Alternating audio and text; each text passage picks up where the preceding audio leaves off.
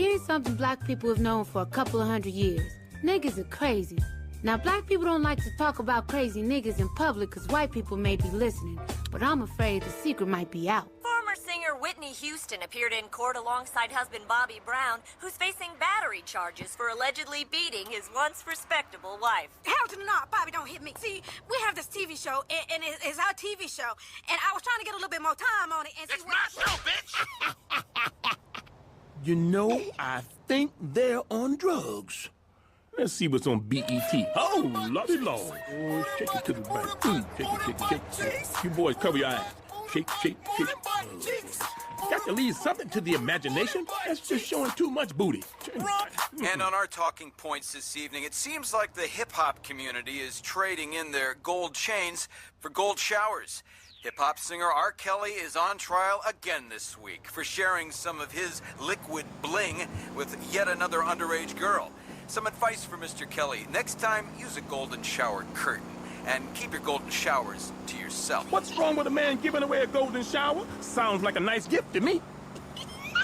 What? Shoot, I wish somebody gave me a golden shower.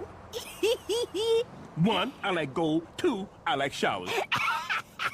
Put it together. Hey, that sounds like the life. If you're good, Santa Claus might give you a golden shower for Christmas. Christmas? My man Santa.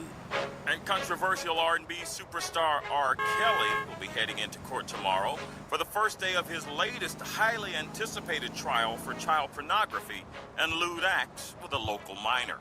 Granddad, can you take us into the city tomorrow to watch the R. Kelly trial? Hell no. But you can walk. It's 40 miles. All the money I spent on them damn Nikes? You better just do it. Assistant District Attorney Thomas Dubois is leading the prosecution of Kelly and has a mountain of evidence against the famous R&B performer, including a videotape allegedly showing Kelly urinating on a 14-year-old girl, which is widely available for download at www.freetopee.com. I'm gonna go, check my email. Yeah. Get your little short ass back here. The trial of Robert Kelly, the second episode of its first season, did more than parody a scandal. It interrogated a nation's willingness to look the other way. The Boondocks, though animated, the show was never childish. With a tone both hilarious and confrontational, it delivered searing social commentary with the force of a political editorial. The show itself had always courted controversy. Originally a syndicated comic strip from 1999 to 2006, then a cult animated series airing on Cartoon Network's Adult Swim block from 2005 to 2014, it regularly took aim at racism, celebrity worship, government hypocrisy, and the contradictions within Black America itself. But the trial of Robert Kelly, which aired on November 13th, 2005, was something different. Satirizing the real-life allegations against R&B superstar R. Kelly, the episode dared to go beyond gossip. It placed the audience in a moral courtroom of its own, not just judging a man, but judging a community's response to him. In this documentary, we revisit that provocative episode not only to understand its message, but to reflect on what it reveals about loyalty, identity, and the disturbing ease with which culture can excuse criminality when it comes wrapped in celebrity. At its heart, the trial of Robert Kelly is not simply about one man's alleged crimes. It's about the tension between truth and entertainment, between justice and racial solidarity, and how laughter can sometimes deliver the hardest truths. By 2005, R. Kelly stood at the peak of fame and the edge of disgrace. His voice had become an unmistakable part of Black cultural soundscapes, echoing from church pews, blasting from car radios at summer cookouts, woven into the soundtrack of graduations and family reunions. He wasn't just an entertainer. To many, he was a symbol of triumph, a South Side Chicago native who turned struggle into superstardom. But behind the music, a darker reality loomed. Allegations of sexual abuse and predatory behavior had followed Kelly for years. From his secret marriage to 15-year-old Aaliyah in 1994, to the now infamous videotape involving a minor in the early 2000s, his public life was shadowed by scandal. As one critic put it, the accusations followed closely behind R. Kelly throughout his 25-plus-year career.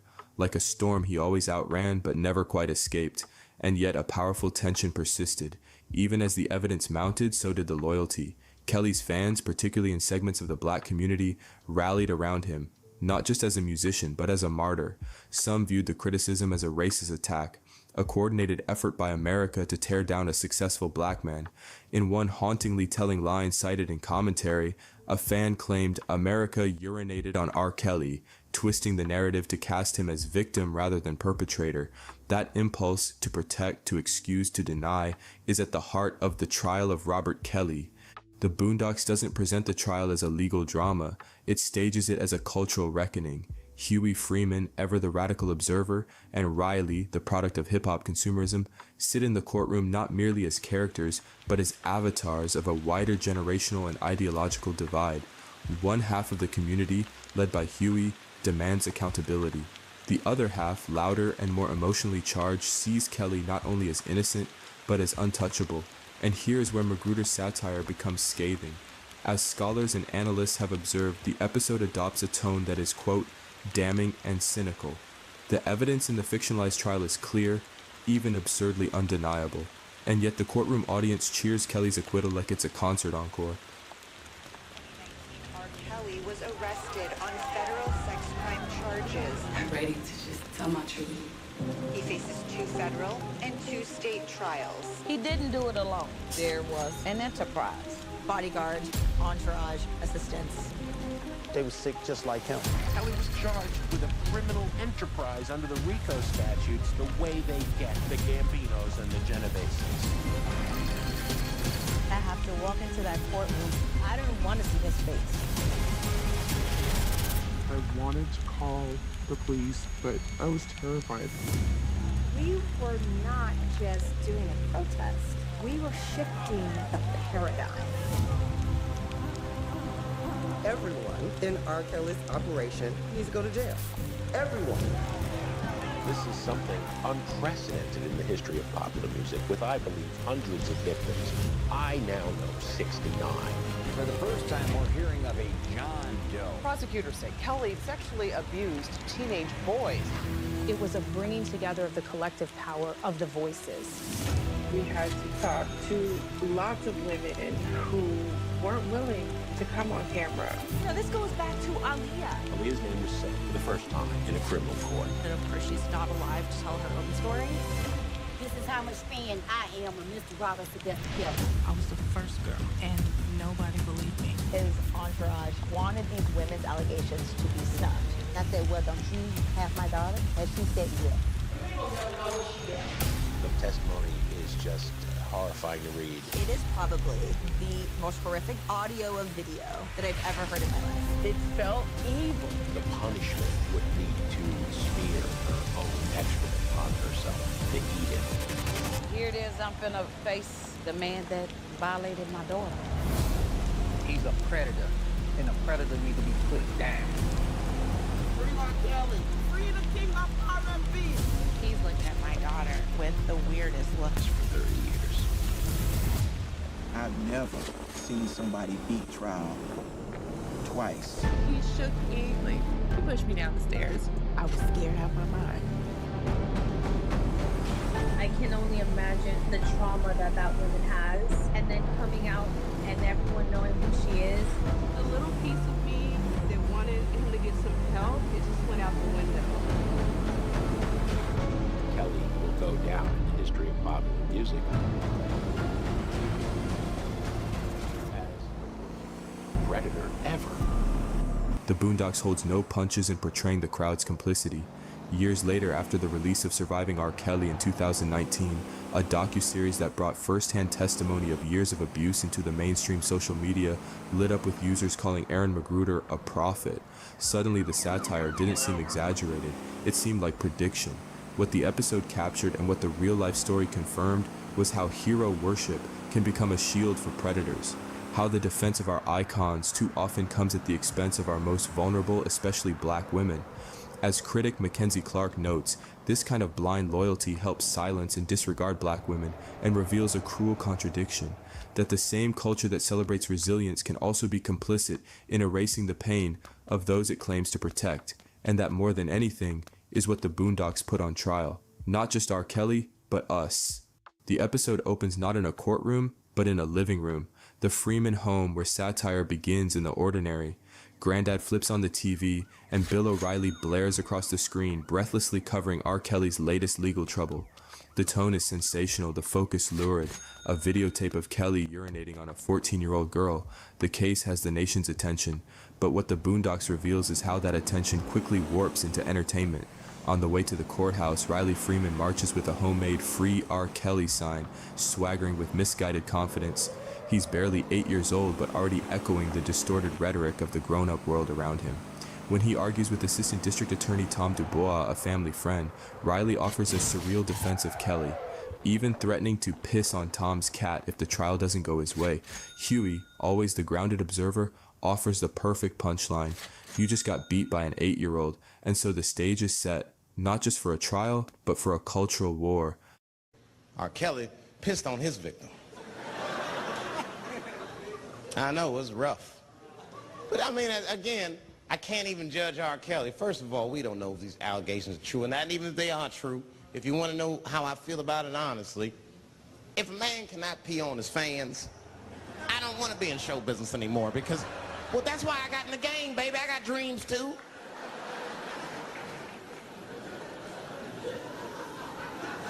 You guys are confusing the issue. While you guys are busy worrying about if R. Kelly even peed on this girl or not, you're not asking yourself the real question that America needs to decide once and for all. And that question is, how old is 15 really? Oh, that's a good question. That's a good question. I'm not saying that a person is as smart as they're going to be at 15. That's not what I'm saying, man. But I am saying 15 to me is old enough to decide whether or not you want to be pissed on. I mean, that's me. If you can't make a decision like that by the time you're 15, then just give up, motherfucker, because life is way harder than that. I make tougher decisions all the time. If you don't want to get pissed on, just get the fuck out of the way. It's not even a decision. If I start peeing on the front row, they're not going to have to calculate and think, oh, how do I feel about this? Am I okay with it? They just move. You can do that at 15. I could have. I've been 15. When I was 15, I was doing stand-up in nightclubs. I smoked reefer from time to time. Friends were selling crack. I was trying to finger people. I knew what was happening around me to some degree. Getting pissed on was the least of my worries at 15. Trust me. But it keeps coming up. There's a lot of confusion around that age. Anytime 15 comes up, people freak out. Like when that girl, Elizabeth Smart, got kidnapped. Right? Remember in Utah last year, 15-year-old girl Elizabeth Smart was kidnapped, and then they finally found her, and the whole country was relieved. And I was the only one saying, damn, she wasn't that smart after all.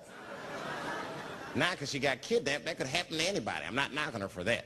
I'm just saying, if you kidnapped me when I was 15, you gotta take me further than 8 miles away from my house, man. God damn. You can't hold me prisoner around shit I recognize. I'll break away. I'll break away. Fuck off me, nigga. That's my bus stop. I know where I'm at. I'm going home.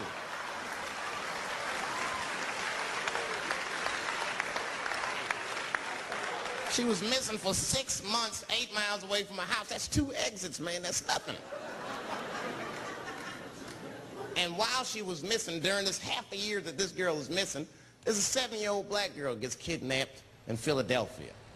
Nobody knows her name. They might have talked about it 2 or 3 times on the news, but she should have been the top story because she chewed through the ropes and had both of these motherfuckers in jail in 45 minutes flat. 7 years old. I'm not making this up. These 2 crackheads kidnapped her and took her back to the crack house and tied her up. And then they left her. They're crackheads. They got to make moves. Crack, smoke, chocolate to eat. These motherfuckers made moves. It was out. But as soon as they left, this little girl got the nibbling. She was kidnapped at 4 o'clock and at home watching herself on the news at 5:30. That shit is crazy. That's a news story. That is a news story. Now,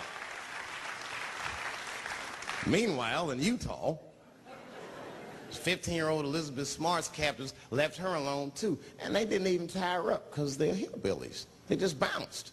Don't try to escape, bitch, or we'll kill you. Be right back. They leave. And she's 15 sitting in the house by herself. How am I going to get out of this? Come on, Elizabeth, think.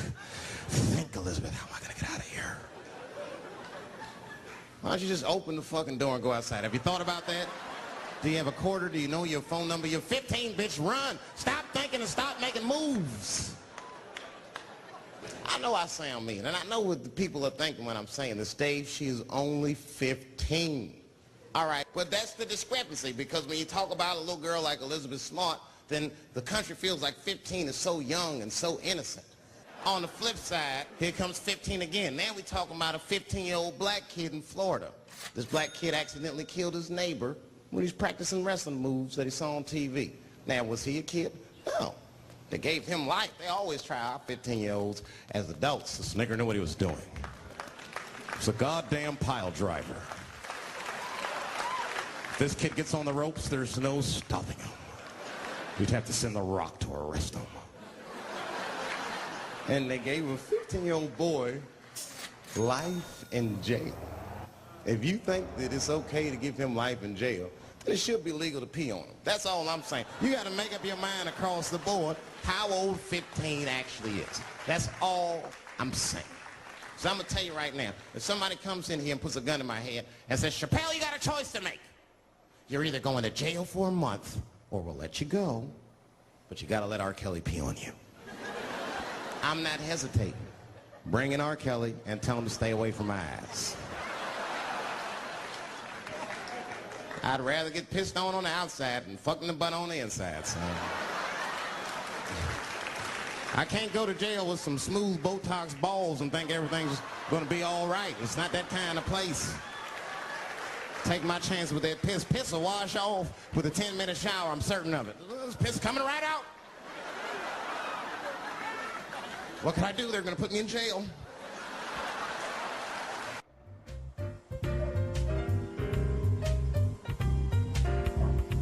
Hey, boys! Hey there, Huey. Riley. I couldn't help but notice your sign, and I hope you boys aren't too upset about me having to prosecute Mr. Kelly. Hey, man, you do what you gotta do. Why R. Kelly, huh? What did R. Kelly do to you? He's accused of relieving himself on an underage girl on tape, which is against the law. Okay.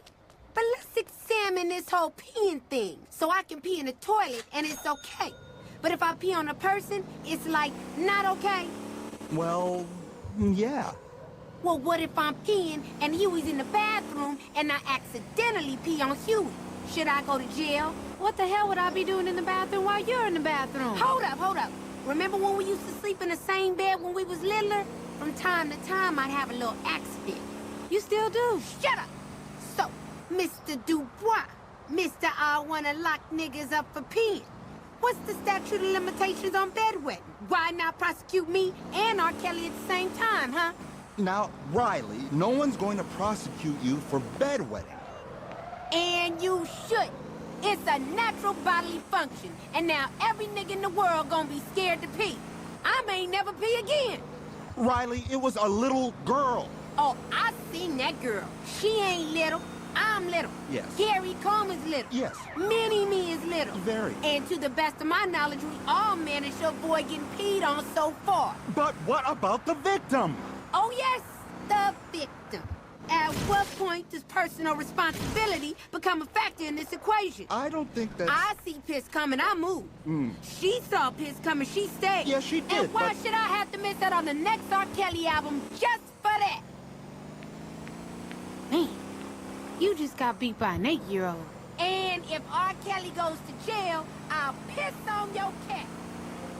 Outside the courthouse, 2 protests take place. One is sober and dignified, protesters with tidy signs pleading, "Stop exploiting a minor." The other is a full-blown tailgate party, a barbecue-slathered, R&B-fueled celebration of celebrity, complete with misspelled posters like "We love you, R. Kelly," and "Not guilty." A towering woman, grinning and glazed with barbecue sauce, tells a reporter why she believes Kelly's innocent. "'Cause he good. It's absurd, but it's not exaggerated." Huey looks on in disbelief. This isn't a trial, it's a circus. And no one's interested in justice when there's music and meat on the grill. Then comes the moment of spectacle. A stretch Hummer pulls up. The fans erupt. It's Kelly himself, arriving not as a defendant, but as a conquering hero. The satire here cuts deep. The accused, lionized by his fans, is shielded by his fame.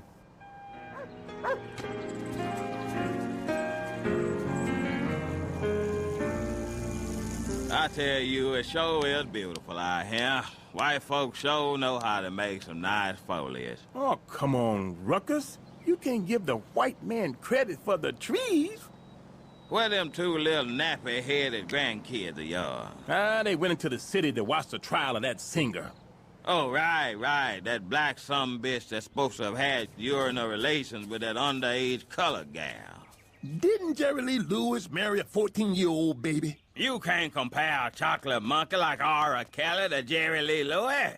Jerry Lee Lewis is the king of rock and roll. Great balls of fire. Besides, that situation was different. That was family.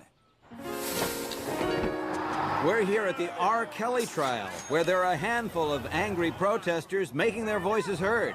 These are scholars, activists, pillars of the African-American community, and they are outraged. And we're just going to head over here to the R. Kelly supporters, where it's quite the festive event. And you are... Now, why did you come out here to support R. Kelly? 'Cause he good. And what about those protesters over there who say he's crossed the line?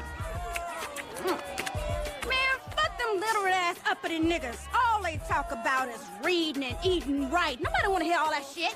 If I want to get high blood pressure, then nigga, get the carrot away from me. If I want to get high blood pressure, then damn it, that's my business. Let's talk to another R. Kelly supporter. You there, urban youth. Why do you think R. Kelly is innocent? If I started peeing on you right now, would you A, smile and ask for more, or B, move the hell out the way?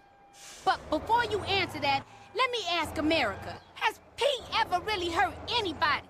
And I want to give a big shout out to my homie, Devo! What's up? Okay, that's enough. Get off me! Get off me, Huey! Free R. Kelly! Hey, yo! Look, those R. Kelly haters are pressing that little boy. Free R. Kelly! Free Get out of here! We know we talk. Get it! You want to hear me?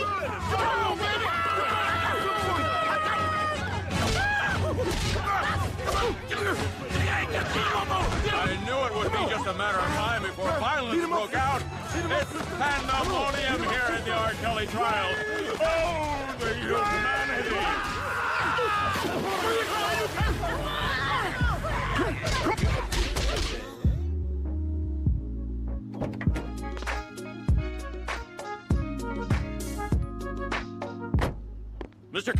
Mr. Kelly, do you have a statement? This is truly an example of black people sticking together. In the words of Sister Soldier, an injustice anywhere is an injustice. Anywhere. Amen.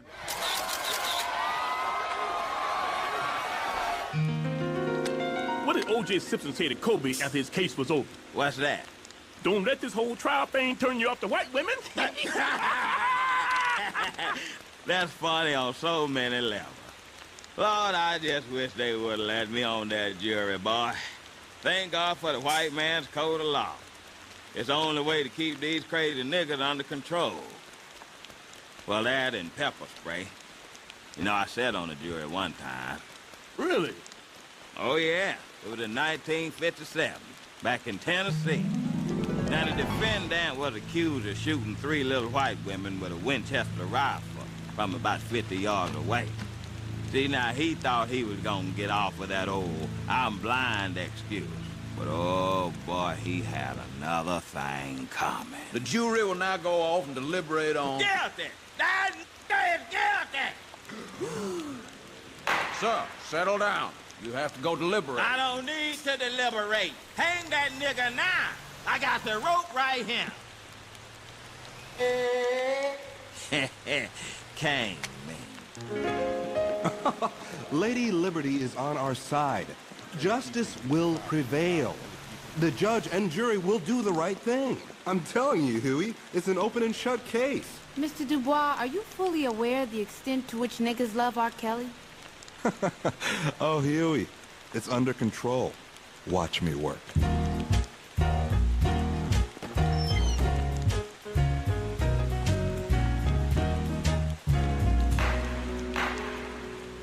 And so, ladies and gentlemen, not only will we prove it is Mr. Kelly in the video, we will prove that the victim was 14 at the time the video was shot. Thank you, Mr. Dubois, and now we'll have the opening statement for the defense. The ancient Greeks, the architects of Western civilization, would regularly indulge in sexual activities with children. Were they perverts? In Puritan America, the forefathers of this great land would take wives who were 12 or 13 years old, much younger than the alleged victim. Were they sickos? In Tokyo, you could buy teenage girls' panties in vending machines. Do we call them disgusting? Of course not. What do all those things have to do with Robert Kelly? Nothing. Let's get to the point. Now, some people see this so-called mountain of evidence, these videotapes, photographs, eyewitnesses, and DNA, and see a guilty man. But some of us can see that mountain of so-called evidence for what it really is. Racism. Oh, he said it right there.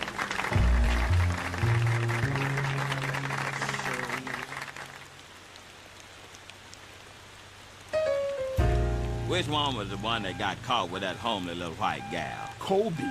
Right. Now, I know exactly what happened to Kobe. Kobe caught that white fever.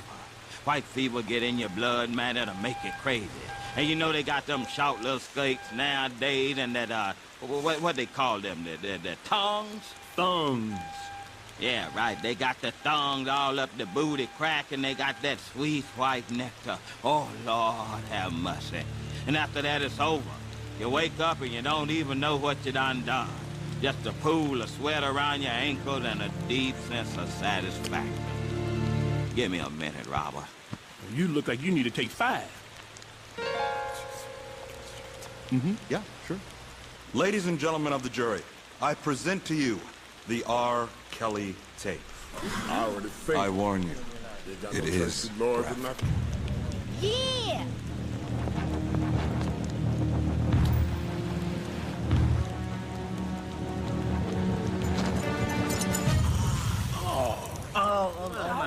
Oh my.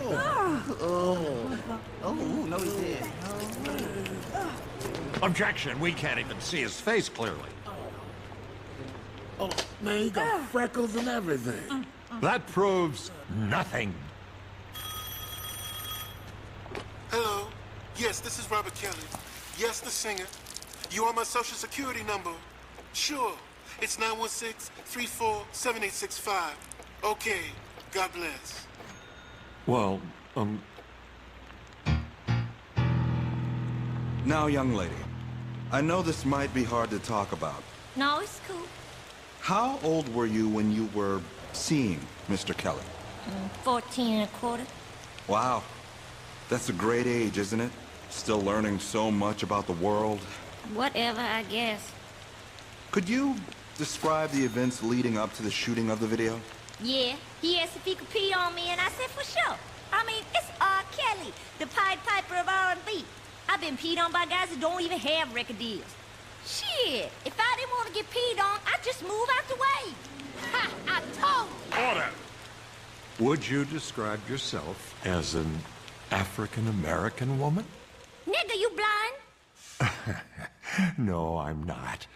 So it's safe to say that R. Kelly is sexually attracted to black women, right? Mm-hmm. Objection, relevance! Your Honor, I'm trying to establish to the court that my client is a proud black man who loves his black sisters, unlike District Attorney Dubois, who's married to a white woman.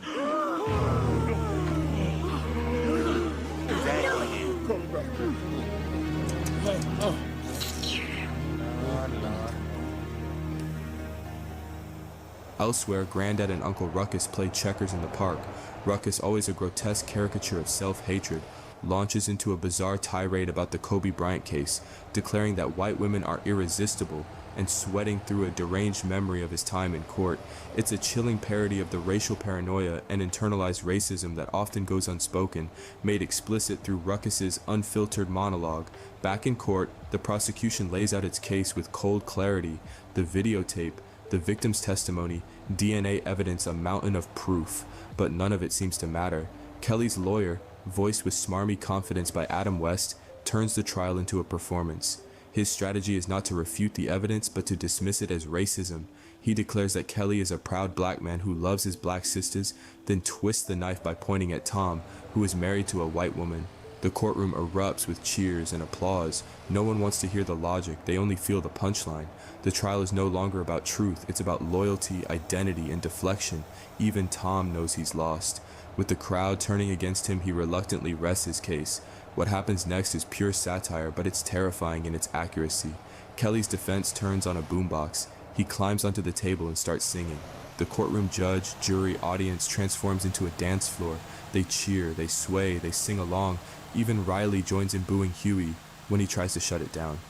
The message is devastatingly clear. In the face of spectacle, truth is powerless. Huey makes one last plea, a monologue not just to the courtroom, but to the audience watching at home. What the hell is wrong with you people? Every famous black man gets arrested, it's conspiracy. Every time one of us does something wrong, it's always somebody else's fault. Like R. Kelly's victim did something to deserve what he did to her. But it's too late, the jury returns, the verdict is in not guilty. The courtroom explodes, and not in shock, but in celebration. The judge dances, the crowd chants, the truth dies beneath the bass line. Even Tom's wife pats his back, mocking him. That's what you get for messing with white women.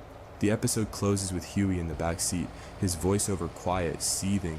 He doesn't blame the media, he doesn't blame the lawyers, he blames white people, not literally, but satirically. A jab at how the system is always distorted, no matter who's on trial. In just 22 minutes, the Boondocks delivered something rare. Not just a parody, but a painful mirror, asking how deep our denial goes when the person in question wears our skin, sings our songs, and gives us something to dance to. Beneath the laughter and exaggeration, the trial of R. Kelly is not just satire, it's a lament. The episode unflinchingly lays bare how group loyalty, celebrity worship, and cultural trauma can warp the pursuit of justice.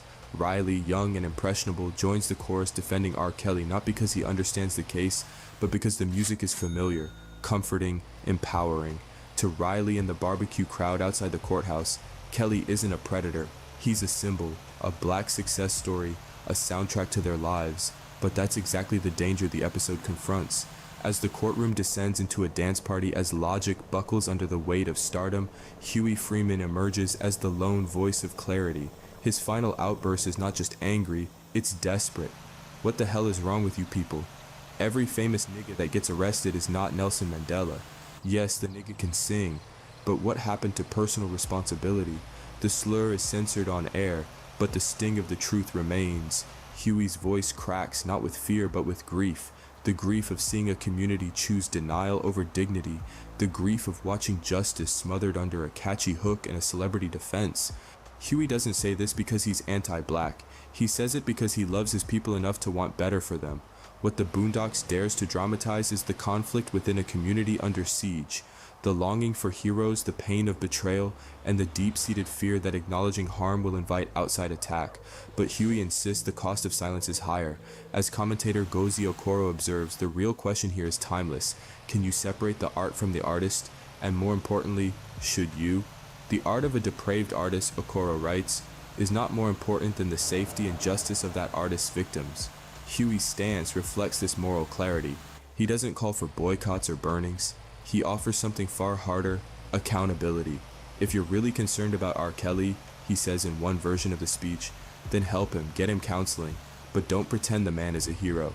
That's the pivot point, the emotional heart of the episode, and it forces a reckoning many fans were unwilling to face. In the years after this episode aired, new revelations emerged, documentaries, court testimony, survivor accounts, and suddenly social media was calling Aaron McGruder a prophet. Critics like Mackenzie Clark pointed out how blind worship of black male celebrities, Kelly, Cosby, others, leads to the vilification of their victims, who are most often black women and girls. She writes, We worship these men as deities who can never do us wrong, and in doing so, we silence the people they harm. That's what Huey stands against, not black pride, but the reflexive denial that turns pride into a prison. And yet, the episode's final moments are not triumphant, they're sorrowful. As Huey rides home in the car, quiet, spent, he reflects, I admit that I'm often vexed at the behavior of my own people, but they're our people, and we got to love them regardless. This line is a confession. Huey's frustration is not rooted in superiority. It's rooted in love, a painful, honest, transformative love that refuses to give up on its own. That's what makes the Boondocks so rare. It never punches down, it punches inward. It asks its audience to do what so many shows avoid, look in the mirror, and then decide not just what we'll laugh at, but what we'll stand for. I've listened to your black ass talk all day about how much you can't stand black folk. Ain't two of them in the history of the world that's worth a squirrel for. Oh, how much you love white folk? Best thing the good Lord ever did for the planet Earth. Ruckus, you black as the ace of spades, man. I don't see the need for you to go and insult the man after a game of checkers. We've been reminiscing all day, looking in each other's eyes, acting like we like each other. Now you gotta go ahead and remind me of my ailment. Ailment? That's right. You heard of vitiligo? Shoot, well, I got re-vitiligo. Every year my skin just seemed to get blacker and darker and blacker and then more darker. It's the opposite of what Michael Jackson got. Lucky bastard. Ruckus, how could you possibly love white people so much? It's easy. Have you ever looked at them? White man just a joy to be around. They smell like lemon juice and pledge furniture cleaner. And look at them. They gave us discipline, jobs, put structure in our lives, took us out the jungle. And what we do to show our appreciation? We march up and down the street. We vote. Carry on. Ingrates. Well, how about this? Game.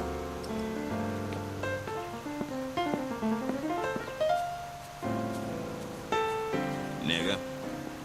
I'm going to show you something they don't want you to see.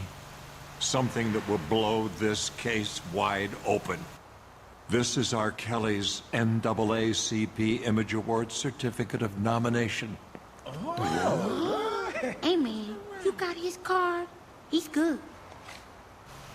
Did you wash your hands?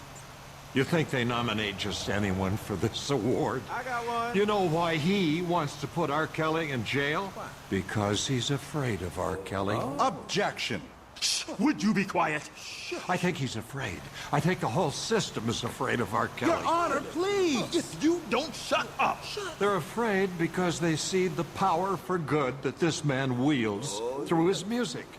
Yes, they do.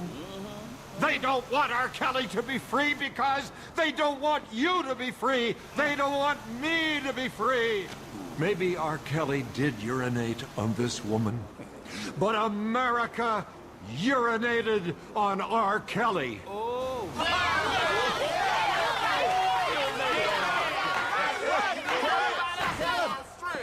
And if you let them put this man in jail, America will urinate on each and every one of you.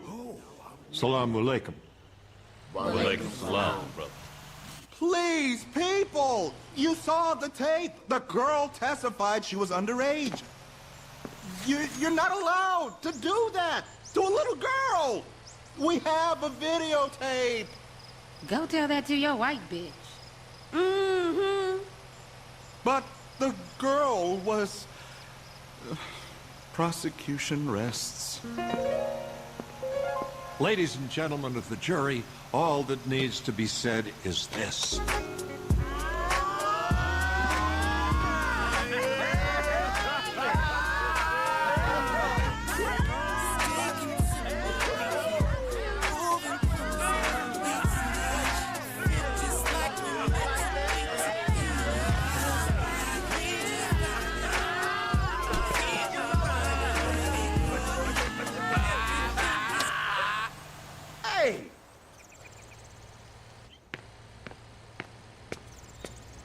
What the hell is wrong with you people?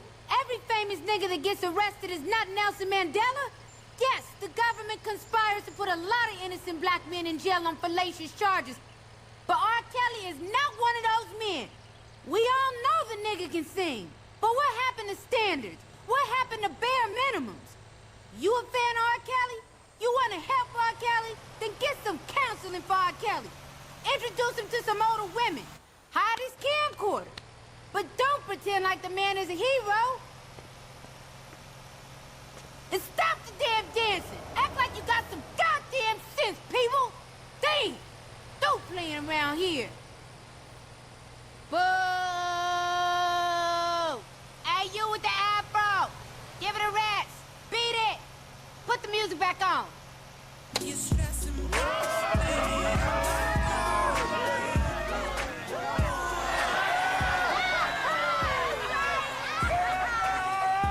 I did battle with ignorance today, and ignorance won. I admit that I'm often vexed at the behavior of my own people. Yeah, vexed is a good word. I told you about messing with them white women. You do what you can to help black folks, and they make you wonder why you even bother. But they're our people, and we gotta love them regardless.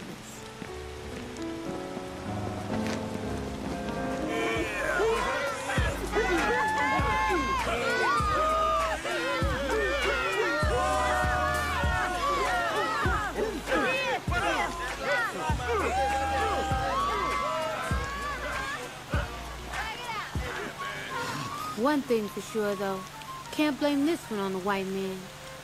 What am I saying? Of course I can. When the trial of R. Kelly first aired in 2005, it was provocative, but it didn't spark a firestorm. Not yet. The episode slipped into the Adult Swim lineup with barely a ripple in the mainstream. For fans of the Boondocks, it was another bold entry in a series already known for testing the limits of satire.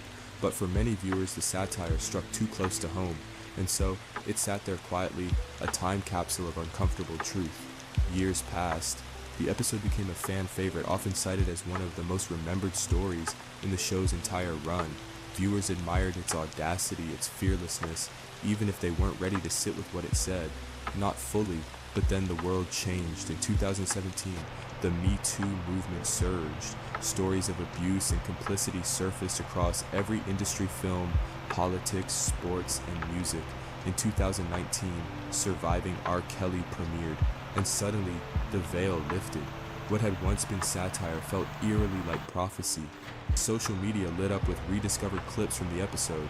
Viewers who had once laughed now gasped. Posts went viral. Aaron McGruder was a prophet. Others demanded a revival. Give McGruder whatever he needs to bring back the Boondocks. Some simply shook their heads, stunned that a cartoon from 2005 had mapped the fault lines we were still trying to navigate in 2019. Even McGruder himself, famously critical of the industry and reluctant to revisit old work, was taken aback by the renewed attention. In an interview, he said simply, "That's crazy," reflecting on how a 14-year-old animated episode had returned to the center of public discourse. What shocked viewers most wasn't that the episode had tackled R. Kelly, it was how precisely it had anticipated the social reaction. The dancing courtroom, the moral gymnastics, the cries of racism as a shield for wrongdoing, the defense of genius over justice. Every beat, once comedic exaggeration, now felt like documentation. One writer observed, "The Boondocks should return if only for a follow-up episode alone, because the truths Huey screamed from the courtroom floor had not aged. If anything, they had fermented." But this legacy isn't just about McGruder predicting a headline. It's about what the episode exposed in us, the uncomfortable patterns that persist when a beloved figure is accused. Though the show spotlights a divided black community, its questions stretch far beyond race. What happens when fandom becomes idolatry? When loyalty clouds justice? When talent becomes immunity? The comedy, the ribs, the signs, the Hummer limo provides cover for the episode's real payload.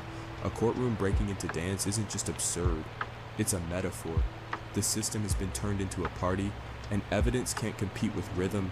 That's why the episode still stings. As one critic wrote, the Boondocks dismantled the hypocrisies of the justice system by showing how even damning evidence can be outshouted by celebrity, tribalism, and denial. The episode's enduring power is that it made us laugh but made us squirm while doing it. And maybe that's the most radical thing about it, because satire isn't just comedy. In the hands of someone like Aaron McGruder, it's a mirror, a jagged one, It reflects who we are, especially when we don't like what we see. More than 15 years later, the trial of R. Kelly endures not just as a scathing satire, but as a sharp-edged fable, a story meant to trouble the waters of comfort. Beneath the slapstick, barbecue smoke, and biting one-liners, the episode carries the still, steady voice of Huey Freeman, not just a child, but a moral compass. His voice is calm, deliberate, almost like a whispered plea. He guides us through the laughter to unsettling questions that remain with us long after the credits roll. What do we owe to truth and justice when our heroes are tarnished? How do we stand by the victims, especially when the crowd tells us not to look their way? The tone of the episode, like a David Attenborough nature film, is often dry and observational, but the message pulses beneath it, urgent, unrelenting, because this is not a distant story. It is a story about us, about the cost of denial, about how easily love can become blind. I'm often vexed at the behavior of my own people, Huey confesses, but they're our people, and we've got to love them regardless. That line isn't just a punchline, it's the heartbeat of the episode, because holding our communities and our icons to higher standards isn't betrayal, it's love in its truest form. Love that wants better, love that refuses to look away. The Boondocks ask us to look beyond the beat of the music, beyond the glint of the spotlight. What good is a beautiful song if it drowns out a scream for help? Huey reminds us, yes, we all know the man can sing. That's never been in question. But if that melody silences pain, if it blinds us to harm, then it comes at too steep a price. This episode, in all its absurdity and brilliance, doesn't demand we cancel our culture. It asks something harder and more enduring. It asks us to find balance, to take pride in our art, our people, our resilience, and to root that pride in truth, in accountability, in care. Because the true test of love, whether for a community or a culture, isn't how loudly we defend it when it's wronged, but how bravely we challenge it when it goes wrong. And that is the quiet, emotional legacy of the trial of R. Kelly. Not just a cartoon, not just a warning, but a mirror held up with affection and urgency, asking us who we cheer for and who we leave behind.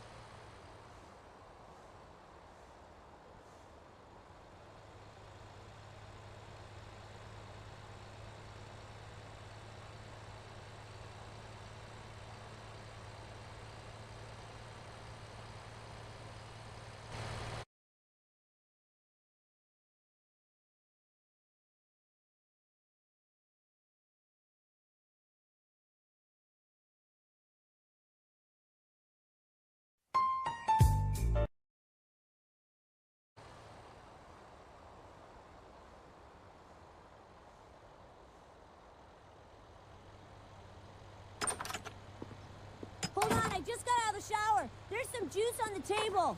Mm-hmm. Take your time. You want to explain to me what you're doing here? I came looking for booty. You came looking for with an underage boy? Oh, no. I ain't come looking for no little boys. I ain't got no milk, no cookies, nothing.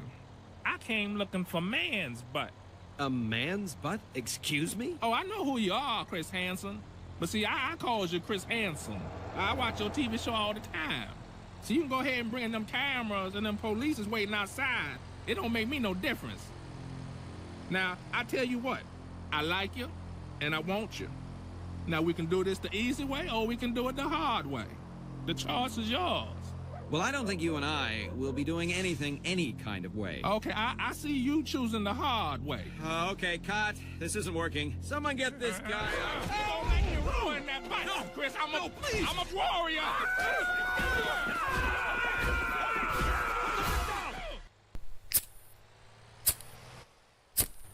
Imagine being a kid on that prison bus. The diesel engine's growl fills the air, the seats hard and unforgiving beneath you. We sit with Huey and Riley Freeman, their eyes scanning the narrow barred windows.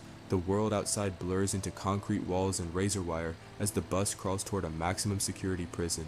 In their small hands, the boys hold life's promise and fear in equal measure. We feel the weight of what's ahead. Just 5 years earlier, Tom Dubois couldn't even say the word prison without shaking. Today, he's volunteered to confront that nightmare for them. As the gates loom, a quiet dread settles over us all. This is not a field trip. It's a collision with a darker reality. Huey's calm, philosophical demeanor unnerves the booty warrior. In the episode's climax, Huey's unflinching confidence and references to systemic injustice cause the booty warrior to break down psychologically, ultimately refusing to attack Huey. As Riley mingles with inmates, he and Huey become de facto leaders in a satirical riot committee.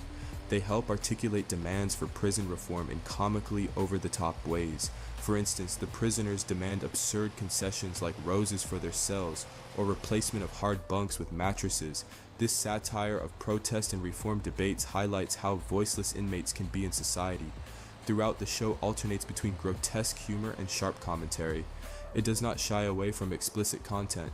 The booty warrior is an unabashedly fearsome villain, and the threat of violence hangs over the story. Yet Huey's role is to rationalize and contextualize these horrors. He even delivers a definition of the prison industrial complex on the spot, calling it a system situated at the intersection of government and private interests, a solution to social, political, and economic problems encompassing everything from human rights violations to slave labor. This moment captures the episode's tone, discomfort on the surface but ruthless dissection of power beneath.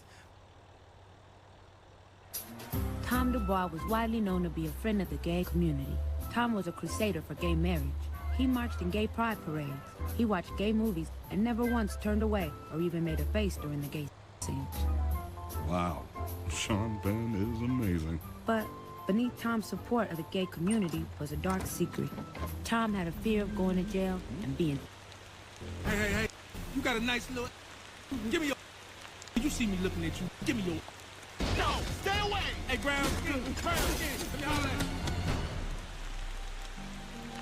The phobia got so bad, he took a leave of absence from his job. Eventually, he stopped leaving the house altogether. Finally, Tom found a program specializing in his phobia, treating patients with a combination of group therapy. My name is Tom, and I have a fear of going to jail and being... Hi, Tom. Confidence-building affirmations.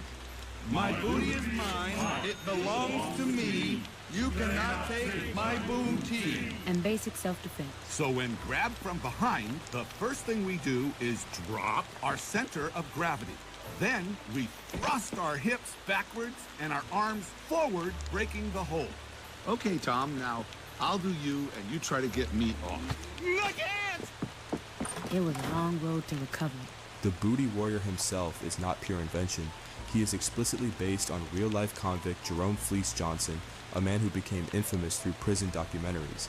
Johnson, in prison for armed robbery in a Kentucky prison, described himself in interviews as someone for whom booty was more important than food, more important than drinking water.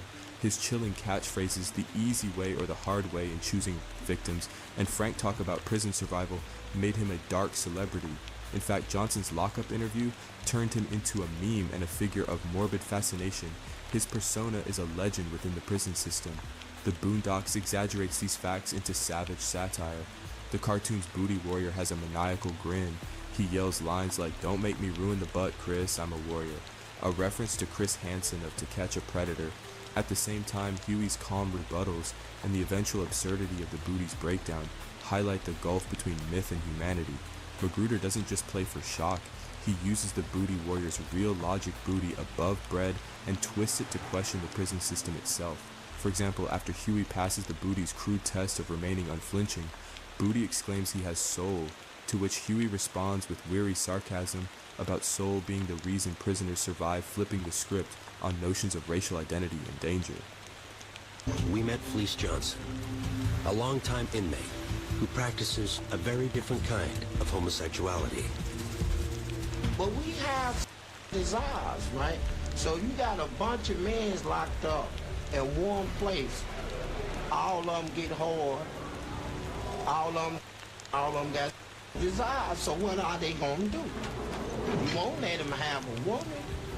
They gonna have each. Somebody's gonna have to give us some booty, and it's just as simple. The most memorable story that Fleece told us was about the place and importance that booty has in a maximum security penitentiary. And he went on about it and on about it.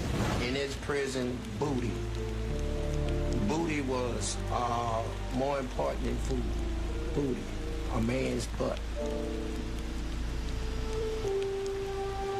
It was more important. I'm certain. It was more booty, having some booty was more important than drinking water, man. I like booty. Johnson went on to tell our crew how he used to satisfy his desires, especially during the 1970s and 80s, when he was most active and prison security was more lax. When I see one, and he looks good to me, when I go see him, I say, "You come here." I say, "I'm telling you what, I like you, and I want you." And We can do it the easy way or the hard way. So the choice is yours, right?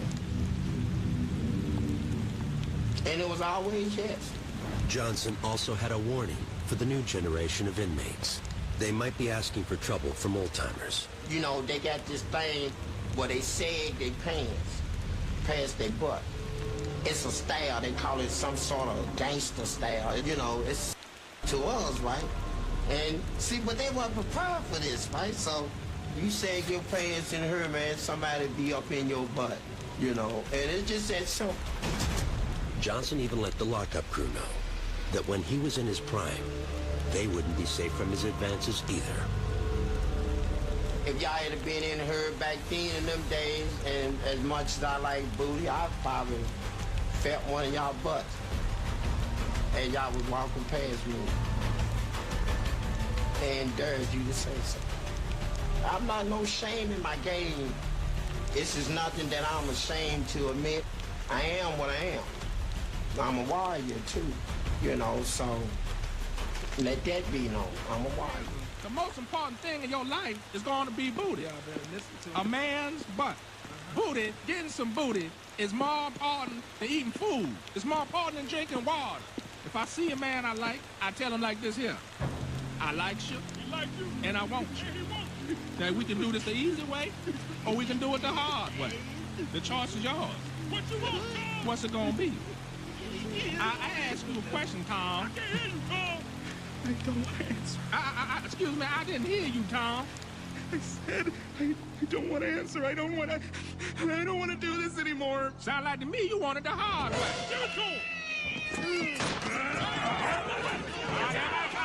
Calm down.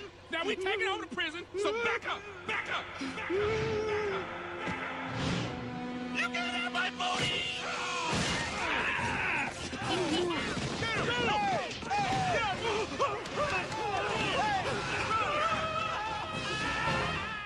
Fast forward to this Sunday night.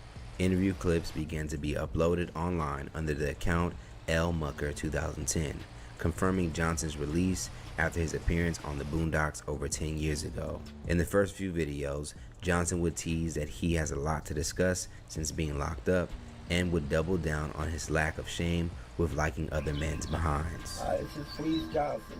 You know who I am. And we got a lot to talk about. I ain't in prison no more. I'm on the streets. But I'm going to tell you, you're going to want to hear this one. This is better than the first one. In my book.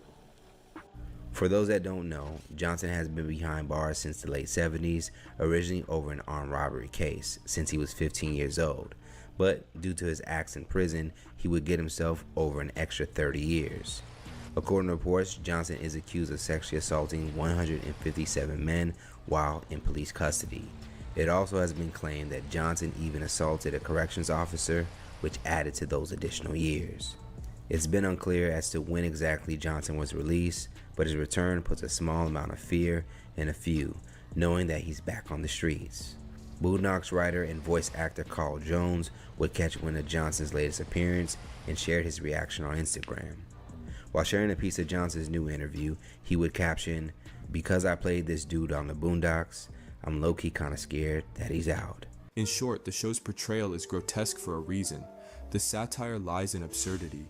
By making the villain so cartoonishly evil and delusional, it exposes the horrifying reality that people like Fleece Johnson actually exist, and that our prisons incubate this behavior. It also invites the audience to question why we treat it as entertainment. As one recent commentator notes, Fleece Johnson's story is truly shocking, a terrifying glimpse into a world hidden from view, where survival instincts become something truly shocking. The episode captures that shock and turns it back on the viewer, forcing us to confront our morbid fascination with violence. This is the third time your boys have been caught fighting this quarter, Mr. Freeman. This time it was a brawl against 5 other boys. What happened to him? He got in the way. You have 2 options, Mr. Freeman. The first is that both of your boys are expelled from school. Ooh, I'll take that one. Pick that one, Granddad. And, what's the other? We send your boys to prison. Who, though? Don't you think that's a little... This is a permission slip for our Scared Stiff program. Delinquent students visit a real jail so they can interact with real inmates and see the real future that awaits them if they continue with their pathological behavior. Ooh, I changed my mind, Granddad. Pick jail, pick jail, pick jail, pick jail. Please let me go to jail. Tom, do you have something you'd like to share with the group? Why, yes, I do. My name is Tom, and I am no longer afraid of going to prison and being... That's fantastic, Tom. And to prove it, tomorrow I'm going to prison. What did he say? I've agreed to chaperone a Scared Stiff program. I'm taking a group of troubled youths to prison so they can mend their ways. Well, that's excellent, Tom. Whoa, man. Are you sure about that? Absolutely. I'm looking forward to it. See, Tom is going to face his fears head-on, and he's going to walk out of that prison with his rectum and his peace of mind intact. Anybody want to come with me? No? Okay. Honey, it is great that you're making so much progress with the therapy, but I just don't want you to think you have to prove anything to anyone. Oh, honey. Look, I'm not worried about your safety, but I'd hate for you to have a bad experience and go back to how you were. You know, I was thinking about becoming a defense attorney. But how can I do that if I'm too scared to step foot in prison? How would I meet with the clients? Wow, Tom, I had no idea. Imagine it, sweetie. Saving people from instead of sending them to it. And that's what this trip is about. These boys need this trip. They don't fear jail at all, which means they'll probably end up there if no one does anything. Don't you see, honey? If I'm afraid to live my life, then the fists win. My is gonna be fine. And I'm gonna make sure those young boys' are just fine, too. Pause. Okay, guys, remember to stay with the group at all times. And remember, nothing metal in your pockets. The guards will take it away from you, and you won't get it back, okay? Okay, this is it. All right. My name is Uncle Ruckus, Volunteer Corrections Officer. Next stop, Willie Horton Maximum Security Prison. Now, you white children, be prepared. This is gonna be like a trip to the zoo. But do not worry, your Uncle Ruckus will protect you. And as for you, well, it's just gonna be like a trip to the future. So it should be exciting for everybody. Come on aboard. Okay, we got him. All right. Wait, where's Riley? Riley, what are you doing? Nothing. Give it here. Come on. Riley, I am very disappointed in you. Now go get on that bus. We going inside, Mr. Dubois. Anything can happen in there. I got to have my shank. You want me to make you one? I brought an extra toothbrush. Now. Man, if something happens, it's your fault. Anything can happen in there. If something happens, it's your fault. We going inside, Mr. Dubois.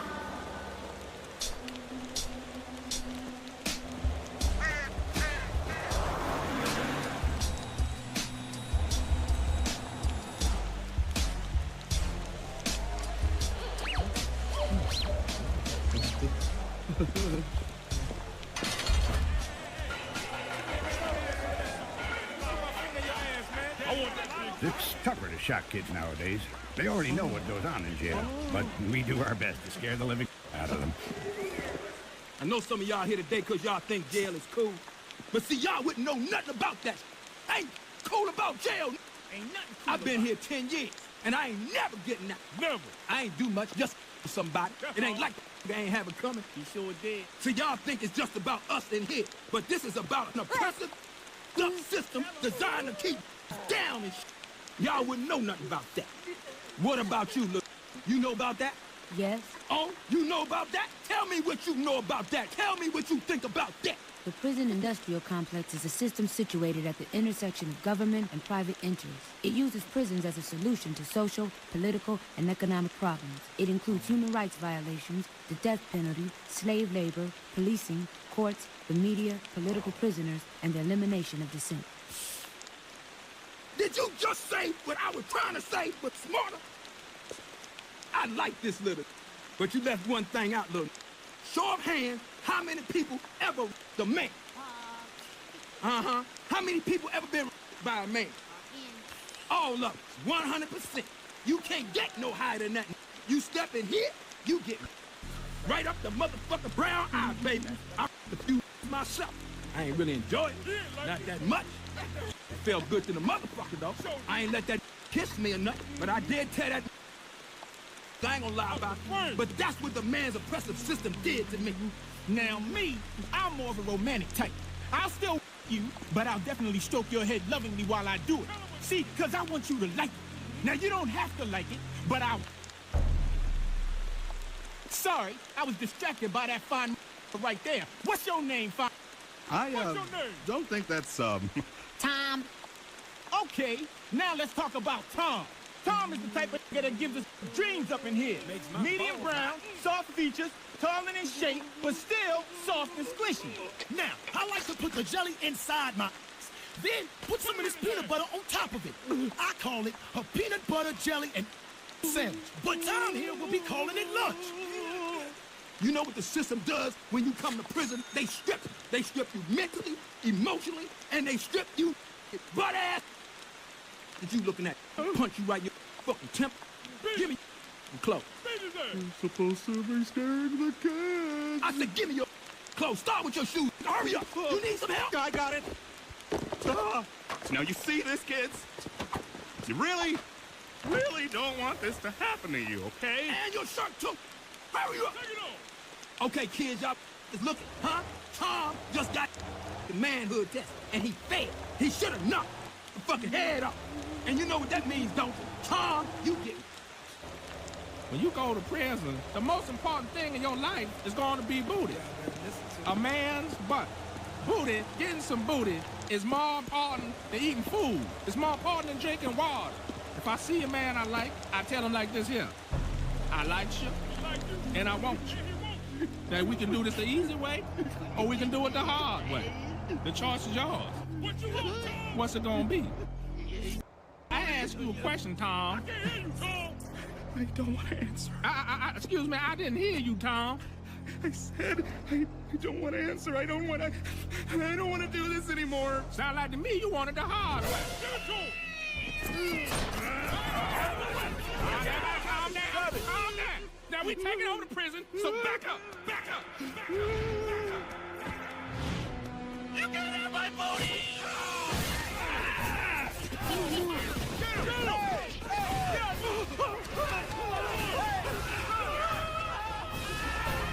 The episode's framing around a Scared Stiff program directly satirizes real-life Scared Straight programs, which were popular in the 1980s and 1990s. Such programs take at-risk youth into prisons hoping that exposure to hardened inmates will deter criminal behavior. Decades of research have shown these programs often backfire. In fact, multiple studies and meta-analyses conclude that Scared Straight approaches increase delinquency and recidivism among participants rather than reducing it. One Florida juvenile justice report bluntly states, doing nothing would have been better than exposing juveniles to Scared Straight. In fact, a major review flatly concludes, Scared Straight programs and other juvenile awareness programs do not deter crime and result in higher likelihood of juvenile delinquency. The idea that a field trip to a prison will magically reform kids is not just flawed, it's dangerous. As one study bluntly notes, these confrontational tours often increase youth arrests and delinquency. We can't help but whisper to ourselves, we saw this coming. Each shout from an inmate, each barbed threat, doesn't teach them caution, it hammers fear into their bones. Go with the cameras, man. Back the up. I want everybody on this stage to take your boots and your sneakers off right now. Take off to you big fat shot. Did you tell my man you had an attitude problem? You gonna allow the lights to get you, you big fat young dumb? That's right. Huh? Why you coming today, you big fat funny look? Why you coming today? Can you talk? Yeah. Why you coming today then? For a program. See, this dumb fucker don't really know why he came here. Get your ass over here. Crawl over here. Come over here for a minute. Get over there. Get over there in the line. From this boy right here to this big fat. Move my line in nice and tight. Didn't I tell you back up? Get off the goddamn stage. Get off the stage. I'm in this bucket and I. Look at me, little boy. What you doing in my house today?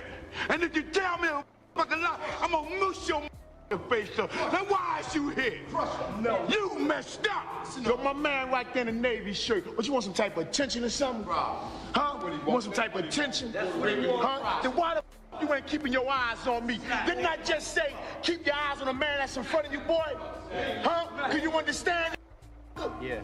Make me repeat myself again. I swear to God, I'll ass up on the stage. Look at me. You see this face. You remember this face. Because you never want to meet like me. You understand? That's They call me Crazy Chris. That's right. Crazy Chris, the Nightmare Man. I'm gonna use you. I'm gonna abuse you. Let him know. White boys, man. How the fuck y'all gonna survive in the prison, white boys? What's your name, man?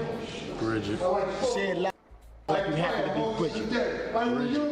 Look at me and tell me your name. Look at me in my eyes. That's right. Look at me. Turn all the way around. What's your fucking name? Bridget. Who the fuck you belong to today? Who you belong to today, right? Don't make me break the fucking joke. That's right. That's right. Stick your tongue in his mouth. Who you belong to? You the right you do. You'll get crushed, man. I'ma crush you, son. That's right. I'ma crush you. Trust me. Apologize for disrupting this tour. Apologize. There you go. Sorry for disrupting the tour. Nigga, who the you talking about? You side to them, or you side to them, or you side to me, motherfucker? Sorry to You everybody. side to every body. Now get your ass on back in the line, and I'm spitting in your face, and I know you don't like no motherfucker. Spitting in your face, and ain't no thing you can do about it. Get corny as hell, bro. Come to somebody's goddamn prison. I'ma tell you what happened to a young like you. That I had to clean the cell, wash my drawers inside. What else I and you had to... It'll be your big stinking ass too. Don't get it. Come here. Hold on to my shirt. That's how that goes. That's it. And just because I come in and read all them black history books, listen to Malcolm X, all this other dumb, don't make me your brother's keeper. That's right, that's the reality. Because you'll be a like me than a dog, yo. Just like I had that white boy walking up that stage. Y'all crazy, man. Y'all crazy. We will eat you alive. The show ridicules this bait as well. Tom Dubois claims to have conquered his fear of prison rape simply by watching an episode of Oz, yet this hollow bravado is quickly shattered. Moreover, Huey's impromptu critique of the prison industrial complex adds another layer. Huey defines it with bitter clarity, a collusion of government and private interests that turns prisons into catch-all solutions for social problems. This mirrors real-world arguments made by scholars like Ruth Wilson Gilmore, who call the PIC an infrastructure of racial capitalism. In the episode, the Scared Stiff trip becomes a PR exercise, posing as a noble civic duty, but in reality, it's part of a system that sees incarcerated youth as workforce, revenue, or political theater. Huey even humorously notes the violence and exploitative labor that come bundled with education, deflating the institution's propaganda. Tom leads them inside, hopeful yet naive. This scared, straight program should save them, he thinks, a quick trip to toughen up his community's youth. But as the cold clank of cell doors seals them in, it feels like diving into a nightmare. Inmates circle them like sharks around prey. Huey stands quiet, arms crossed, assessing it all. Riley cracks wise to mask how scared he is. We sit with them, hearts pounding in those echoed halls. The lie of "we'll scare them straight" dies one scared cry at a time. In practice, race still shapes every encounter in that prison cell block. Forms of fear and prejudice run deep in every character's dialogue, yet Huey's steady reflection suggests a continental critique. If blackness is still framed as threat in the national psyche, then boot camp visits like this only reinforce the very fears they claim to dispel. Huey's defining of the prison industrial complex is an explicitly critical race-style move. He calls out institutional motives rather than individual pathologies. By the end of the visit, the intended terror has done something else. The kids are shaken, not enlightened. Riley's face is pale. Huey's eyes burn with quiet anger, as if pinpointing the bigger joke. Tom never expected to conquer his fear by traumatizing others, yet he's about to learn that fear is no cure. Critics of mass incarceration emphasize that the U.S. has become the world's largest jailer, with black men imprisoned at about 6.5 times the rate of white men. This stark statistic shows the racial gap that any Scared Straight program ignores. By exaggerating the program's absurdity field trip, literally running from danger, the episode suggests that fear-mongering isn't a cure, it's just more spectacle. Research confirms this. Exposing kids to prison trauma often makes them more likely to reoffend. In combining the boot camp trope with commentary on the prison industrial complex, the episode cuts at the heart of American penal policy. Huey's precise but stern narration of the system's faults shows how the Boondocks uses satire to unpack complex ideas. What appears as juvenile humor is in fact a sharp indictment of how society treats incarcerated people and how it sells that treatment. Assault in prison is a taboo few comedies dare address, but here it becomes central. The Booty Warrior is a stock figure of hypermasculinity twisted into predation. He expresses the ultimate horror for the educator Tom that a grown man could become an object of inmate violence, and for Huey, an awakening of personal vulnerability. Scholars note that prison environments breed a particular brand of violence. Norms of toughness, aggression, and heteronormativity create what one legal scholar calls destructive masculinities. Men who do not conform, the weak, the feminized, or even other aggressive men, can become targets. In the Booty Warrior's world, dominance is wielded as power. As one commentator on Fleece Johnson explains, his catchphrase, "the easy way or the hard way," became a hallmark of his presence, reflecting the brutal logic of survival and intimidation in prison. The Boondocks echoes this. The Booty Warrior literally forces his victims into a corner, threatening the choice of fight or compliance, underscoring how sexual violence is about asserting control in a place where autonomy is stripped away. Narratives around prison rape often carry racial overtones. Unfortunately, stereotypes persist. Black inmates are more often portrayed as predators and white inmates as victims. This reflects broader social biases. In reality, any inmate can be vulnerable, and some prisoners become perpetrators as a twisted means of self-protection. Huey's calm in the face of the Booty Warrior subverts the stereotype of the white victim by refusing to panic or become a martyr. He treats the violence as a problem of the system, not a personal failing. Analyses of prison rape culture emphasize that it involves not just individual violence but a systematic culture of male dominance and sexual terror. The Boondocks episode dramatizes this by turning the horror into a character, the Booty Warrior, while simultaneously showing Huey reading beyond the sensationalism. By presenting prison rape in satirical form, the episode forces uncomfortable reflection. It asks, why do we laugh when confronted with this image? Perhaps because the exaggeration exposes a secret fear. But beyond the shock, Huey's philosophical stance is that the problem is structural. As one former inmate, Fleece Johnson, remarked of prison life, booty was more important than food, meaning survival could depend on one's utility or dominance. That grim formula is echoed in the Booty Warrior's warped logic, making satire a way to digest what would otherwise be unbearable. Step into the showers and the camera catches a universal law. Here, pain is power. The Booty Warrior reminds us in grinning revelry, a man's butt, more important than food or water. It's a grotesque mantra, but it tells us how prison measures worth. We remember a scholar's phrase from years of studying this world: prisons forge a hegemonic masculinity, where respect is won only through dominance and brutality. Imagine it. The yard becomes its own savage marketplace.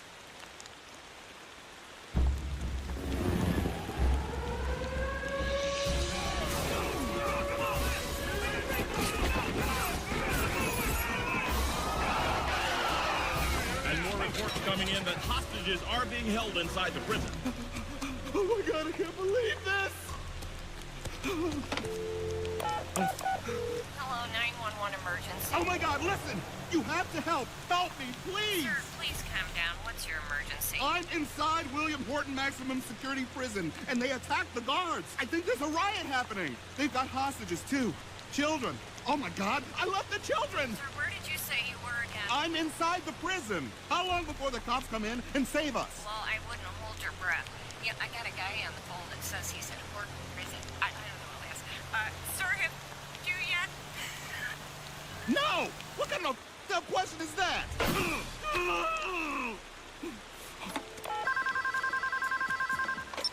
Hello?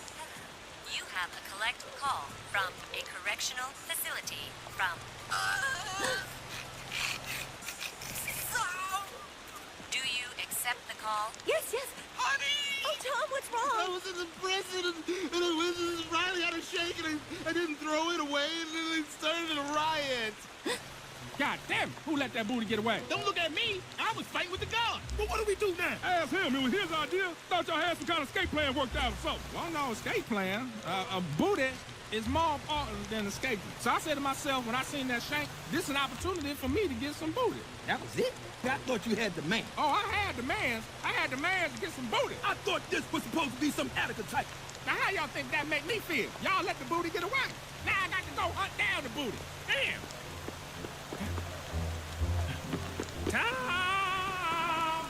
please, do what you want to them two little gorilla chimps over there.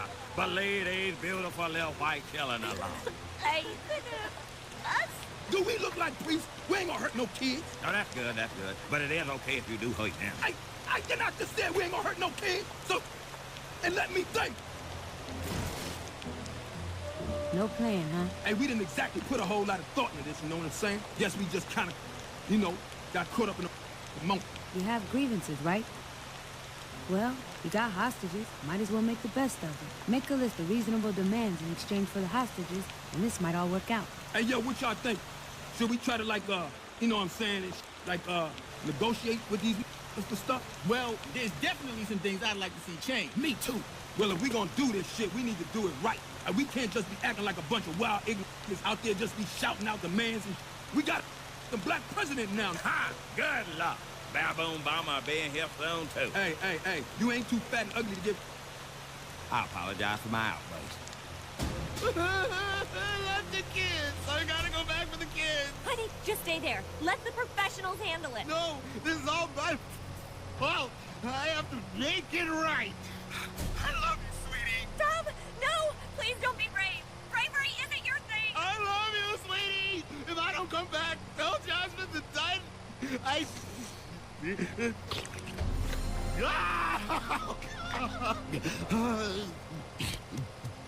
The episode also engages with racial discourse. Set in a minuscule, mostly white suburb, The Boondocks often plays with the myth of a post-racial society. Huey, the conscious hipster, drips with cynicism about any such notion. Huey's ride in a prison bus of white school kids contrasts with the reality of young black boys more likely to end up there. The episode can also be read through an Afro-pessimist lens. Thinkers like Frank Wilderson argue that black existence in America is marked by a state of social death, a structural exclusion reminiscent of slavery. The fear of the Booty Warriors' violence is tied up with the long history of black male bodies being targets of white violence and vice versa. In Huey's eyes, the caricature of Fleece Johnson isn't just a criminal oddity, he is a product of a social system designed around anti-blackness. Huey even quips that the Booty Warriors' horror reflects how American culture is obsessed with white innocence and black predation, an inversion that recent scholarship says is a recurring theme in prison myths. What does this nightmare mean beyond the prison walls? We back up and the camera pans out. The prison industrial complex looms vast. In the United States today, that complex is no myth. It is an engine of profit and politics, the overlapping interests of government and industry that use imprisonment as a solution to economic, social, and political problems. As activists warn, every guard's paycheck, every prison phone call, every senator's tough on crime press release spins that wheel. The cells we enter on screen are built and bankrolled by this system. Picture the statistics flashing up. 2.3 million Americans in cages at any time, almost 1 in 100 adults. The US has under 5% of the world's population, yet it locks up nearly 20% of the world's prisoners. That's a country drowning in bars and handcuffs. We remember Michelle Alexander's warning in The New Jim Crow. Nothing has contributed more to the systemic mass incarceration of people of color in the United States than the war on drugs. Huey might have said it himself. This isn't abstract politics, it's the daily reality of black and brown communities. Laws on paper claim to be race neutral, but in the courthouse hall they echo with a different truth. Okay, so all the motions brought before this committee to add a demand to the official list of demands will be ratified with a majority vote. Unless that demand is vetoed from the committee chief executive, at which point it will require a 2/3 majority vote to pass. But who gets to be the chief executive? I'm fucking chief executive. I didn't vote for you. I thought this was the democracy, you autocratic. Come over here and say that and I'll turn your teeth upside down. The chief executive is a rotating office to be held by each member of the executive riot committee in order of prison ID number for a period not to exceed 90 minutes time. Well, wait a goddamn minute. Who the is this executive riot committee? Us. Oh, yeah, right. Okay, good. First motion to introduce a demand for ratification. All in favor.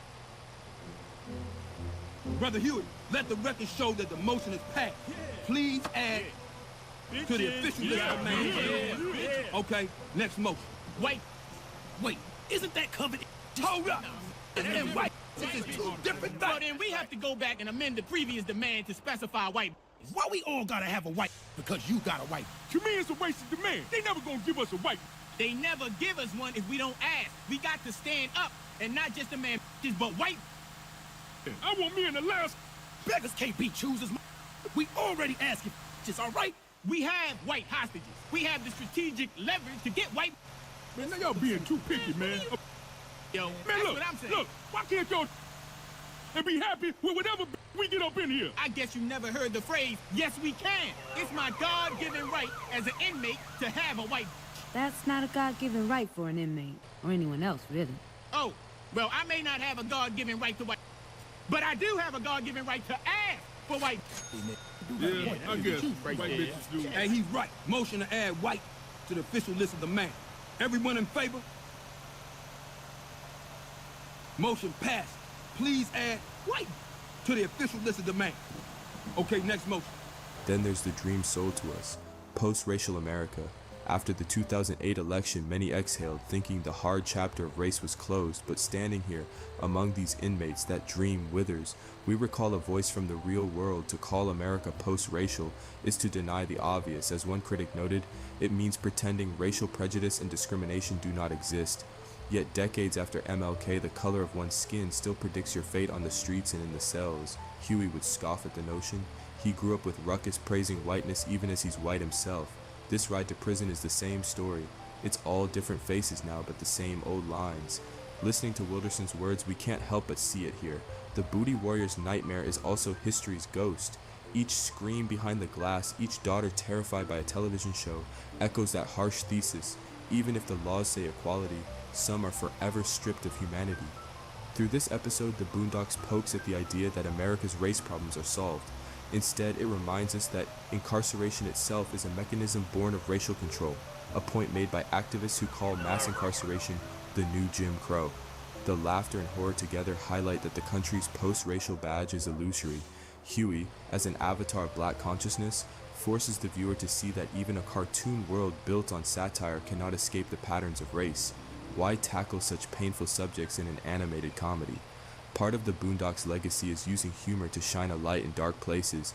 By pushing jokes to the extreme, the show upends polite taboos. The booty warrior himself embodies this strategy.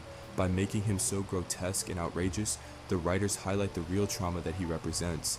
Even viewers who cringe or laugh at his over-the-top menace are made to think, why are we watching this? That moment of self-awareness is the payoff of satire. Critics have noted that the series often goes over the line for many viewers, yet the line is precisely where the message lies. As one commentator observed, during episodes like this one, some of what Aaron Magruder produces as a satirist can be offensive, but he delivers unique insight. The Prison Culture blog admires how Huey's clips break down the prison industrial complex, even if they disturb the audience. By refusing to flinch from the crudest form of prison violence, the Boondocks compels us to confront why such violence exists. Huey's final word to the booty warrior may not be a quotation, but his attitude exposing absurdity with stillness is as rhetorical as any line. The irony doesn't escape us. Huey is as aware as anyone that policies like these have not been built on chance. Critical race theory reminds us that institutions carry bias in their DNA. The Scared Straight program is sold as caring intervention, but really it's a byproduct of a tough-on-crime culture that started long before these boys were born. Those cold cells have seen black, white, and brown men locked away, but not all in equal numbers are treated equally.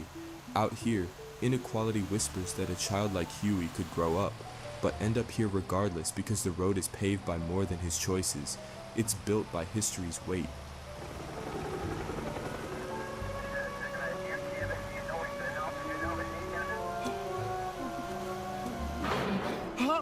Nothing, I'm telling you, they get in here. As soon as they get in here, I'll stop tapping you.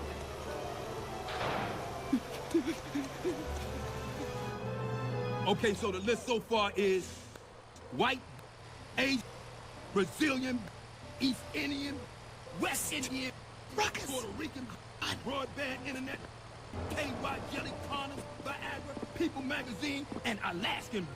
Isn't there anything else you guys want? You may never get this chance again. Anything else? I thought that's what the People magazine was for. Nah, I'm gonna knock that down too. What about an end to the outsourcing of prison labor to private companies? I like that. Yeah, that's not bad. Or what if we keep doing the work, but they pay us in white? Yo, that's crazy. That makes sense. Man, white. I love Follow him, white children. They'll know they way through prison. That's, you know what? I know these things. That's I'm doing that shit all day. Hey, yo! Where the hostages? Thank God. Is everyone all right? There's a service exit not far from here. Oh, my precious little white fella. I told you y'all would be safe with your Uncle Ruckus. Ruckus, where's Huey and Riley? Where they belong, with the convicts. You left Huey and Riley? Of course I did. You guys, go ahead. I've got to go back. Tom, are you crazy? Tom, stay away from that Tom salad guy. You got peanut allergies.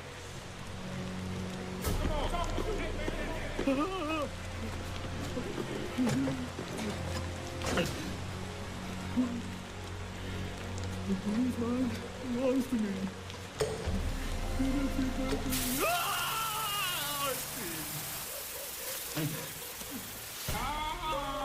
Come out to play. So you want to do it the hard way, huh? I got it for you hard. Carl.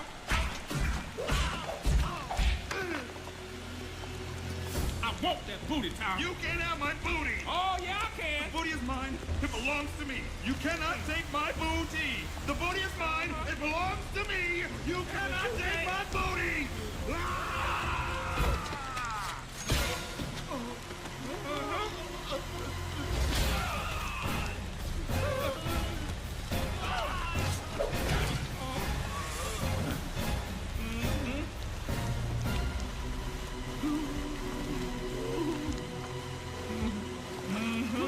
Come on, Tom.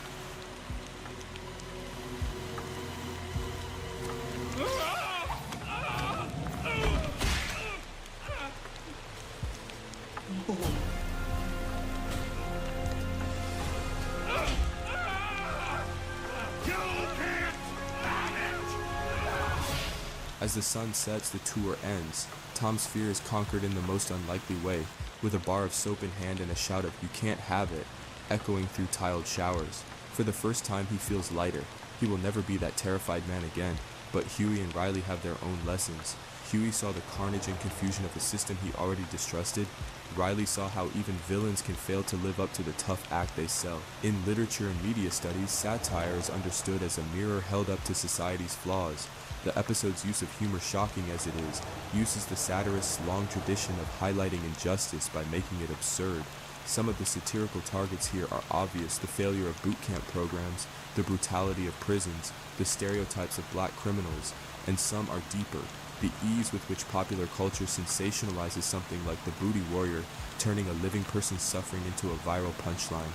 By weaving in the real words of Fleece Johnson, the show acknowledges the genuine humanity. The result is a dark, reflective comedy. We laugh, but then perhaps feel a pang of pity or rage.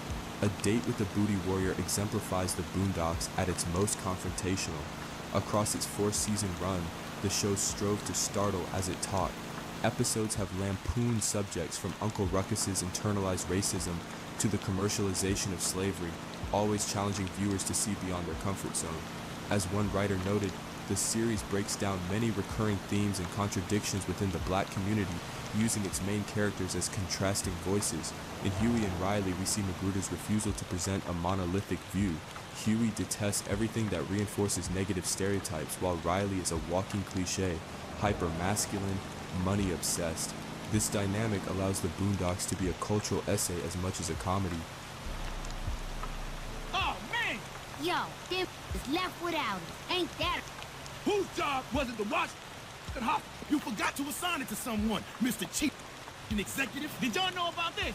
If we did, do you think we'd still be here? Well, what are we gonna do with a list of demands and no hostage? We got deal. Man, we won't get any strategic leverage with them too. I'm gonna should we end the ride, disband the executive ride committee, and surrender to authorities. Okay, all in favor ending the riot? Motion passed. Wait a minute, let me get this right. Do the jelly go inside? You know, I spend a lot of time, thinking about all the shit I could have done. I mean, I wake up in the morning and I think I could have been pregnant. I mean, I wish things would have been different. I mean, I'd do anything in the world just for things to be different. I guess I'm just for the rest of my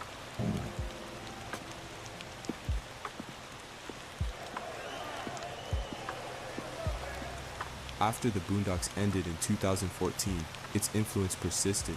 The show is often cited in discussions about representation and satire. By boldly addressing subjects like mass incarceration and systemic racism, it paved the way for animated series and comedians to tackle politics head-on. Even scholars studying media and race refer to the Boondocks as a touchstone for black satire. Its legacy is the reminder that humor can be a potent lens for critique. Huey's calm words on the prison industrial complex are still quoted as if they were from a textbook testament to the show's unusual ability to package academic ideas in plain-spoken dialogue. In discussing A Date with the Booty Warrior, we see the Boondocks using its platform to expose uncomfortable truths. It satirizes the prison system and racial myths, but it also questions the audience's role in consuming this content. The Freeman family stare unblinking at horrors. What we laugh at, we must also reflect on.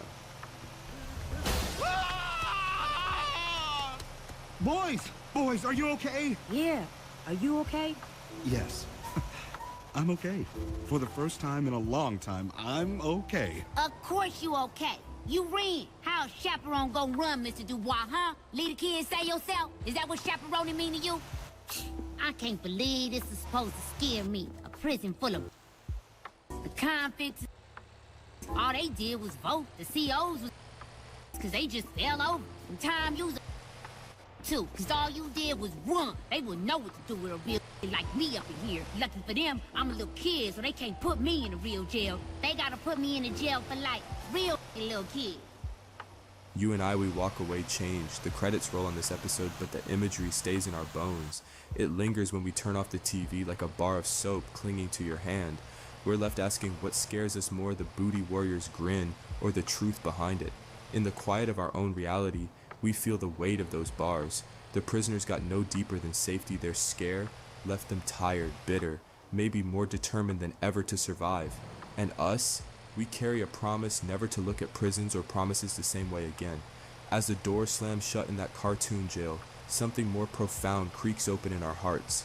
We have had a date with fear, with violence, with history.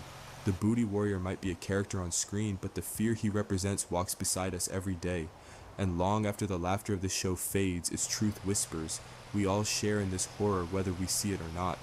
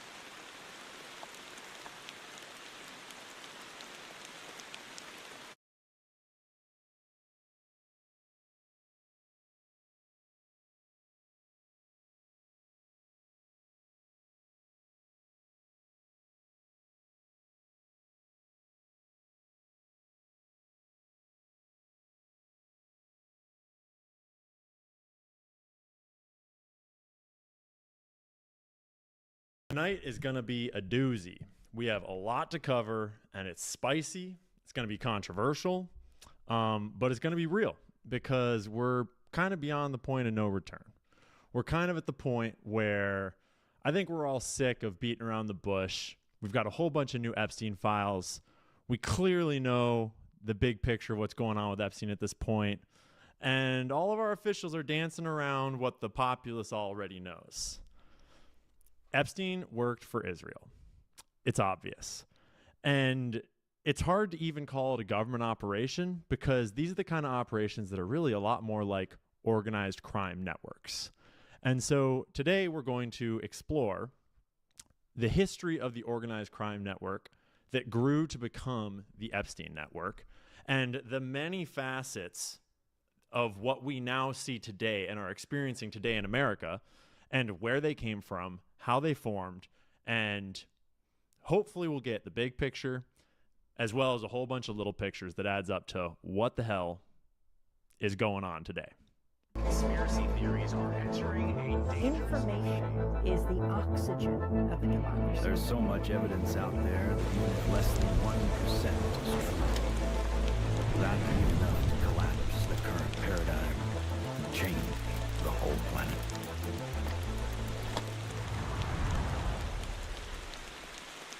All right. Welcome to Free Speech Friday. Give us a quick shout out in the chat for where you're tuning in from. Once again, we have only the Twitch chat on the stream tonight, right here, because the YouTube chat just moves way too fast to keep up with. If you want to be involved in that chat, head on over to Twitch. If you want to watch on YouTube, that is totally okay. We will read some supers at the end of the night. Don't worry about it. We'll try to get as many supers in as we can. I do have a hard stop at the end of the night here, and we have a lot to go through. So, let's not beat around the bush. Let's just get right into what's going on and what's happening here tonight.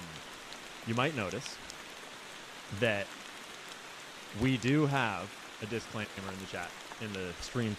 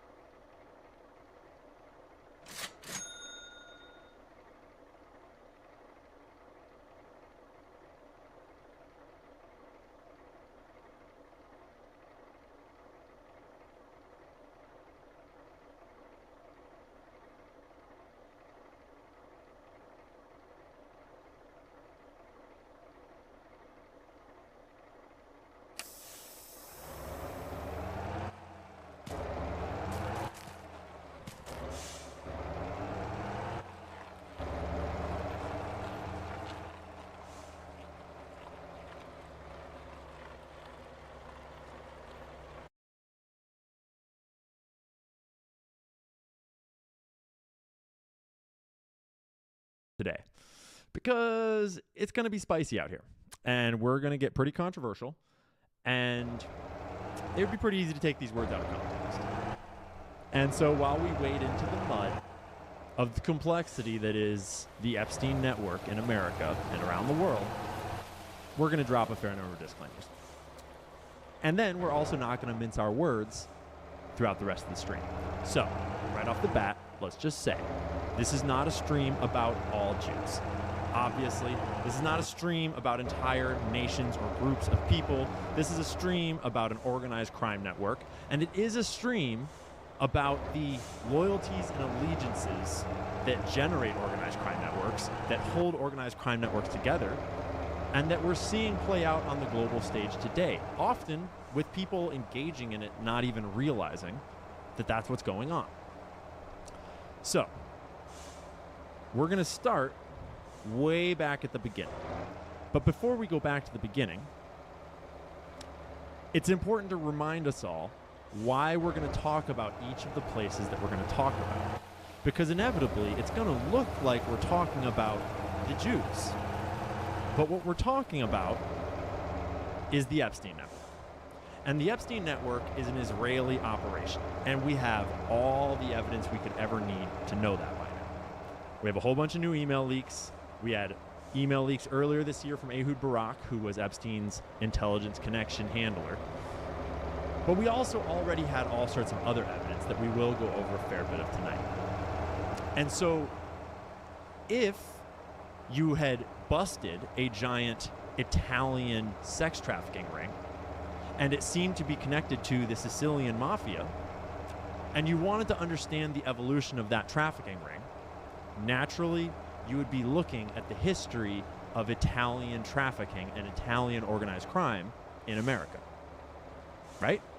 And so, let's remind ourselves at the start of the stream that the whole point of what we're trying to figure out is the history of this Jewish and Israeli organized crime network and where it came from and where it sprang out of. And so we are inherently looking at the history of Jewish organized crime in America. That will tie into a lot of other organized crime with a lot of other groups, and it will tie into government, and it will tie into finance, and there will be lots of other players involved. Because that's the nature of organized crime. Shit gets messy, lots of people get dirty. But that will be the reason why we trace the threads that we trace, and by the end it'll become obvious why we did trace the threads that we traced. Unless you're a bad faith actor that's trying to commit a propaganda smear, then just have fun, do your thing, flip it away, keep the distance. So, we're going to get to Epstein by the end of this stream, and we're going to examine his network, and we're going to examine who was funding and supporting him and where he came from. But before we do any of that, we're going to go all the way back to the very beginning, or at least to a beginning. Because you could start the story sort of anywhere, right? You could start the story back in 0 BC, or in 3000 BC, or back in the days of dinosaurs, giants, or wherever you want to go. But if we're going to look at a crime ring, a trafficking, blackmailing, technocratic mob that we're dealing with today, a good place to start is right around 1900, with the rise of organized crime in America. Organized crime in America is a very complex topic, and we are just going to skim the surface, okay? This is by no means going to be an exhaustive deep dive into all of the facets of all of the many topics that we're going to cover tonight. And I'm sure that there will be many people being like, oh my gosh, he's using Wikipedia screenshots?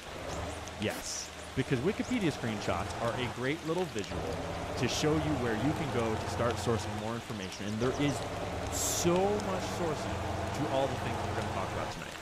We are not going to be talking about weird, obscure, random little rabbit holes that are not corroborated or that are still speculative. We are going to be talking about very basic shit that just is there. And it's directly evidenced from all sorts of sources. And a lot of these screenshots are really just placeholders for the conversation. Because once you see how many freaking screenshots we have in this file, you'll realize how long it takes to source this many screenshots just to pull a narrative together. But you can learn all about the history of organized crime in America, and when you do, you'll realize that organized crime has always, and America being no exception, has always grouped up racially, right? This is self-evident. You know about the mafia, and you immediately know what ethnicity is in the mafia. You know about black street gangs, and you generally understand why black street gangs are mostly black people grouped up. Of course, these gangs tend to then subdivide and subdivide and subdivide, and there's often internal conflicts. But when I say Yakuza, you're not wondering if I'm talking about German people, right? And there's this conflation of words in American organized crime where people have often used the words mafia and mob interchangeably. But the word mob originally and is supposed to mean the Jewish mob. That's what the word mob is often associated with. Or at least it's useful to think of it that way, because the mafia is the Italian organized crime, and the mob is the Jewish organized crime. And the reason why they're often conflated, at least one of the reasons, is because they work together a lot. And they fought a lot. And we're going to look at just some of the basics of how that played out, how it evolved, and who was involved, right? Because organized crime largely sprang out of immigrant communities in the United States, kind of because they were poor, and they were in giant cities, and they were coming over from impoverished places, and most of them had lived pretty rough lives. And so it's really no surprise. It's not like some, unbelievable feature. See if my camera can't just hang out with us for a second. It's not hard to understand why organized crime sprang out of immigrant communities in big cities. And it's not hard to understand why organized crime developed along racial lines. If you're going to be smuggling booze or guns or drugs with a whole bunch of strangers across multiple states, sometimes across country lines, you're going to want to do it with people that have allegiance to you, people that you can trust. And it's a lot easier to trust people that are like you, that have racial affinity with you. This is basic, right?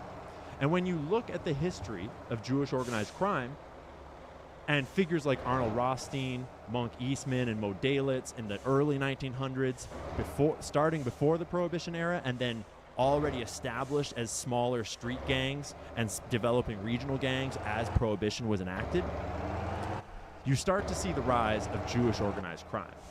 And when you actually look into the beginnings of organized Jewish criminal gangs, often it was to protect or to establish power for the Jewish communities in defense of or retaliation against other gangs by other nationalities. Camera, can you hang out with us tonight?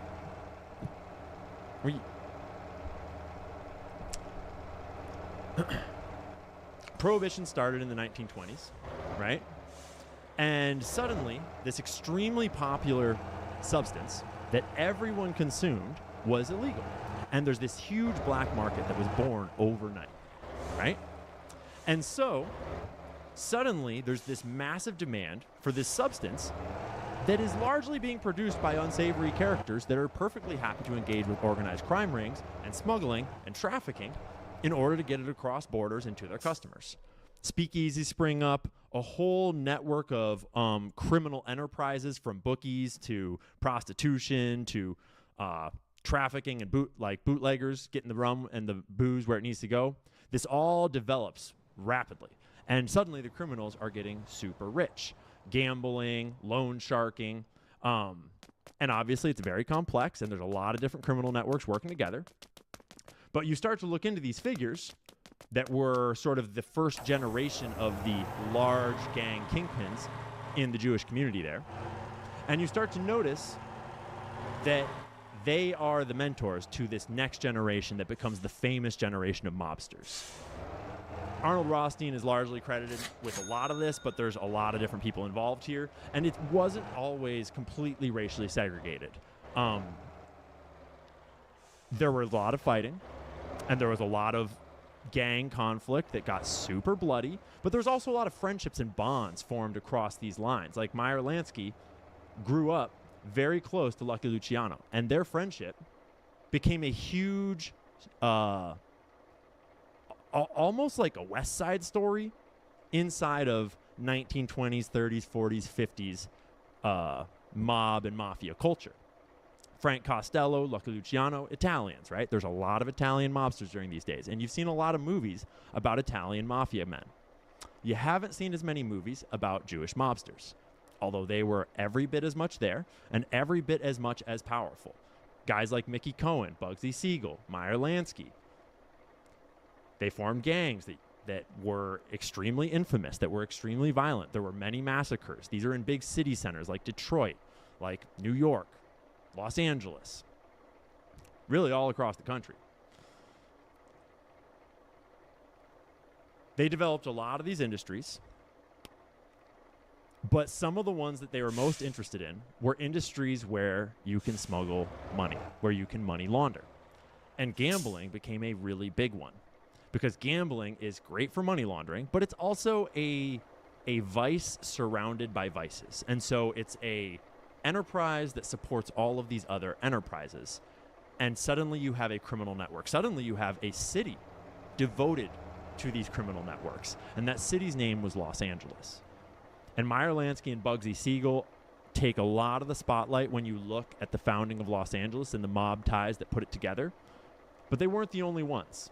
Joseph Stacher played a big role in it as well, and many, many, many, many others.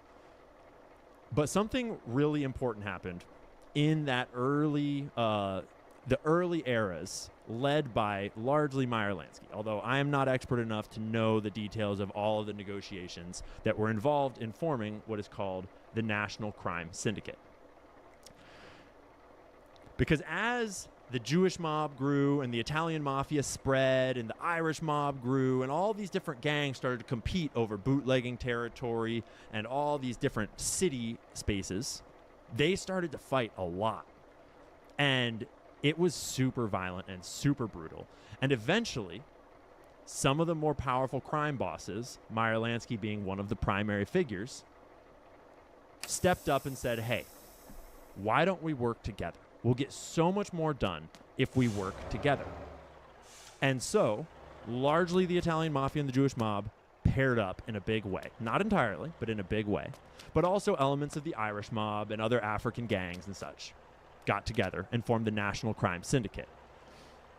There's also this whole other side quest, this whole other tangent called Murder, Inc., which was like their side murder group that just went around killing people. And you can read all about it. It's wild. There's all kinds of great books about it. There's all kinds of great movies about it. They don't always use the name exactly as it was. But we are just getting a brief overview of this history because it's important to realize that this is not like some controversial thing. This is not hard to check for yourself. Jewish organized crime was a massive part of the organized crime groups that came to power during the 20s and the Prohibition era, and largely ran this country for like 30, 40 years. The reason why they largely ran this country for 30 or 40 years is because Meyer Lansky had a secret weapon up his sleeve. J. Edgar Hoover. And we've talked about this a lot of times, so we won't belabor the point. J. Edgar Hoover was the founder of the FBI. He was also the chief of the predecessor to the FBI, the BOI, the Bureau of Investigation. And all told, between his time leading the BOI and the FBI, he was in charge of America's foremost law enforcement agency for 48 years, which is hard to even conceive of. It becomes very convenient for organized crime when you realize that J. Edgar Hoover at the time was not yet famous for it, but has now become famous posthumously because the reporting has become more and more rock solid over time, that J. Edgar Hoover liked to cross-dress and have gay sex orgies. And one of his favorite places to do that was in the Plaza Hotel. And you can read all about it in lots of different books. I suggest One Nation Under Blackmail. And you can get the brief idea on Wikipedia about his gay lover Clyde Tolson that was like his main assistant. Meyer Lansky allegedly had photos of fellatio between the two. That effectively put law enforcement on the hook. So the FBI, sometime in the 30s, as these crime syndicates are growing, as they're spreading out and, getting really comfortable around the country, suddenly the prime law enforcement agency that's supposed to be hunting them down is hamstrung. And the director of the FBI is not really that interested in catching all these mobsters and putting them in prison. And they sort of have a field day. And for decades, this is how you get all the mobster movies where they're driving around town with Tommy guns, and it seems like the Wild West. It seems like a whole different world, because the cop was literally asleep at the beat. The cop was at some gay sex orgy, dressed in a tutu, with a whole bunch of other powerful people, and they were pioneering the art of video sexual blackmail, because they had wired up this special suite in the Plaza Hotel called the Blue Suite with a whole bunch of cameras.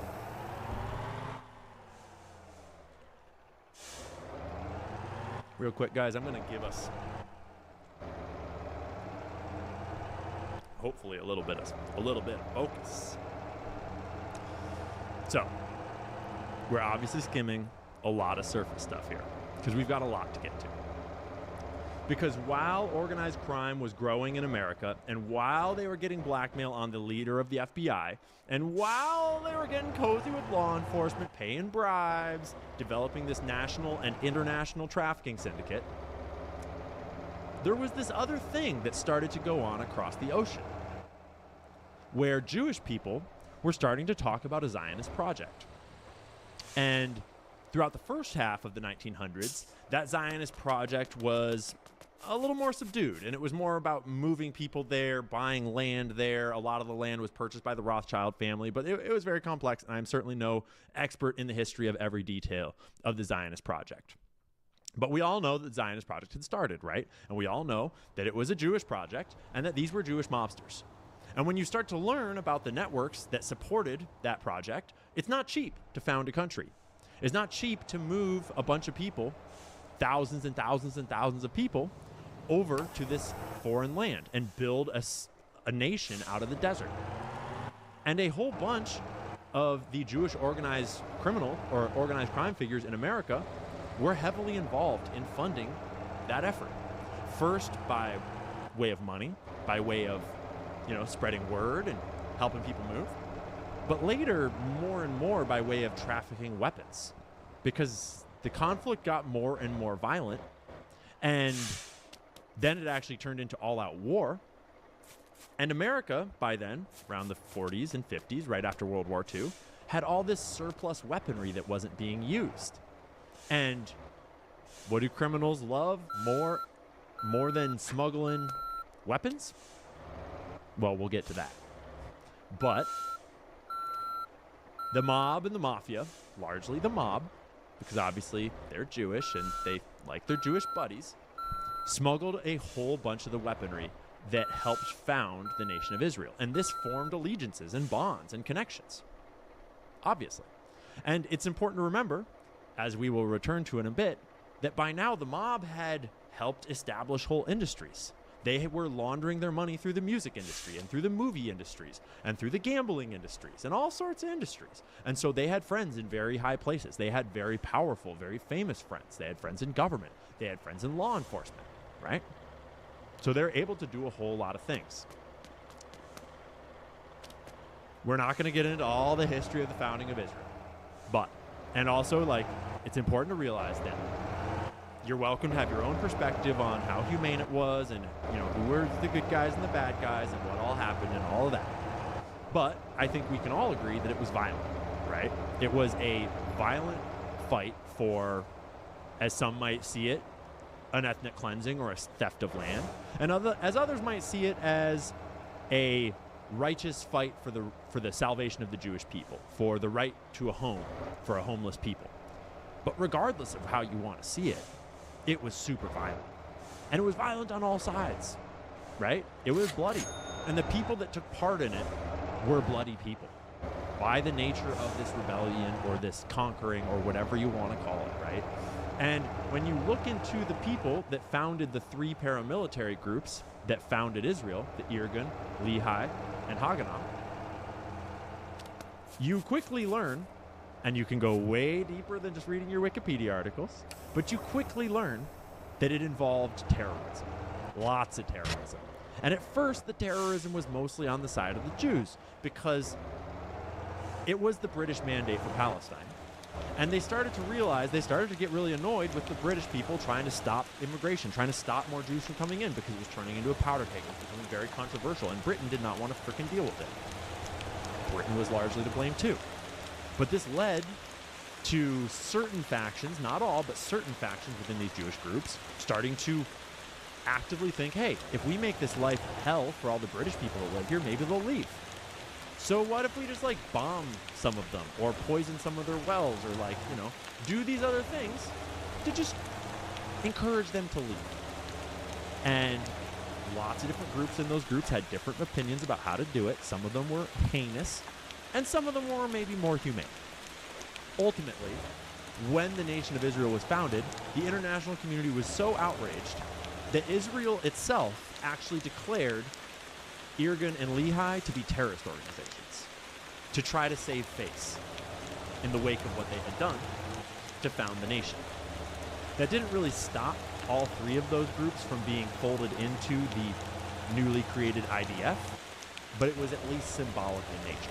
And you can look up that history on your own if you want.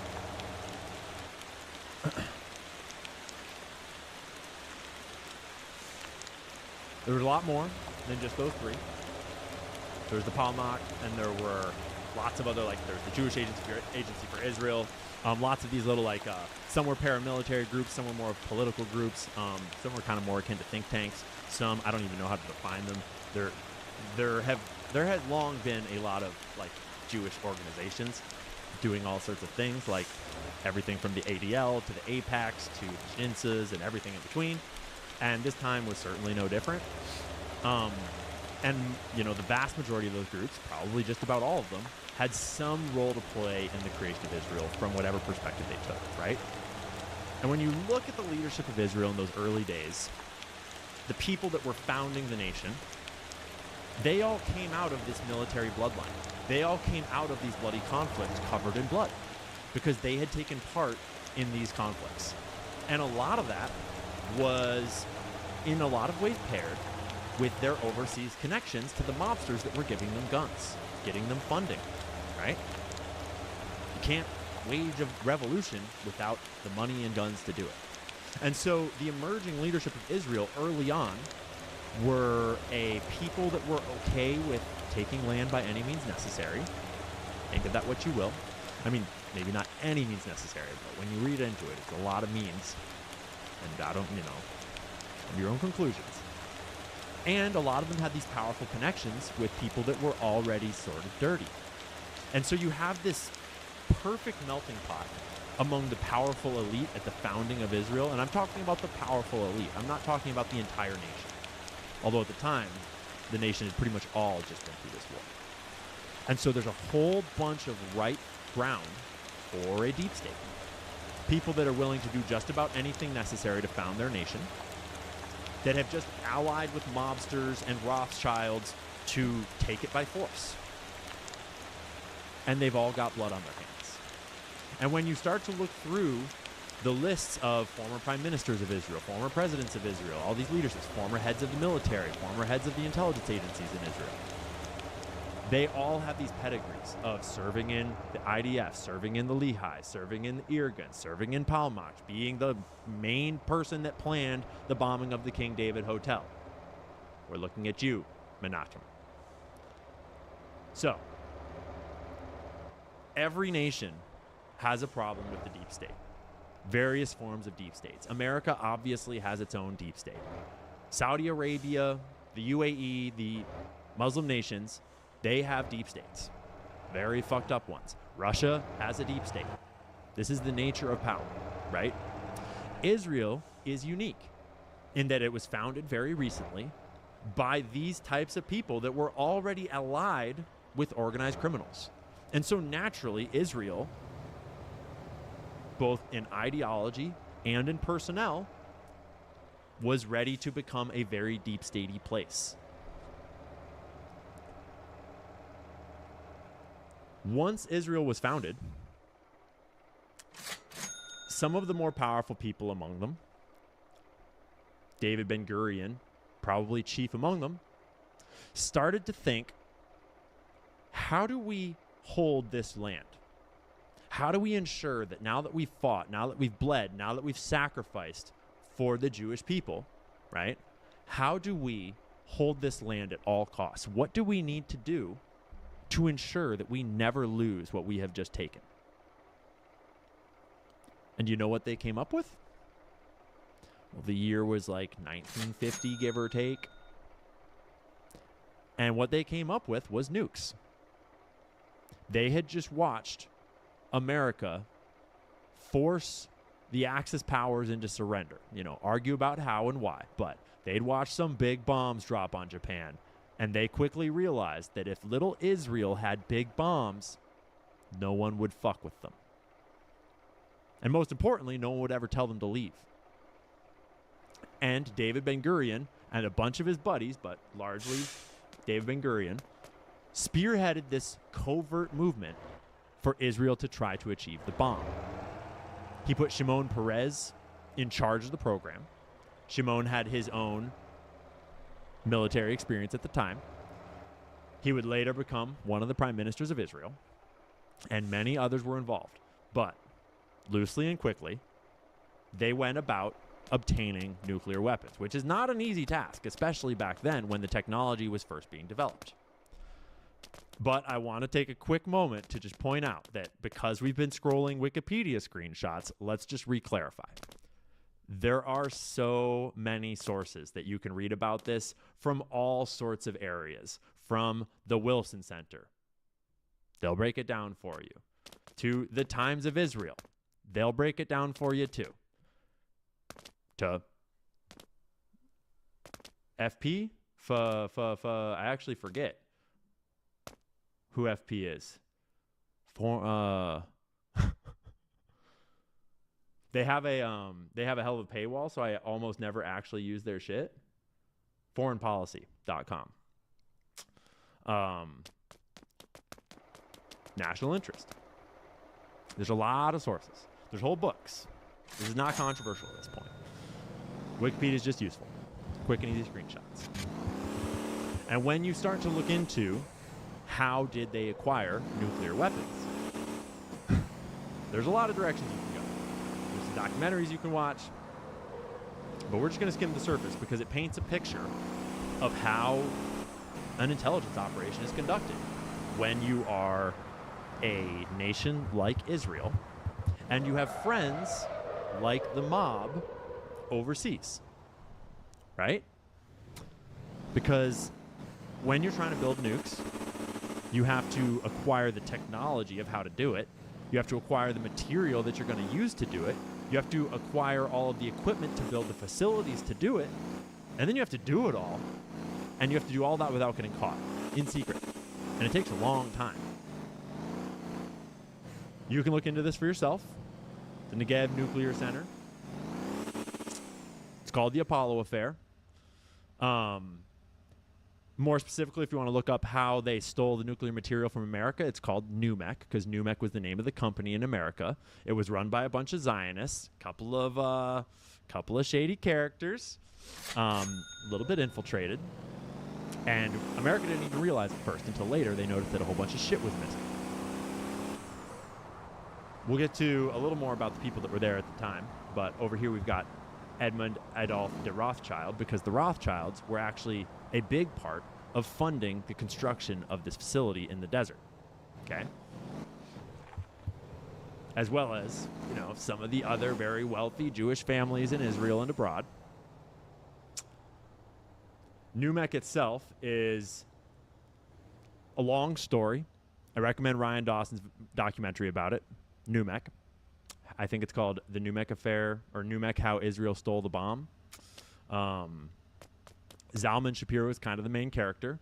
He is sort of the lead scientist that was working at NUMEC that largely gets placed with the most blame for it, though there was several of them that worked together in the administration and in the science. And then there's also a spicy little Mossad operative that led the actual covert operation where they went in with containers that were specially designed to smuggle the material out, and I'm sure he is hailed as a hero for this operation because they actually went in covertly, took these containers in, filled them with nuclear material, and smuggled it out.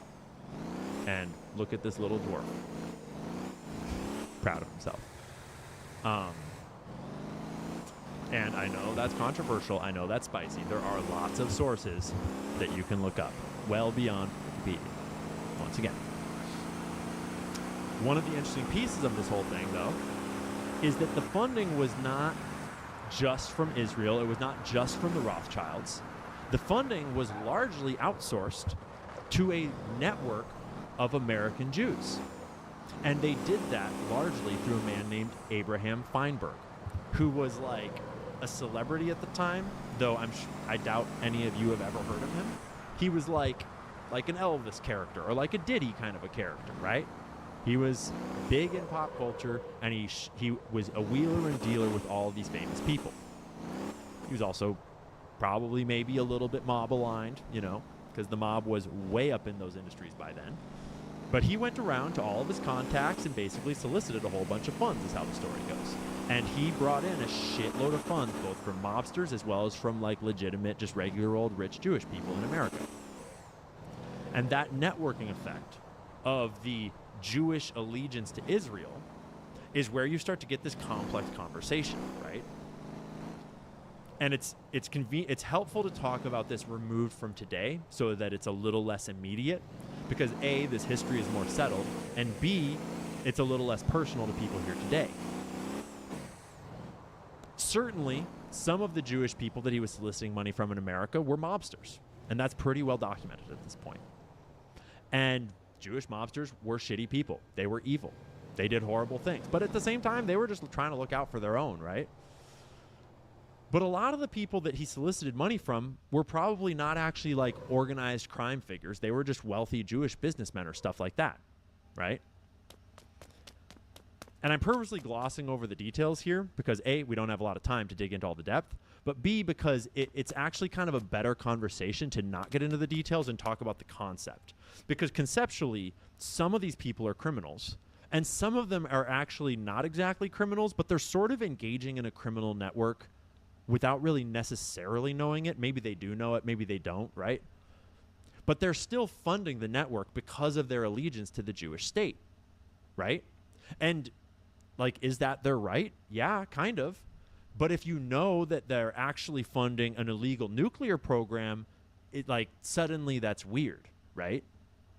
And this is this complex question of dual loyalty that occurs with any people with a foreign allegiance, but it's just particularly pronounced and uncomfortable with Jewish people because, like, they are the diaspora people, and because they are the most national people anywhere.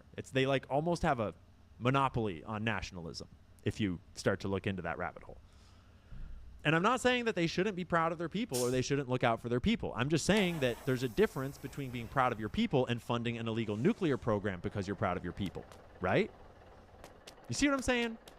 And so the lines between Jewish organized crime and just successful Jewish people that are all funding these projects over there starts to get pretty gray and hard to unpack. It gets way more convoluted when you actually start to look around at all the different industries that they were in and had climbed to the top of. It is not controversial at all to say. It is very much settled history to say that Jewish people pretty much founded Hollywood.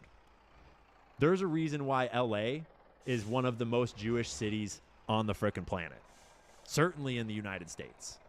And if you just look at the statistics, it becomes pretty apparent. But if you look at Jewish publications about this, they proudly talk about their history of founding LA and founding the movie industry in LA and Hollywood in particular.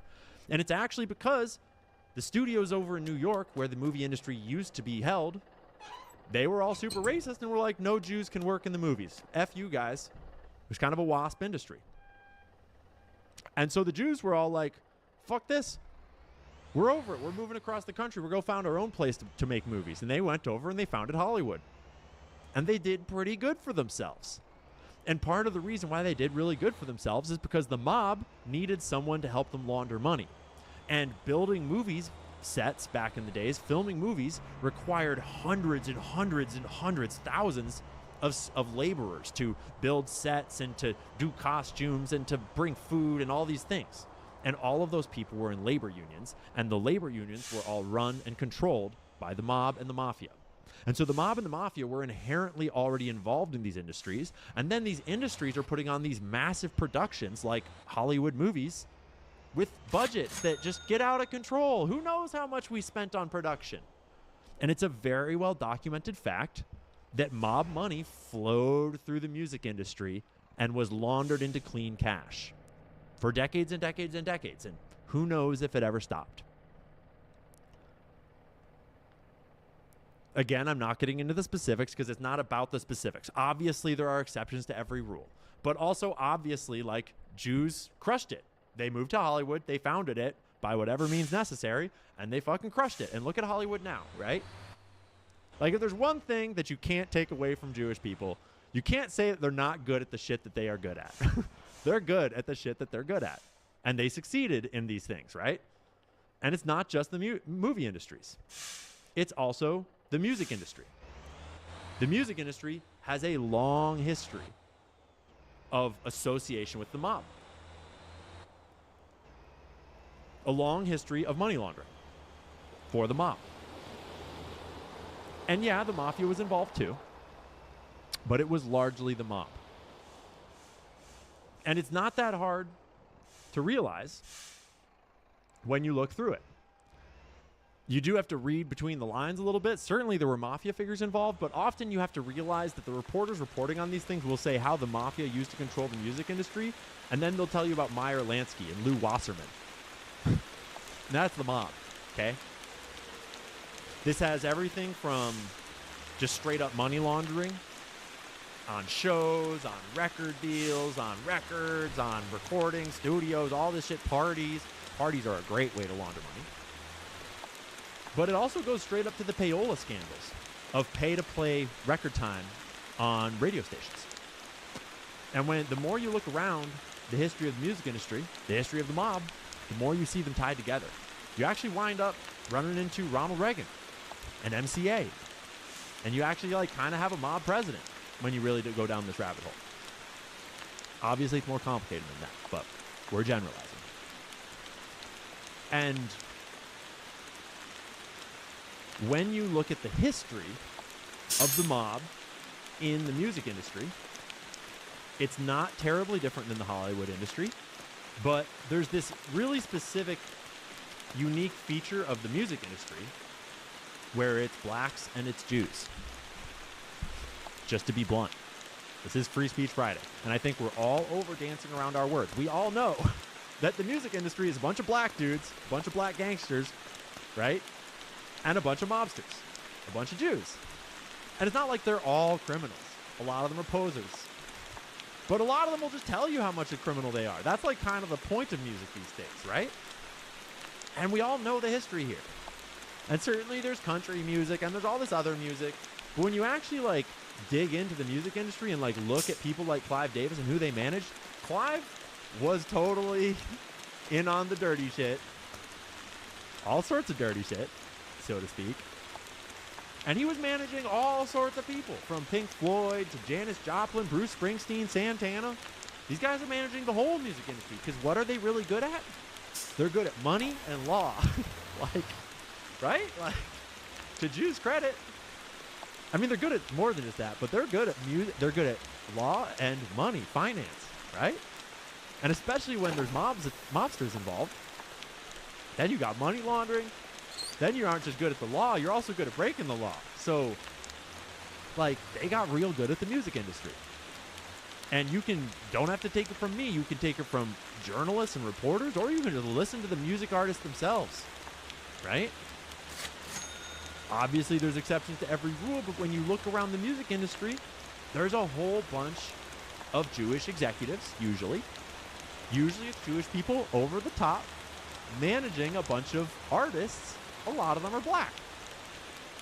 And black people make great music, and Jewish people are really good at managing. And I'm not trying to make the claim that Jews rule the music industry. I'm not trying to make the claim that Jews run the whole world, okay? I'm not making the claim that Jews run all of organized crime. I'm just pointing out that when you have an ecosystem, certain groups will rise and certain groups will do better than others, and certain groups will take certain amounts of influence. And in certain industries, some groups will shine more than others. Right? Like, who runs all the nail salons? It's not the Jews. Right? This is just the nature of the world that we live in. Love it or hate it. And it's no secret. And I'm not saying that all of the Jews in the music industry were working together all along. I'm not saying that they're all in some criminal mafia. However, I am saying that when you have the mob laundering money through an industry, some of them will be working together, and some of them will be in organized crime syndicates. And when you look around, you can see the patterns that some of them leave behind. We're looking at a few of you. Let me just zoom in. I mean, I'm not making any allegations. I'm just saying that there was this whole Diddy trafficking thing that happened, and it looked pretty suspicious. And I'm just saying that, like, when you look into Clive's history, you look up all the scandals he was involved in, it's hard to convince me that he was not involved in some way in mob tactics, mob money moving, things like that. And that's not to say that these motherfuckers weren't in on it too. Like, the gangsters were criminals too. There's criminals all over the music industry, as well as all the other industries, right? So let's just remember that we're not saying that, like, the Jews run everything.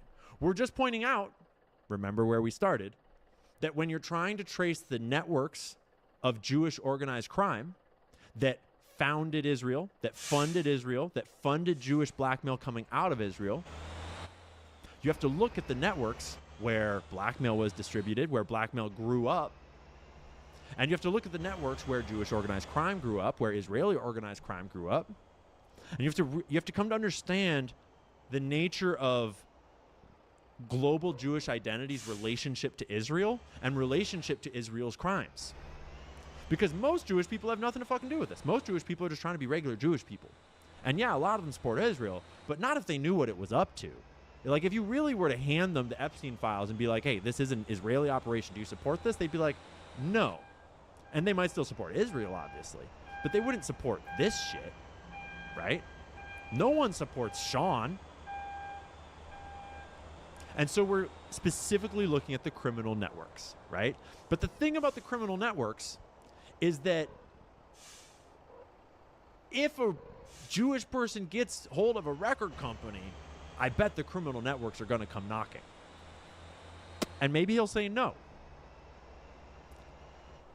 But I don't know as Lucien said no. And I don't know as, you're going to get a hold of a record company in a mob-controlled industry if you're not already in the mob. I don't know. Right? I've never been in the mob, so I'm not an expert. You think for yourself, right?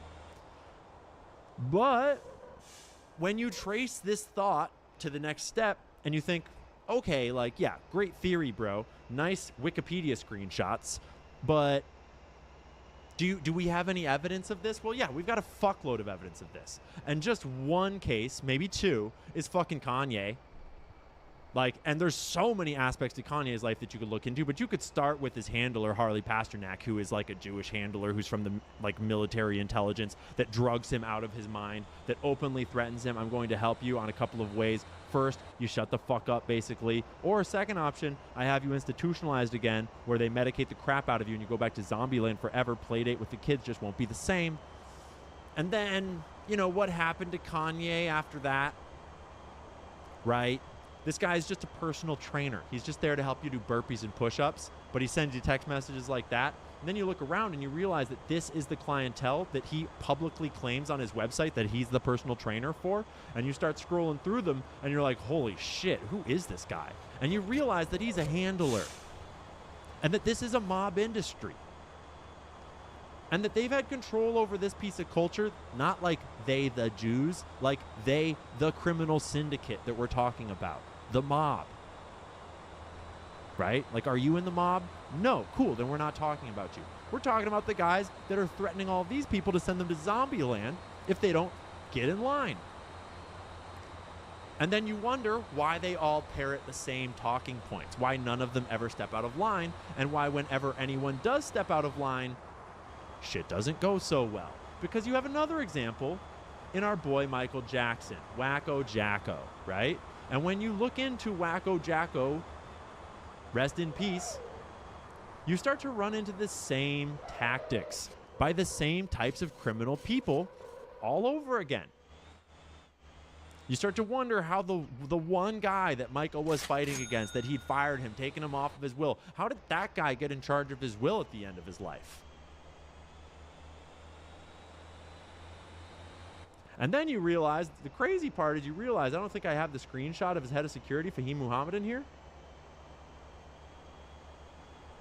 But the crazy part is when I was looking into this, I realized that the head of security for Michael Jackson, the new head of security, he was like 22 with a business degree. He just started working for Michael Jackson that year, and then Michael Jackson dies.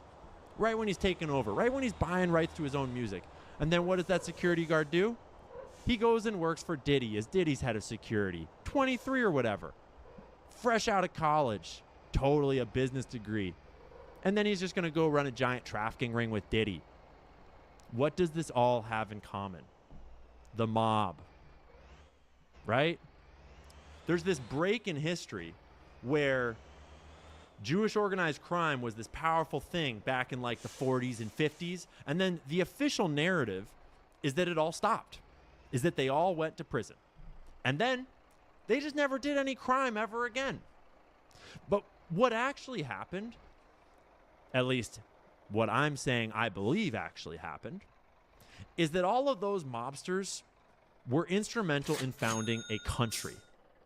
And simultaneous to them acquiring a country and getting all cozied up into the higher levels of government of a very corrupt nation that was brand new and was willing to do anything to ensure its survival, simultaneous to that, you had a whole bunch of mobsters funneling money through all of these other industries in America and building a bunch of legitimate businesses out of it.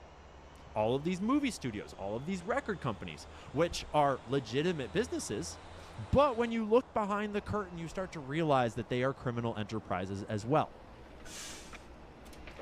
And so no, organized crime did not stop in the 70s. It just got smart.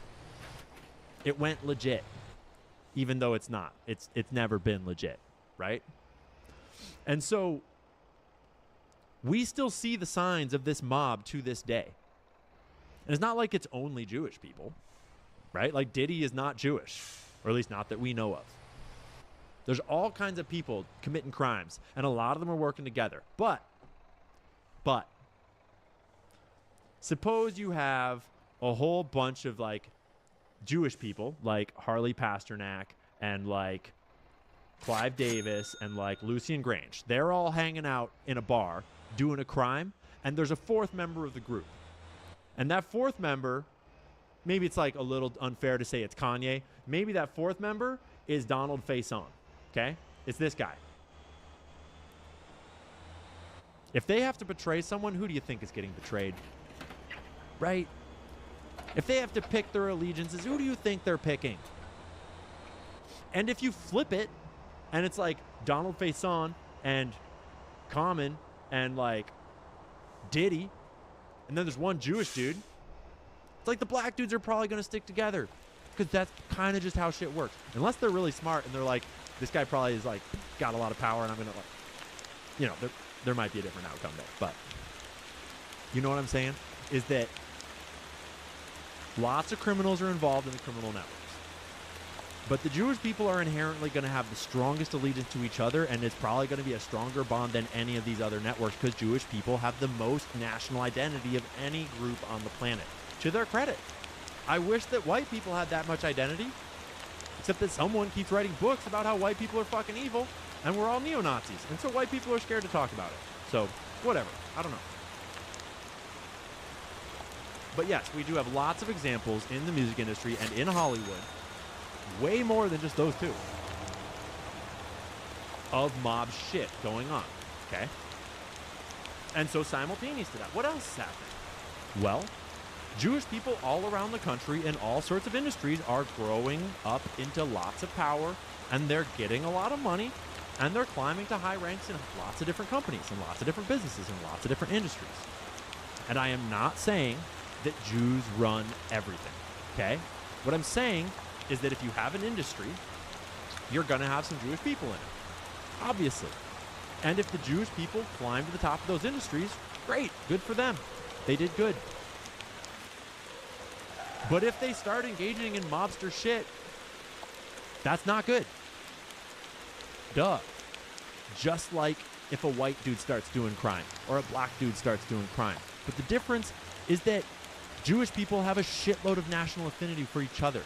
And so, if you have a whole nation state built by criminals, run largely by kind of shitty people, and they're interested in maintaining America's allegiance, and they have an intelligence agency that's really fucking good at its job, you better believe that all of these Jewish people that are business leaders in their fields are going to be getting approached.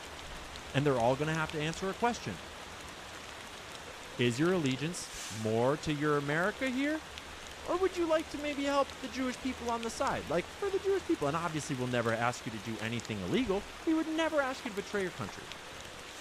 But you also support Israel, right? And when you ask, people that run large companies in the media, like Brian L. Roberts, who is the CEO of Comcast, his answer is a clear and resounding yes. And let's remember one more time. These guys are not like you. These guys are not like normal Jews. These are not Dave Smith. These are freaking millionaires and billionaires that we're about to be talking about, okay? Doesn't matter what racial group you're talking about, they're not going to be like you. And chances are pretty high they're going to be shitty people. Okay, so let's just keep that in mind. But Brian Roberts, the CEO of Comcast, he literally goes over to Israel to participate in the Israeli Olympics every year. He does all sorts of philanthropy. He is very, very openly pro-Israel. And that's not to say he's anti-American necessarily, but he's certainly pro-Israel. And when you look around at the media environment that Jewish families have climbed up through, you see the Sulzbergers that have run the New York Times all along. You see people at the top of Apple, the top of Instagram, the owner of Instagram, the owner of Facebook. You see high-level members in think tanks and media groups. You see all of the founders of Google, most of whom were good friends with Jeffrey Epstein, right? You see the founder of Oracle, very outspoken Zionist, one of the top donators to Israeli causes in the IDF, fucking psychopath, right? You have all these different people in all these different positions. Fox News, bro's not even Jewish, but he might as well be.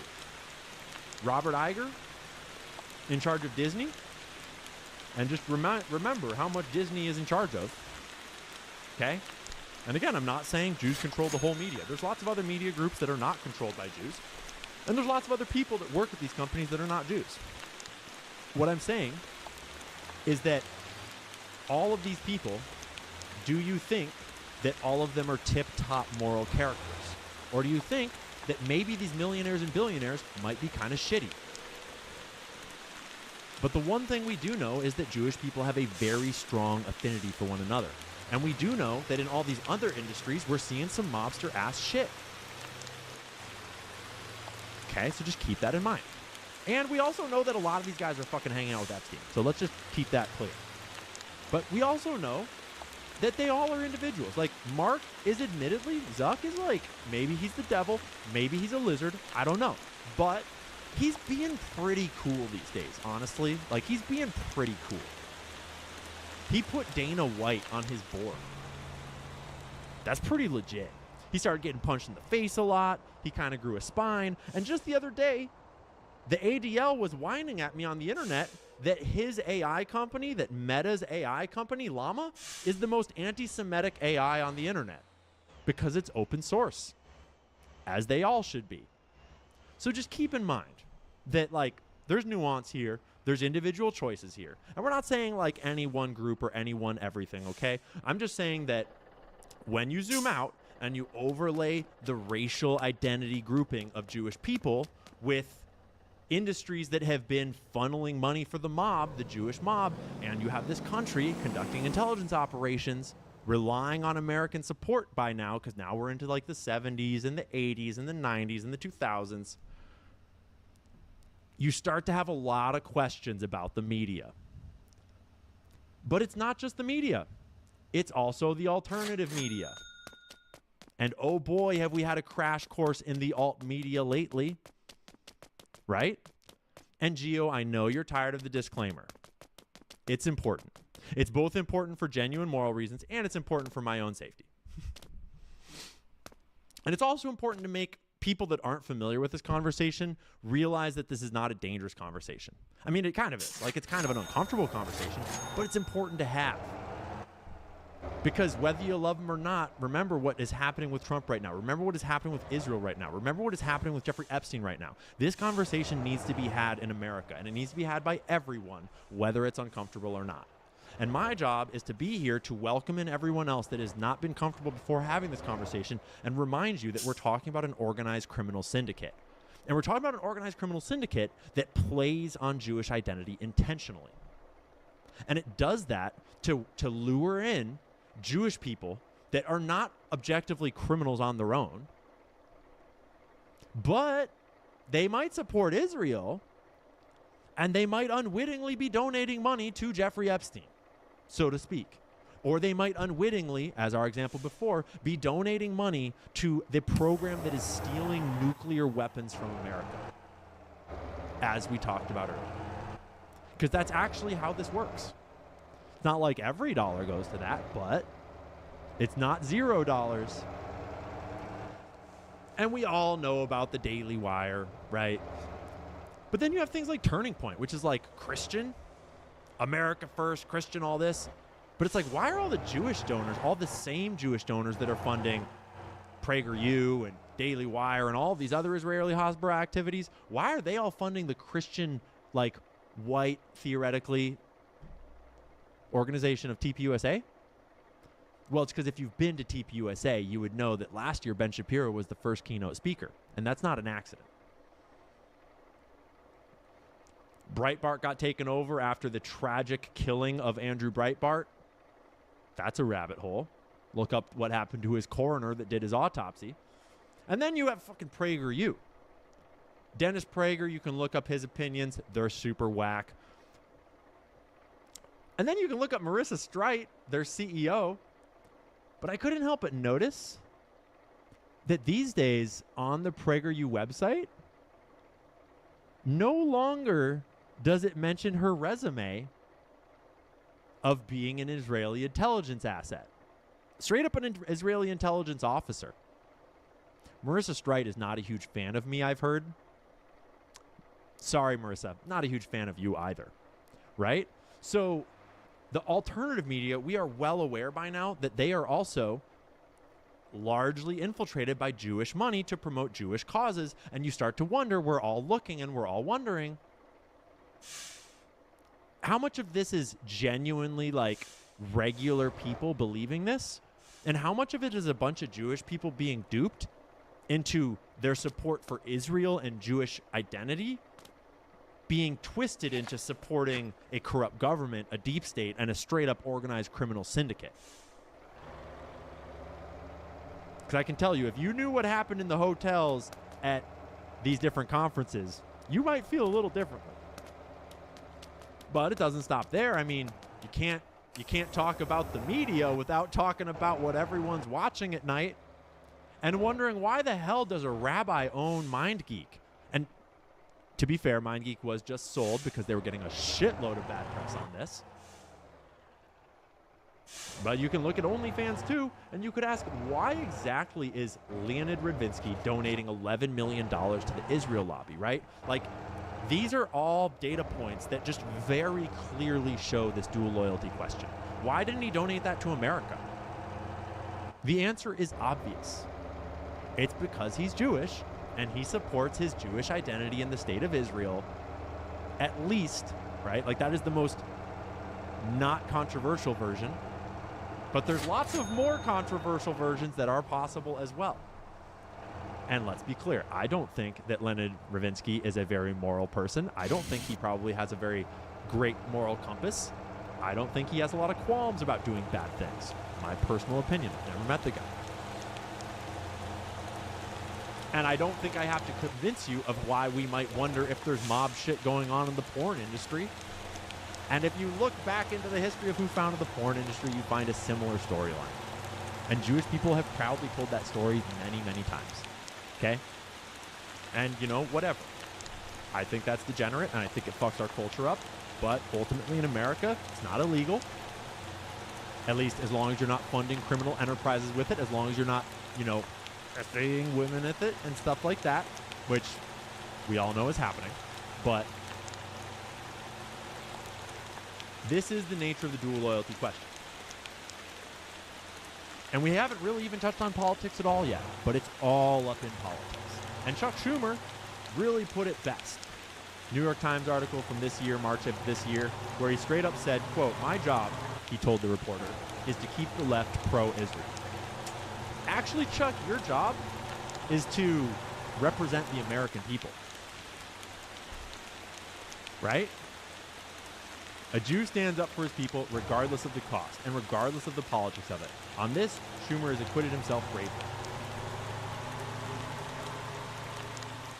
This is the dual loyalty question. And it's super uncomfortable. Because ultimately, like, you kind of got to respect Jewish people for their loyalty to their people. If you're one of these white people that's like all not with the Jews these days, and you're like all white American Christian values and shit, I mean, honestly, you're wishing that y'all were more like that.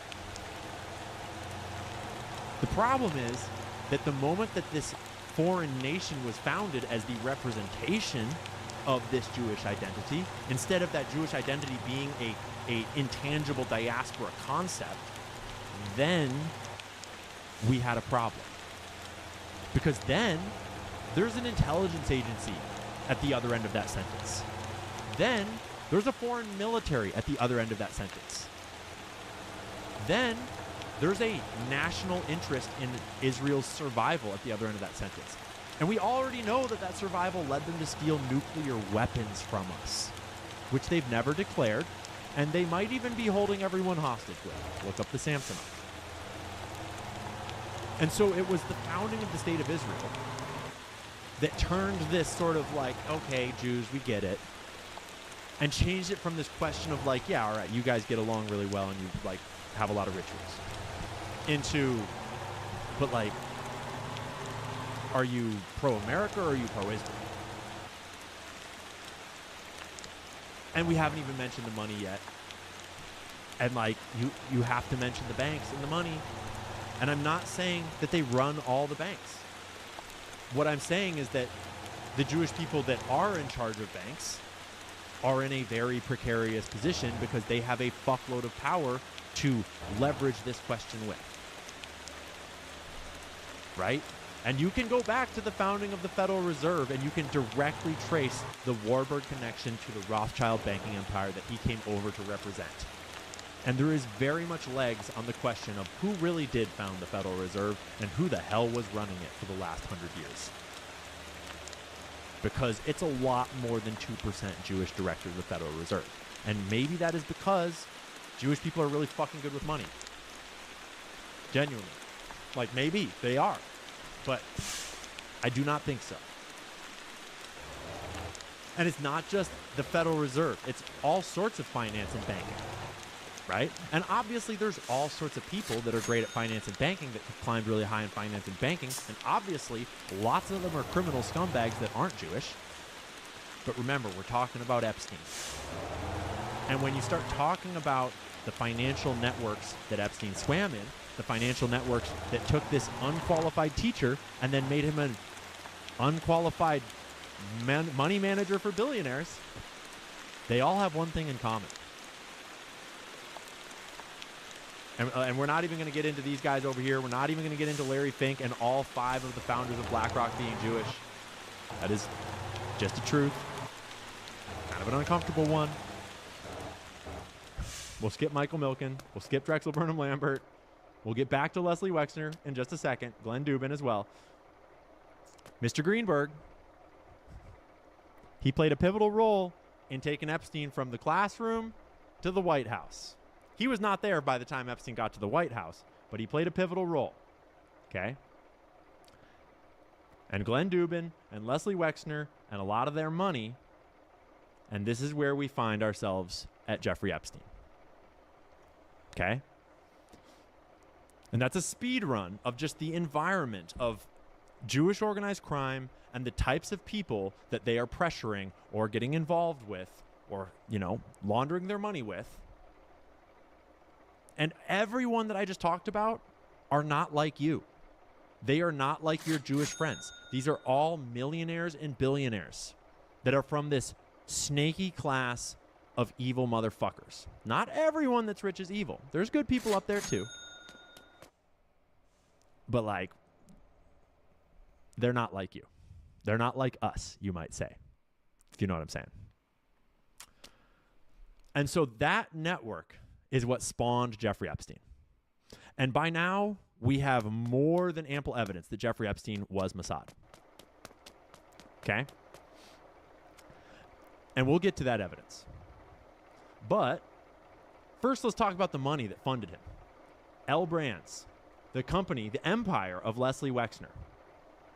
L Brands, a little hard to pin down, not trying to get into the specifics because you can argue the number of casualties, you can argue the amount of money, you can argue whatever. I don't care about the arguments. We all know that L Brands was this massive multi-billion-dollar brand empire built mostly out of Bath & Body Works, Victoria's Secret, and Abercrombie & Fitch, which also owns Hollister. And Leslie Wexner actually signed power of attorney over to Epstein. He kicked his mom out, and then he signed power of attorney over to Epstein so that Epstein could buy and sell on his behalf, could manage his money on his behalf. Epstein had every bit of power over Leslie Wexner's money as Wexner did. And the reason why you would do that is so that Leslie Wexner has plausible deniability. It's an intelligence operation thing. I didn't know that he was doing that with my money. I was betrayed. And that's why Leslie Wexner is still walking free to this day. And because he's a multi-billionaire. But it's a little weird and coincidental that he just happened to hire a pedophile to run Abercrombie & Fitch named Mike Jeffries, who just went down last year, who got off by pleading insanity. He has Alzheimer's. He forgot. Can't stand trial. Whoopsies.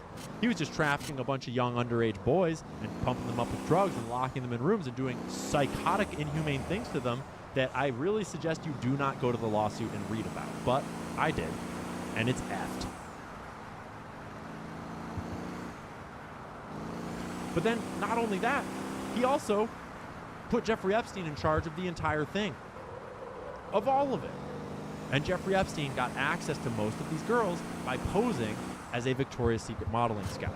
It was the perfect cover. Almost like it was designed to be that way. Okay? And we could go so many directions here. We could go so many directions here. This is just a small spattering of the directions and evidence that we could go in. But I thought I would mention that Epstein has a lot of friends that just don't make any sense unless you're talking about an intelligence operation. Like Epstein got a job for William Burns, who was just the director of the CIA. But before that, Epstein had gotten him a job as the director of the Carnegie Endowment for International Peace, which is a think tank. Despite William Burns at the time having this insanely long resume as a politician and diplomat. He was Deputy Secretary of State for Obama, United States Secretary of State, Undersecretary of State. He was an ambassador to Russia. And then he was the director of the CIA later on. But he was good buddies with Epstein. And when he needed a job halfway through that political career, he messaged his buddy Epstein for some reason, trying to get help getting a job. Just one of many of Epstein's friends, several of which are now newly incriminated by this massive new batch of emails. But the most important friend of Epstein to know about, aside from maybe Leslie Wexner, is Ehud Barak. Ehud Barak is one of the most decorated soldiers in Israeli military history. Literally. That's not a euphemism. He was the head of Israeli military intelligence while the Epstein operation was running. And then he was later the prime minister of Israel while this operation was running. And then he was visiting Epstein and corresponding with Epstein on a very regular basis all the way through his government service and then beyond, once he retired. He flew and met with Jeffrey Epstein dozens and dozens of times. We have schedules that show that he did it monthly on a regular schedule every single month for years at a time. We now have lots of their conversations in these email correspondences, and it is clearly intelligence operations conversations. And it is very obvious that they speak in some codes, and that every time they're going to have a salacious conversation, they speak on the phone, not over emails. But they're coordinating business deals all over the world. They are coordinating intelligence and military operations all over the world. I'm going to skip ahead for a second. We'll come back down here in a minute. Dropsite has been doing this great setup reporting about how Epstein shows up doing Israeli intelligence deals in the Ivory Coast with Ehud Barak, protecting Israeli interests in the diamond mines there. Probably. Allegedly. Maybe. Epstein helped broker Israeli security deals in Mongolia. And we see those conversations with Mongolian leadership showing up in the email conversations.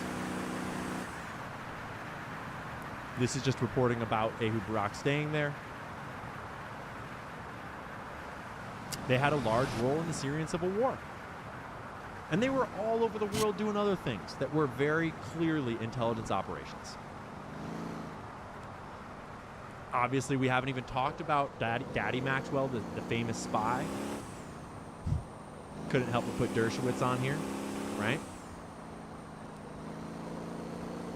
And once you start to peel back the layers and you actually look at the Epstein network, once you actually look at Ghislaine Maxwell and the kind of friends she has, once you actually look at the things they did, the people they worked with, the scams they were involved in, the weapons, the drugs, the humans that they were trafficking, it's very clear that this is a mob. This is a criminal operation, and it was being run out of Israel in some regard. Probably as a black budget thing, probably as a walled-off operation, probably not like everyone in the Israeli government is like read in on this thing. Okay? I'm not claiming that the whole government of Israel is part of this global Jewish mob. But this has every mark of that mob. And we see every mark of it having expansive tentacles in different places. As a criminal organization. Not as a, like, the Jews run the world.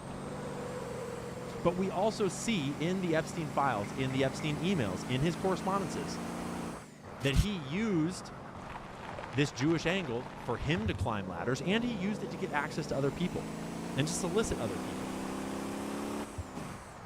And that's not uncommon. We know that. Every CIA officer knows that.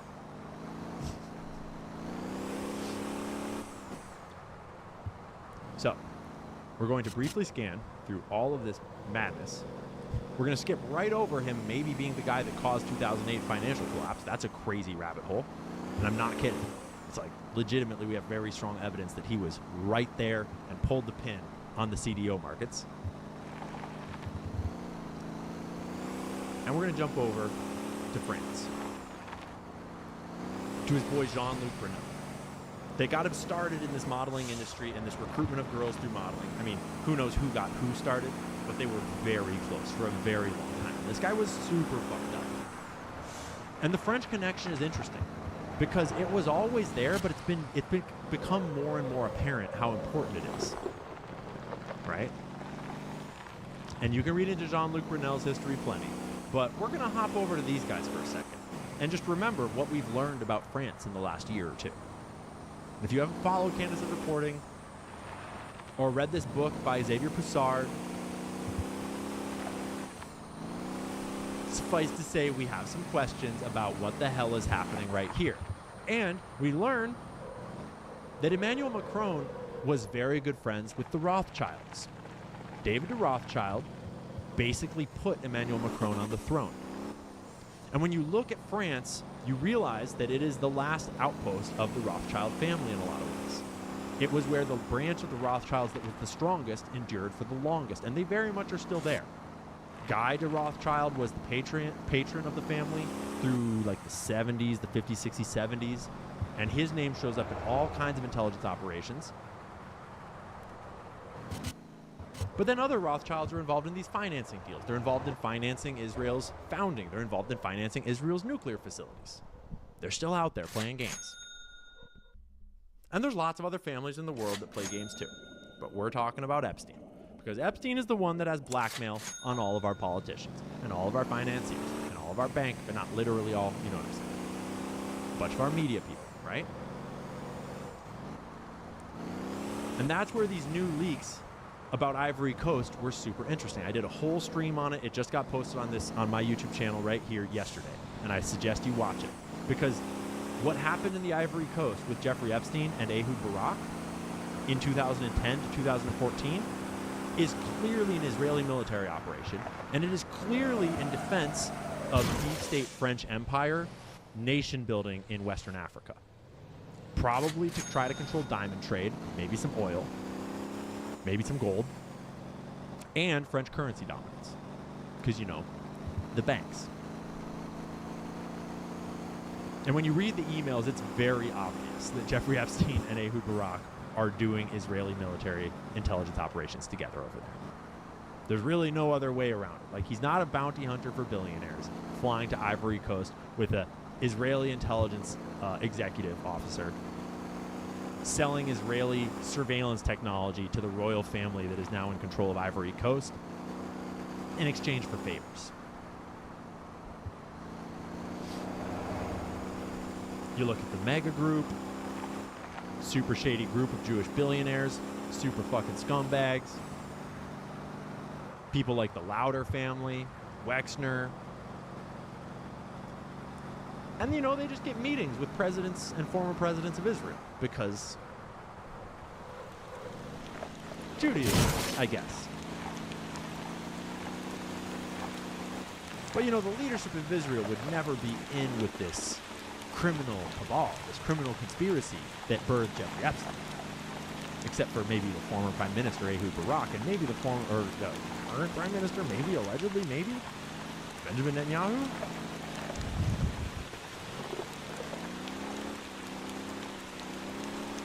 And then you look at all of the people that have clearly told us that Epstein worked for Israel. This is so obvious.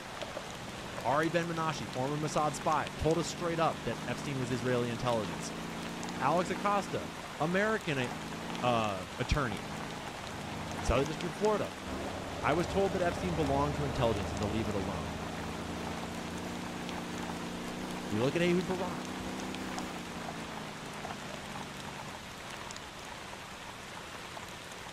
And you remember that Jeffrey Epstein visited Bill Clinton's White House 17 times. And then the guy that was responsible for those visits checked out, so to speak, by shooting himself in the chest with a shotgun twice while hanging himself from a tree with an extension cord. Mark Middleton. A little awkward. I'm realizing just now that yesterday I was telling people I was confusing his cause of death with Vince Foster's cause of death. Fostergate is a whole other thing. We learned in the files that maybe Hillary and Foster were maybe having a thing. Yeah, I messed that up. I was confusing their causes of death. It was Mark Middleton. A wizard with the shotgun. This is why this matters, right? We all know that this matters. Every American knows instinctually that this matters, but it's just a really uncomfortable conversation to have. And you cannot have the Epstein conversation without confronting this Jewish conversation, unfortunately. Because the network was built out of Jewish people. Everyone around him. And there was lots of other people that got caught in his web as well. But it's very clear who he was working for versus who he was working with by convenience or blackmail or bribery or whatever. You can read it in the emails. And now we live in this media environment where everyone's starting to ask these questions, and simultaneously Israel has multiplied their propaganda budget times 20. Because you can't ask these questions. Because if you do ask these questions, all of it unravels and all of it falls apart. Right? And I think this is probably a big part of why Nick Fuentes is in the news because he's fucking earned it. But part of why he's in the news is because Nick Fuentes is the one guy that for the longest time was confronting the fact that this is actually not just the Israeli government. It's not. If it was just the Israeli government, none of this would have happened. Because this was all made possible by American Jewish people. As well as a lot of other criminal scumbags that weren't Jewish along the way. But Jeffrey Epstein is an American Jew. Right? Leslie Wexner is an American Jew. A whole bunch of the financiers that back them are American Jews. A whole bunch of the people that do this money laundering, that do this access, that do this human trafficking, that manage these people, they're American Jews. Or they're like Harley Pasternak and they're Canadian Jews. Right? And so it's this dual loyalty thing with this corrupt foreign government involved that makes for this complex web of allegiances. That when the organized crime element seeps in there, and you have these rich, corrupt motherfuckers with all the power, who are they wielding the power for? That's the uncomfortable question. And without untangling that question, you cannot get to the bottom of Epstein, because you're still stuck pretending that we're just talking about the government of Israel, when most of the government of Israel didn't even know that Epstein worked for them. Although they're probably bright enough to figure it out. But it's not like they're read into the files. It's not like any of them had anything to do with starting or running this operation. They were too busy trying to get Bibi Netanyahu to take the stand to stand trial for his corruption case, because he took over their government, so to speak. Although half of them were trying to get it to get more extreme because they think he's not extreme enough, but that's a different discussion. And again, I am not saying that all Jewish people are bad or that all Jewish people are in on this. What I'm saying is that we have a Jewish organized crime syndicate that is really fucking powerful. Powerful enough to get a human trafficker into the White House 17 times in a row and clearly get blackmail on those people. And when you trace this network back, you get right back to the original mobsters that blackmailed J. Edgar Hoover and the FBI to begin with, and are probably the ones responsible for why the FBI is so shit. And the FBI is shit to this day. Asleep at the wheel. Can't imagine why. There was a story in the news this week that I'm not going to talk about. People had some guesses. Right?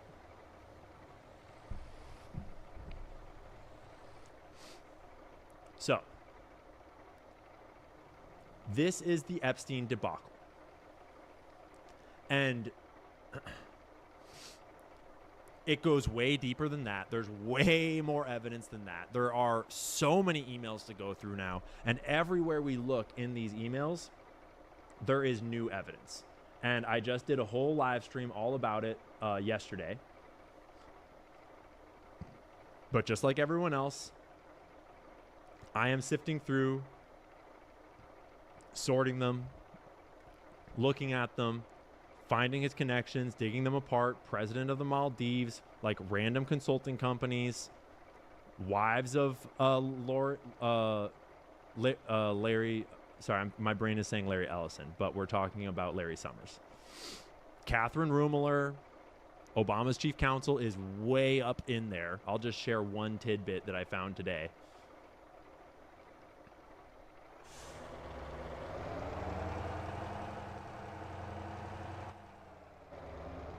Jeffrey Epstein messages Kathy Ruemmler. Train? Question mark? Yes, I will be like the emergency room doctor at Lenox Hill. Put the crazy in room 1. Gunshot in surgery. And the cook, well, he can wait. Kathy writes back, yes, trains exist. People ride them to get from one place to another. Germ factories, however. D.C. today, back in New York on Sunday morning. First off, why is Obama's lead counsel talking to Jeffrey Epstein in her emails like all chummy? There's a lot of emails between them. He referred her to J.P. Morgan in 2019. This is all the way back in 2014, so they've been friends for a while. And then Reed's guy went down on all 7 counts, like Reid Hoffman, Jeffrey's other really good buddy, you know, the guy that founded LinkedIn. Jeffrey writes back, and that's after turning down misdemeanors? Whoops. Catherine writes back, yep. And now he's a repeat offender. Jeffrey, double whoops. So they're discussing like the activities of this criminal network and like people going down probably for sex offenses. Double whoops. Kathy writes back, yeah, we will now go through a period of self-reflection and despair. We will now go through a period of self-reflection and despair because one of our guys went down on all 7 counts, double whoops. We will now go through a period of self-reflection and despair. Jeffrey says, Reed or governor? And then Kathy writes back, Gov is not Jewish. Don't really know what to make of it, but it's pretty clear that we can't make her being a good person or an innocent person out of it, probably. And that's just some of them. There's a lot more. Right? And there's a lot more people in here too. Famous people, politicians, banking people, journalist people, Peter Thiel people. Tom Barrack is getting messages like this. This is woven all throughout American and global culture. Woven into all sorts of other nations too. We all have to reconcile this. Okay? And all of it stems back to an Israeli military operation, an Israeli spy and blackmailer and financier. And I will remind you that this was all a conspiracy theory 10 years ago. 10 years ago, you were a crazy kook if you thought that there was pedophiles in the government. You're one of those Pizzagate? Okay, so you think Hillary's running a global pedophile ring out of a pizza shop? Okay, you're crazy. But then Jeffrey Epstein got popped, and no one really ever went back and realized, like, wait a minute. This is exactly what everyone was talking about. But then you were crazy if you thought it was like all that. You were crazy if you thought he worked for Israel. And then we get more evidence and more evidence and more evidence and more evidence. And how much evidence will it take for regular people to be willing to realize that it doesn't matter if you're uncomfortable? This conversation is critical to our national survival. Look around the country. Look at what the administration is doing. Look at what Trump is doing to America first on behalf of a foreign nation. Sorry, MAGA. Shit's embarrassing.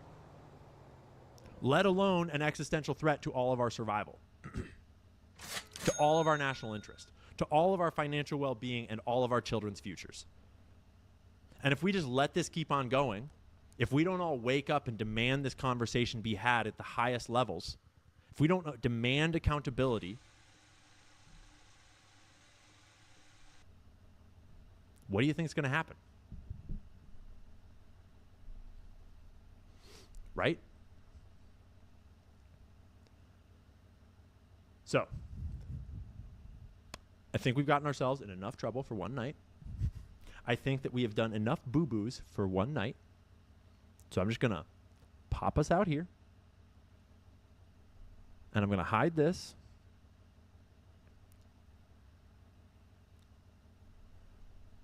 I love Israel, praise Israel, kiss the wall, all that, whatever, whatever it is you're supposed to say. Honestly, I think we're all just about done with the disclaimers, and we're just about done apologizing for being America first. We all know what's really going on here. We all know what Israel's up to. I literally did not even mention AIPAC and the Israel lobby, and we just talked for 2 hours about this level of influence. We didn't talk about the fact that over 90% of our politicians are bought and paid for by Israel. We didn't talk about the fact that when a single woman on a college campus somewhere random in America got into an argument with a Jewish person, the Attorney General Pam Bondi personally went and had her expelled. But then there was this one dude that got caught like essaying children in Las Vegas, and he was like really important, and he just disappeared to Israel. That was awkward. And there's a number of things in America's recent memory that have happened that still need to be unpacked, that we'll leave for another stream. But Pandora's box is opening, and the conversation's out there, and everyone's waking up. And the more that everyone wakes up, the more that the pro-Israel American interests have to get really fucking loud at screeching about how, like, I don't know, I'm paid by Qatar or something. Prove it. Because this is America first.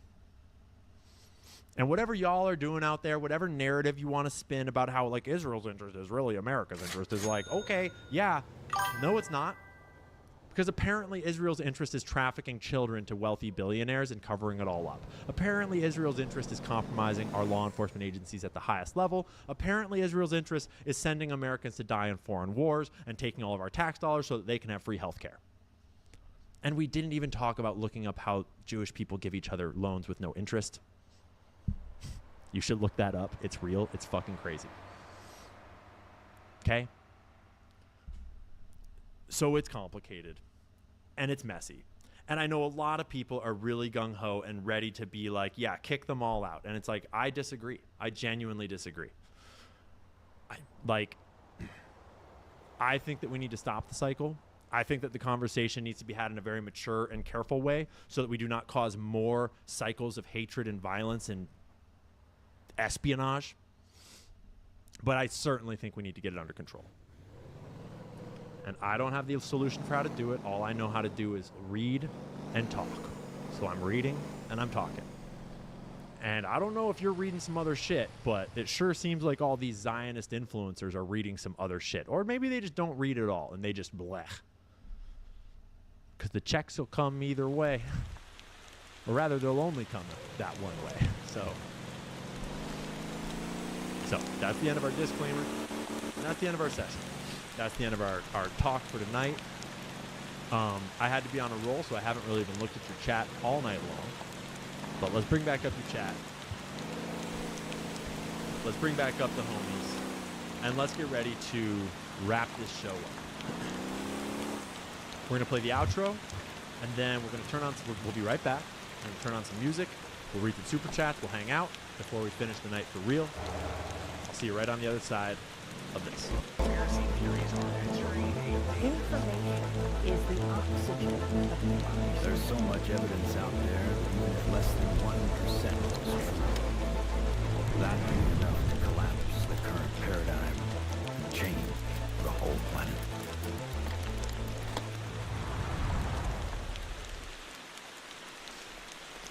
Alrighty. How'd we do, guys? How'd it go? I just dropped in and talked shit all night, so I hope it went well.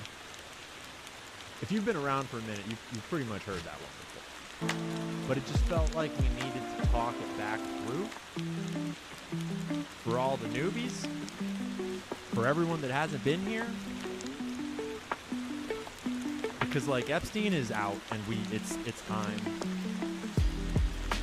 Let me turn our music down a little bit.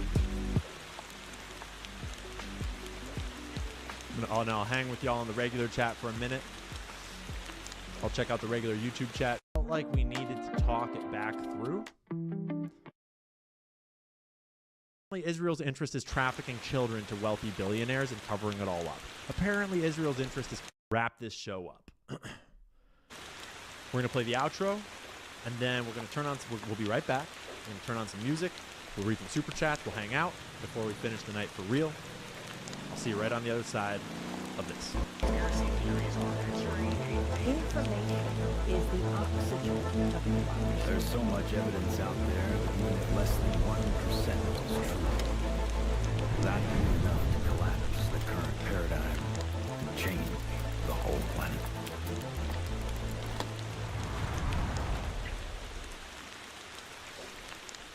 Alrighty. How'd we do, guys? How'd it go?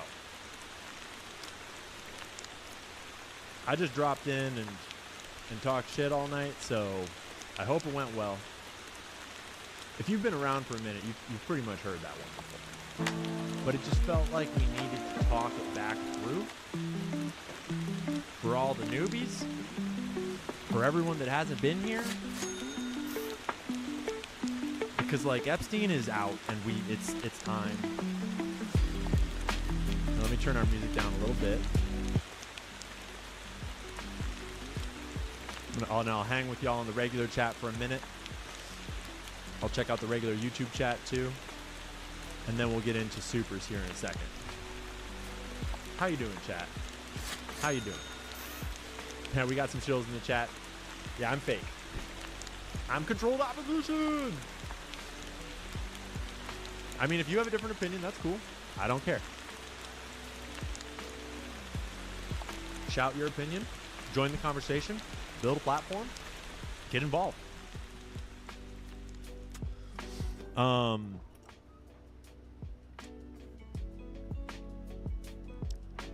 We got plenty of supers to go through. We might even be able to get through all of them tonight. And I think I'm right on time to hit my time limit for the night, too.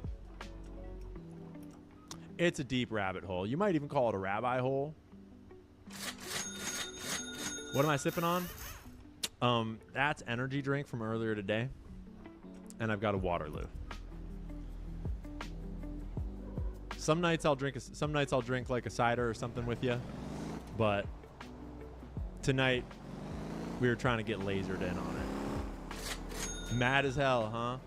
Yeah, I understand the anger. I understand the outrage for sure. I get it. I'm pretty outraged too, honestly. I'm mostly just tired of it. I'm mostly just tired of my free speech being restricted. Because one of the main talking points is like, why don't you talk about all the other genocides? Like, why don't you talk about Muslims taking over the world? It's like, well, yeah, like, the genocide that's happening in Sudan is fucked. It's super fucked up. And it's tied to one of these Arab nations that is smuggling gold and developing this weird supremacy and is doing all these sketchy things in the UAE, if you don't know about it.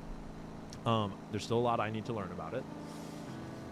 But I'm not having my free speech restricted on behalf of those motherfuckers. And the last I checked, my government wasn't full of them advocating in my government on behalf of them. That's Israel. And we all know that that's Israel. And that's why we're talking about Israel. If y'all weren't here trying to control our country, trying to control our thoughts and our speech, we wouldn't be talking about it. Y'all started this.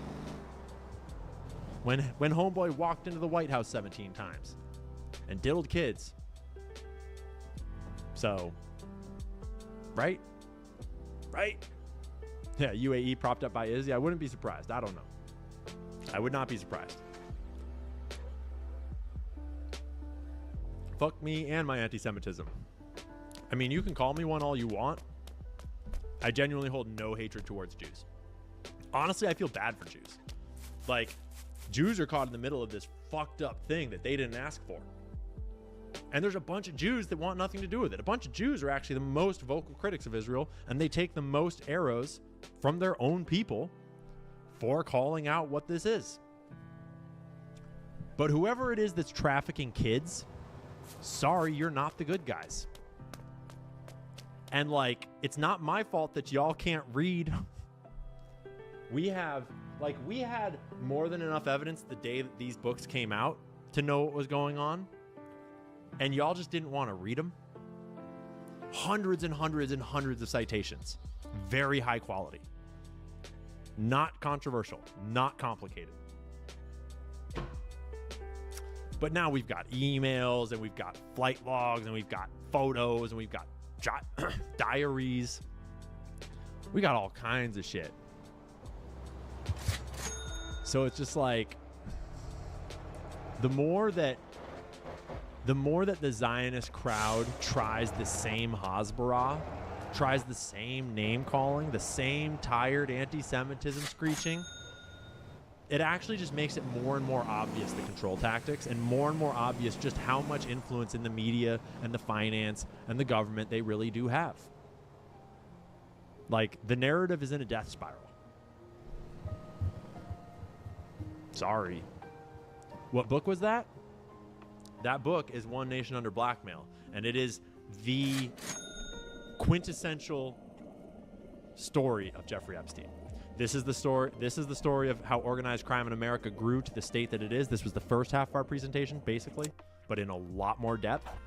And this is the story of Jeffrey Epstein and how he inherited those networks, moved into those networks, grew through those networks, and then evolved towards the digital age. And now we're living in the digital age post-Epstein that he very much was integral in setting up. People like Peter Thiel, who's in all these emails quite a bit.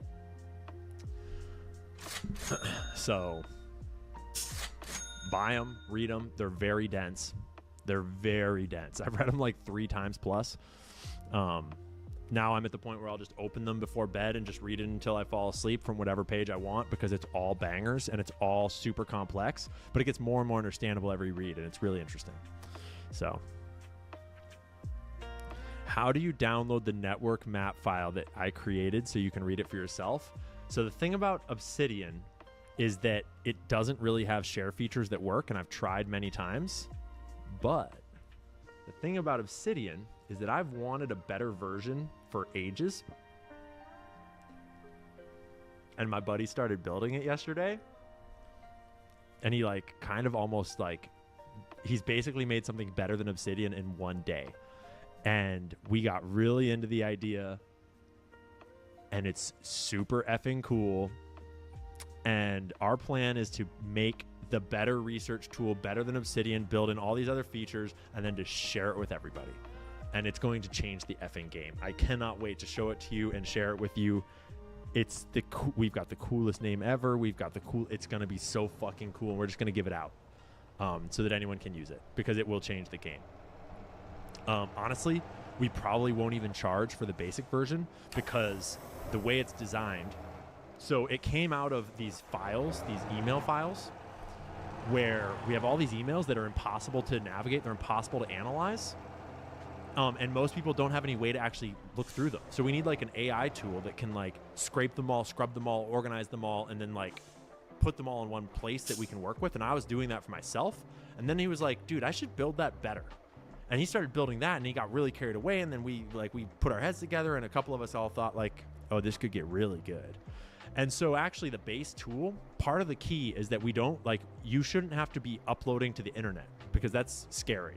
And so like if you have a bunch of documents that you want to analyze and put into here and like pin here on your board, I don't want you to have to upload that to like a cloud or something and have to worry about your security and about your network and all that shit.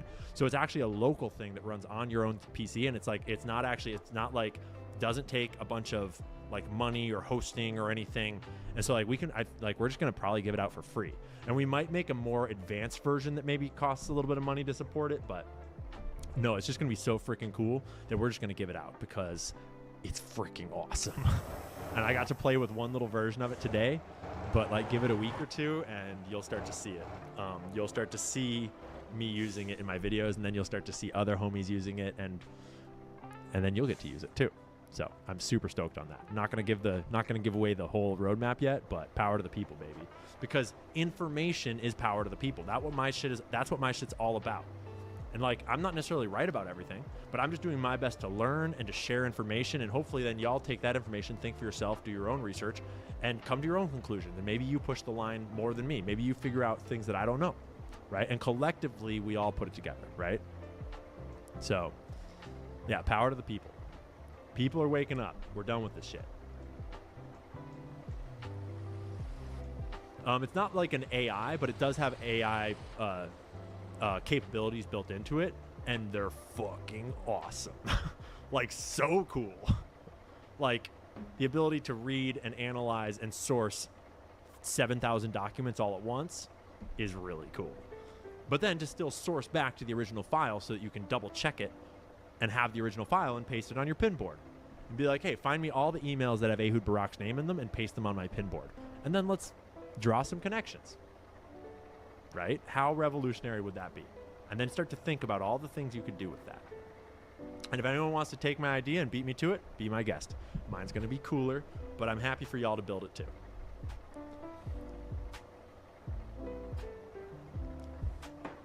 I want to get into the supers before it gets too late because I have a hard stop. I've got something I got to go do.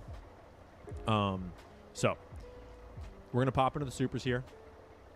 And I'm going to get through as many as I can. If you're new to this channel, obviously the supers are on YouTube. If you're on Twitch, I appreciate you subbing. I appreciate your support on Twitch. Twitch is where we do more frequent, like low-key streams on all sorts of topics. I'll do streams while I'm like researching live. I'll do streams where we're hanging out, discussing what I just found out. It's like the breaking stuff. It's a lot of fun. So if you want to be in more streams with us, jump over to Twitch and sub over there. YouTube, I try to do these more curated, like monologue streams. I aspire to be as good as Candace Owens at that shit. But I got years I got to practice. So we're practicing. Gigi's over there on the floor chewing on her bone. having a grand old time. So we're going to go down from the top down on the supers so that hopefully the people that spent the most money on supers don't get left behind. And then we'll get down into like the 20s and the 10s, and at a certain point I'm going to have to just start skipping like a bunch and just kind of like taking a bunch of random ones from the bottom because I can't usually read them all. But I'll do my best. I'll get to the most. Sometimes I ramble. Y'all know how it is. My Harmonious Home, thanks for the huge super. I support everything you are doing. Thank you. I appreciate it. Means a lot. Doing my best. Stephanie Powers, thanks for the big super. No comment. Appreciate it. Sierra Zinger, thanks for the huge super. Hey Ian, met you back in May. Best birthday ever. Making my way through One Nation Under Blackmail now. Whitney is brilliant. Wish you the best. I wish I remembered where I was in May. But that's dope. I'm stoked that you got to meet me. I love meeting homies out there in the wild, out there in public. Y'all are legends. So thanks for the huge dono. Glad you're enjoying it. It's super dense, right? I recommend you take notes and take your time and slow down and do the research you need to understand it as you go, or just read it again when you're done because it'll never stop teaching you new things. Carolyn M, thanks for the giant super, no comment. Legendary. Your support means a lot. YVM, pitching my support to keep you going. We need to continue to asking questions. We know how many paid by AIPAC members of House and Congress we have. Would be nice to know how many dual citizens of America and Israel hold positions in government. Yeah, I mean, by law of return, unfortunately and uncomfortably, it's like if you are Jewish, you kind of are dual citizen whether you've asked for it yet or not. That's the uncomfortable nature of that policy. So it's a lot. But it's not as many as freaking are Zionists by donation, so to speak. So thanks for the big super, and yeah, we got to untangle this from our government. It's just the way it is. Techie Head, $20, thank you. Dare you to search your license plate on trends or other personal identifying details. See where searches are coming from. Use a custom date range for best results. That's an interesting thought. I have not thought of that. Let's do it live on stream. I'll probably do that someday. That's neat. I mean, I'm sure I'm being surveilled. I'm sure that I'm being tracked in various forms and people are watching. That's fine. Come at me, bro. I'm just a guy. But also I do take precautions. And I'm very happy with my life and I would never do anything to harm myself, obviously. Got a wonderful life, wonderful family, great girlfriend, great dog, great friends. I am very happy. And I'm very careful not to have any accidents. Ashley LeMarie, thanks for the super. Educate yourself if you don't agree with Ian, please, because he is actually educating himself and all of us with his research. You should do the same. Love you, Ian. We are here to support you. That's the truth. I appreciate that, Ashley. Is like, I have been wrong lots of times, and I've always self-corrected. Like, if I get something wrong, I'm like, oh, I got that wrong. Like, look, I have evidence right here that I was wrong about that. And then I learned. That's the whole point of learning. Like, I come from an educational background, and the whole point of being here is for me to get educated. And I know very intimately that the moment that you think that you know everything is the moment you stop learning, and you start getting dumber and dumber and dumber and dumber until the day that you die. And so the only cure to that is to always be ready to be wrong and always look for new evidence and always never get attached to an opinion or an idea. Just look at the evidence, right? If your allegiance is to the truth, you'll never die on any hills because you'll just keep on learning anytime you get something wrong. That's the best part about it, is getting something wrong is good because it means you learned something, right? And so I'm just doing my best. I'm like a mid-IQ regular guy that just knows how to do the work and knows how to teach, so I know how to teach myself. And so I'm just teaching myself live on the internet. And I'm taking you all along for the journey. And hopefully I'm demonstrating techniques that you're then able to take and copy and augment into your own lives so that we can all get smarter and we can all get more informed in your own ways, in your own time, right? Thanks for the super, Ashley. Desi, what's up, Desi? Thanks for the super. The app sounds amazing. Need beta testers? Let me know. Oh yeah, we will definitely be sending that app out to the homies, and you will definitely be on the list. And you are going to effing love the name and the branding concept and like the meme behind it, so to speak. It is such a wonderful and meaningful concept, the way that we're going to present it to people, and it's like, oh, it's so cool. I cannot wait. You'll definitely be on the list. I saw one coming up here. Alaska Dog Lady, thanks for the big super. First time Ian Super, here from Candace. Is there a video introducing us properly to your dog? No, not really. She's been in some of the videos. If you go find the Claude video where I've got the messy hair and it says I switch sides on the thumbnail, really cool video. It's a different style. It's like very cinematic style. And she has a strong cameo in that one. But, you know, maybe she'll come over and hang out at the end of the live stream here for a bit. Michelle Colombo, thanks for the super. Listening to Candace and Barron tonight. A lot of their investigation of Rob McCoy and Calvary Church seems to overlap. Seems like possible trafficking. A little stretch, but can you search for McCoy/Cavalry and Epstein emails? I will, but not right now because my searching tool is it's not exhaustive because the way that I built it is sort of like mid IQ because I'm not great at coding anything. So I'm going to wait till I have a better tool. I doubt it's going to show up because there's a time difference here where like Epstein's operations were really hot in like the earlier 2000s. Like maybe, I don't know. But that's a good point, and I will keep my eye on that. But I'll also say that Barron and I are in touch, and I am researching a parallel thing to that right now in the background, and we're intending to cross research paths and do a stream together hopefully next week. So I'll be doing some live streaming about that stuff in the coming days, probably on the Twitch. And then I'll jump on with Barron, I think, next week at some point. Super stoked for that. Yake, thanks for the 20. This is not about all Jewish people. It's like, duh, we normal thinking people can differentiate. When people talk about the mafia, we don't assume it's all Italians. No shade to you, I love your content, but it just shows the fifth column. Again, exactly. The fact that I, like, as a person in media, even need to, like, make that point more than once or even at all is in itself evidence of what's going on out here. When you look at all of the, like, the many mob-style organizations devoted to canceling people that would speak about this, that have very successfully canceled and bankrupted and ruined people that do speak about this, that's just more evidence of this fifth column. Cheryl Kolar, thanks for the super. Jared Kushner, yeah, big time. Expose the truth, thanks for the super.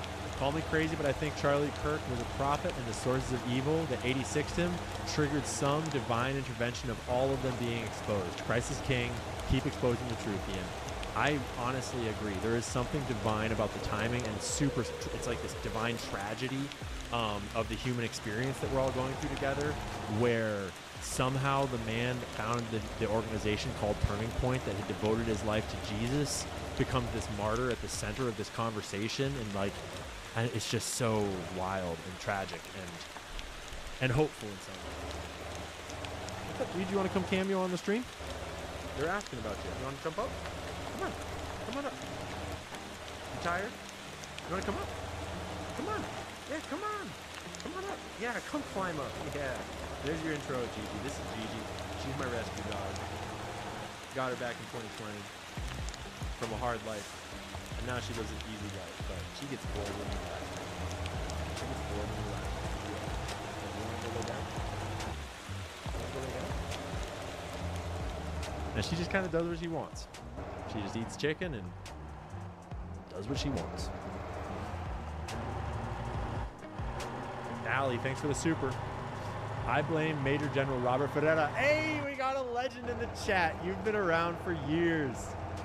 Dude, I am going to come back to that reporting at some point here. I blame Major General Robert Ferreira for all of this. He never should have rescued Baron Louis de Rothschild when the Nazis arrested him in 1938. Yeah, but also he was kind of a base motherfucker if you like read his story for real. He was kind of based, dude. Like they sicked him on this on their patsy and lied that he was like a turncoat. And then Robert Ferreira was like, no, this guy's a patriot. I'm going to hook him up. And he protected him and shit. And he got all these files out to us eventually. Not him personally though. And he allegedly called in the hit on Barry Seal, which is a crazy story. Watch American Made, overlay that story, and it's like, whoa. And that's not even to mention what he apparently did to Manuel Noriega and his testicles. A lot of inside baseball if y'all haven't been around long enough. If you scroll back far enough on the YouTube feed, there is a live stream from way back in the day about the CIA's black budget bank accounts that span the globe and who was smuggling heroin back in the 70s. You'll get to see the original live stream, like back when I first bought my camera. The Green-Eyed Girl, thanks for the super. Ian, you're digging great work.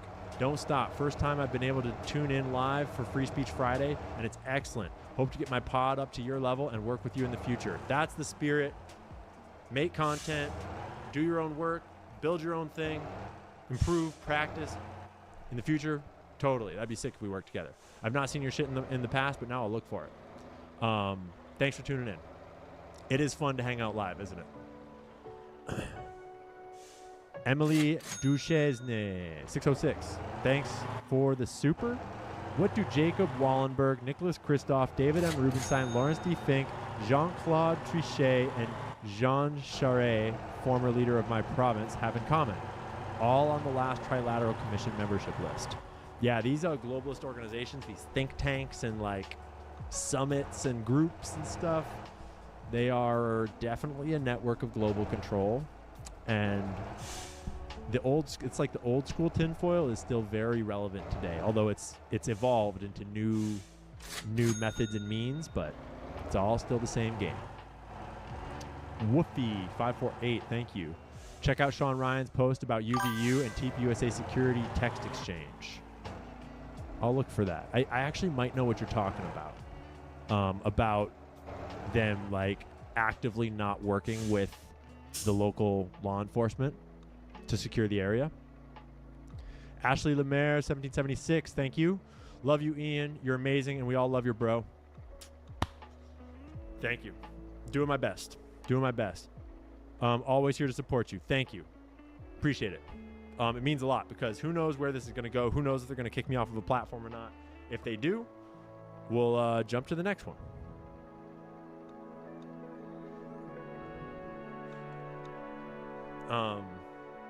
But I'm optimistic. I think we'll be good to go for at least Trump's presidency. Hopefully. Maybe. Ashley Lemaire again. You're a legend. Ian the legend.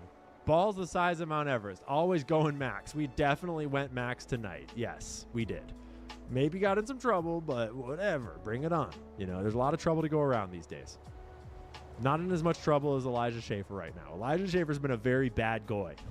Very bad, Elijah. We've all got your back, though. Sam Parker, too. We got your back. Kyle Seraphin. I think Kyle is probably going to be okay, but they're all in a world of hurt right now. We got to pray for them. We got to support them. They're the ones that got sued by, the famous country singer, the world famous country singer, allegedly. Everything allegedly. Silicon Valley Syndicate 836, thank you. My new historical thriller, The Black Vault, covers CIA Mossad origins, Robert Maxwell's death, Epstein's reign, and their involvement in Kirk's death. And what you discuss here, Cliff Carraway. Their Black Vault. It's a book? Like it's a book that I can buy? Is it a book that I can find? I find a document archive that's different, I think. But I might have just found something cool. I'm going to do one more little thing here. If it's not online yet for me to buy, I want it whenever you put it online. I want it. Email it to me. And write books, guys. Writing books is super sick. It's good for your brain. Even if you don't want to publish it, write books. Do research, write books. Oh, that's the wrong... I got to click over here. Brett, $10. Jeffrey Epstein is still alive. Very plausible, especially once we see all this shenanigans with Trump and with the files and with the emails that are out now. I did start to think, I could see him still being alive pretty damn easily at this point, too. I'd believe it. But who knows? Combat Sea Wolf. America First Forever, saying this is a former legal immigrant with an L, turned full-fledged American via military service. Thank you for your service, sir. You're more American than a lot of fucking Americans out here, especially the ones that are supporting a foreign military and a foreign government. Proud of you. I'm trying to grow a caterpillar like you do, Ian. Unfortunately, some things we can do with our own lives and other things we do inherit. But I believe in you, bro. I believe in you. Just eat a lot of steak and talk a lot of shit. Drew Computaro, thank you. Ian, are you aware that you are allegedly threatened in a People's Voice video from a few days ago, along with Candace and others? No, but I'm not surprised, and I'm not worried. Say your threats. Whatever. Bring it on. I'm over it. I've seen worse. America is tired of this bullshit. Someone's got to say it all, so I'll just say what I'm going to say. And, there's lots of other people that go harder than me. I mean, right? I'm not like the hardest motherfucker on the internet. Just doing my thing. Check Jordan Peterson, PragerU, McGill University, and MK Ultra. Why did Jordan get Dennis P. as a handler? Yeah, the handler industry is strong these days, for sure. Jordan Peterson has had a really sad and weird trajectory. Burned his shit to the ground. Momo and Fam, thank you for the super. Momo and Fam, just a thought I've been having. What will we do when we uncover officially all of the corruption? What will we do when we find out who is behind Charlie Kirk's assassination? Inevitably, it's going to have to be young people growing into positions of power, young people that are awake and aware, young people that get the Israel conversation, young people that get the corruption, young people that know what really happened on 9/11. And the more of us that grow into positions of power and grow into the government, hopefully things will change. But it's going to be a rocky transition. Super rocky. So, Alaska Dog Lady, adding $10 more because she's a rescue? Yeah, totally a rescue. I got her from the Humane Society. My friend worked at that Humane Society, and I told her, hey, I want to get a puppy. Let me know when one comes in. She was the very first one that came in. And I got a photo of a boy and a girl, and I was like, immediately, that girl is my dog. Went and met her, and the first day, it was like, obviously, this is my dog. She had a ton of trauma, ton of it. She had been abandoned in the county and then found by animal control, and she had all sorts of trauma from, probably the man in the house that she had been in, hitting her with things like sticks, brooms, stuff like that. She had all those traumas. She had dog trauma. She had probably been attacked by coyotes. She gets really scared of coyote noises. She had trauma from every sound and weird thing in the world, so we did a ton of training. I got really into dog training when I got her, and we went on all the walks. We trained off-leash, on-leash, treats, no treats, food, not food, all the things, playing. And now she's a fucking legend. She doesn't normally wear a collar. She can walk off leash beside me. She can go free and come back. She's a legend. She's super smart, but she's also really willful and has a full personality. She's adorable. And she learned that sit pretty is the cutest trick ever. And so she learned that she'll get attention from strangers if she sits pretty. And so when we've got people over hanging out and she wants attention, she'll just go over to a stranger and if you don't know the sit pretty trick, you should look it up. It's she sits on her hind legs and goes like this and looks you in the eyes with her big ass eyes, and she just melts hearts immediately. It's hilarious. And not even for treats, just because she knows that she'll get attention. Yeah, totally. I mean, no shame on people that buy bred dogs too, because rescues can be a lot of work and you have to be prepared to do the work, but yeah, she's my rescue. Nita Ramahi. Ian, I hope you, Candace, and Baron would have a special presentation presenting your evidence together. I doubt we'll ever do a triple. It's a lot of work to coordinate even a double, let alone a triple, and Candace is busy and she's on a train, but collectively together, quoting each other, working off of each other, we will all get there together. That would be a badass show, though, no lie. But I intend to work with Baron in the future, and I'll definitely go talk to Candace again at some point in the future. Alex, thank you. We're gonna do the 4 that are on screen right now, and then we'll start skipping a little bit because I got to get out of here. Alex, thank you for the super. Keep pursuing truth. Lots of support from the UK. Appreciate you, homie. I don't know what time it is over there for you, but thanks for watching whatever time it is. They are good at what they are good at. In other words, the perverted industries. I mean, I've said enough controversial things for one night, bro. I'm not going to deny or affirm, but certainly, yeah, maybe, I mean, hey, you said it, not me. Bruce Leroy, 1572, thank you. Jewish mobster Bugsy Siegel helped found Las Vegas. Yeah, for sure. I wonder if Adelson was working with him. She is that old, honestly. Could be. Yeah, she's a lot of her money comes from the Las Vegas Sands empire. All right, and I think this one more. Bruce Leroy, go back to 1950 and see what the Red Cross had to say about Jewish deaths during World War II. I've looked. I know. And I don't like trust the Red Cross entirely either, but let's just say that I have watched the government of Israel and the international Jewish community lie so overtly, so much every single fucking day about a genocide that is happening today that, like, I'm sorry, I do have questions. And I think most of us probably do. We just don't want to say it. Because if you're lying this much about what's happening on live TV today, we all know that the whole World War II Holocaust thing is used as a propaganda club. And so it's like, I have no fucking clue what happened. I know that, like, I can source... Like, for example, I know that journalists like Annie Jacobson have done a great job of sourcing primary sources from the time, which is like a pretty good approximation of getting to the truth. And I know that some fucked up shit happened. But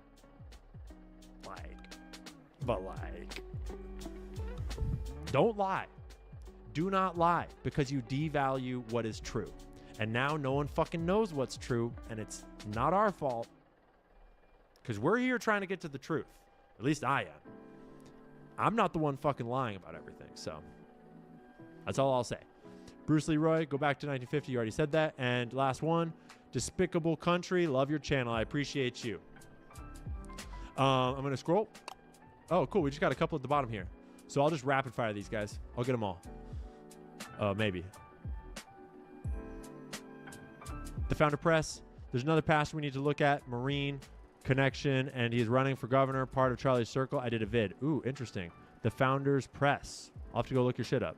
Right on, bro. Sorry I'm late. Candace just ended. I hope I brought some friends with me. I'll be watching 1.5x speed. Hell yeah. You can always rewind, too. Thanks for being here. Danker probably followed the German who went to San Diego first in the 1800s. I don't actually know what you're referencing. But I appreciate you. Danker, so much money laundering in music, you can charge whatever you want for sound. Exactly. Yeah, music and film, classic money laundering. Partying, all of it. Brooks, I'm genuinely convinced that the CIA in Israel runs the world in almost every aspect. But hey, what the fuck do I know? What you're referring to is the deep state. You're referring to the breakaway alliance of organized crime and intelligence agencies. And when, after World War II, intelligence agencies got founded, they were founded on behalf of the international corporations, which are in with the organized criminals. And it's all this black money network that's on the backside of all of our industries. And they got the power of the government and the military legally once intelligence agencies were founded, and now they have whole countries, nations, governments that they can wield certain parts of, like the intelligence agencies and the black ops. And you are correct. Yes. Just don't forget about the multinational corporations. The mega corporations, they are 100% dirty, and they're 100% in on it underneath the bankers. Brooks, can we just take our country back already? GW 1776 style? We're past due. Signed an AFG vet. Yeah, 100%, dude. Unfortunately, they were smart, and whoever they is made everybody soft and weak and lazy and fat, and America just ain't what it was anymore. But people are waking up, and people are getting ready to make a difference. Jazzy, we appreciate all you do. I appreciate what you do. GeoGasser, I'm tired of the disclaimer. I know. William Ellick, Zuck not cool, never forgive evil. Dana is Zio scum. Yeah, he's just not as evil as others. Kind of a little bitch pussy from during COVID. And certainly you never forgive them for COVID. Your guidance keeps us aligned in truth. Thanks, homie. Imagination Podcast. Annette, please look up. I'll try to remember that. I don't know if I've ever seen Imagination Podcast. Diddy's father killed Elvis. He was his handler. No shit? I do know about Diddy's father a little bit. I don't know about that, though. I'll look into it. Any idea if Hillsdale College is run by Zionists? I don't know for sure about that one. I don't know at all, honestly. I've heard of it, but I don't know. Delm, thanks for the super right there. Appreciate it. And then we'll scroll up. We'll get the last ones. Whoa, thanks for 100 Thai bot, homie. Dropping in from Thailand. You and your community show me more and more people are getting red-pilled. Your work is very important. Truth is important for an honest life. Thanks. Thank you. I appreciate you, homie. And then last, we'll get the last ones up here. Liberty Love Rock. I would love to see more state legislatures volunteer like New Hampshire, $100 a year. Get the BS line of political career opportunities out of the way and more real people running for office, 100%. When you vote next time, look for whoever has never been in office before. They're more likely to be better than anyone else that's been there already, because the people that were there already are fucking it all up. And I think, okay, one more Roz. Thank you for the big super. Look into Sigmund Cohn and Moritz Cohn, Roy Cohn's family. Birkat Konahim hands on gravestones. Look into his mother's family name, Marcus, as well. He also hated the Bolsheviks. Roy Cohn is a super interesting figure. I have not looked into his parents at all. There's not nearly as much out there about them, but that's interesting. Next time I'm looking at him, I will look. Techie Head, thank you. Did you realize that one of CK's kids is named Gigi? I did, actually. Yes, I did know that. Gigi is actually short for something else. Gigi is her nickname so that I don't overuse her real name when I'm just talking to her for fun. So I reserve her full name for when she has to listen to me for a command. And it is a brilliant strategy, and I highly recommend dog owners do that, where you have a command name and then you have a nickname version of it that you just throw around like crazy. And then you don't even have to tell all the regular people that come over to your house the command name so they don't devalue the real name. Because words only have power if you use them intentionally. Zionists? Thank you, Ian. Continue to turn the volume up. Yeah, we definitely got turned up tonight. Hey, Ian, respect you from the land of sand. All the best. Thanks, homie. I appreciate you. Is that Saudi Arabian rupees or something like that? That's legit, dog. Y'all got a lot of corruption in your government too, but I bet you're all beautiful people also. Thanks, homie. Appreciate it. Thanks for tuning in. Whoever you are. Hanya Labababy. Sorry for butchering your name, homie.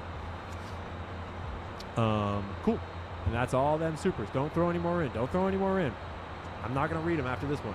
Their Black Vault is available for sale, however, being shadow banned. Check my X account for where to get. Cliff Caraway. Cool. I'll drop that in here so I can look later. Thanks, homie. X.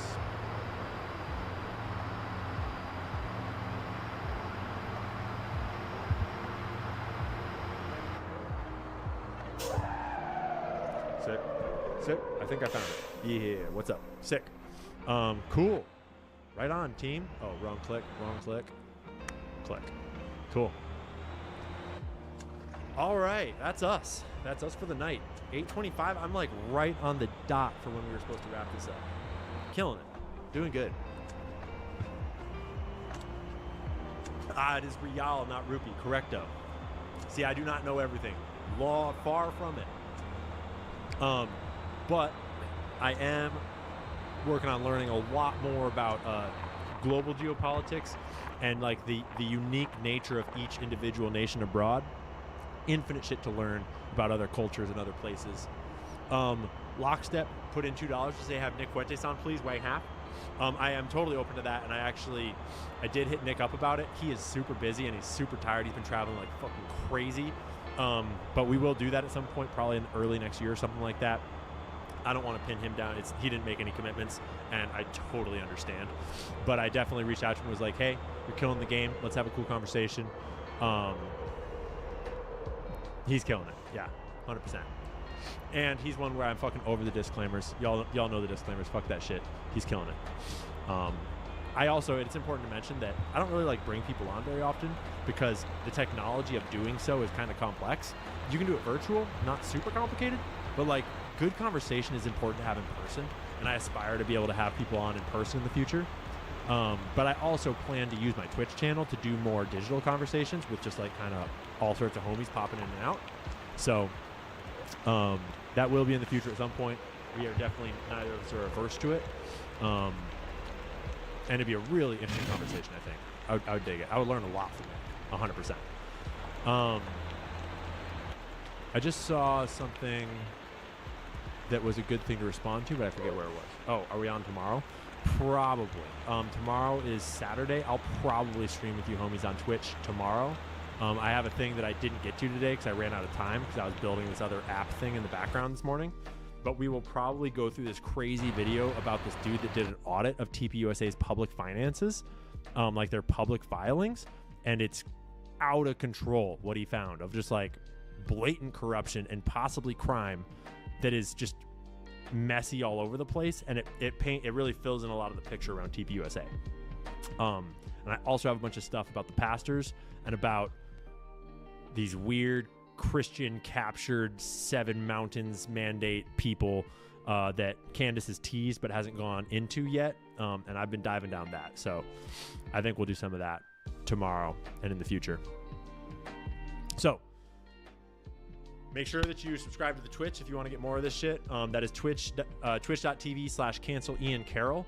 It is linked in the description. It's a ton of fun over there. We do a ton of hanging out.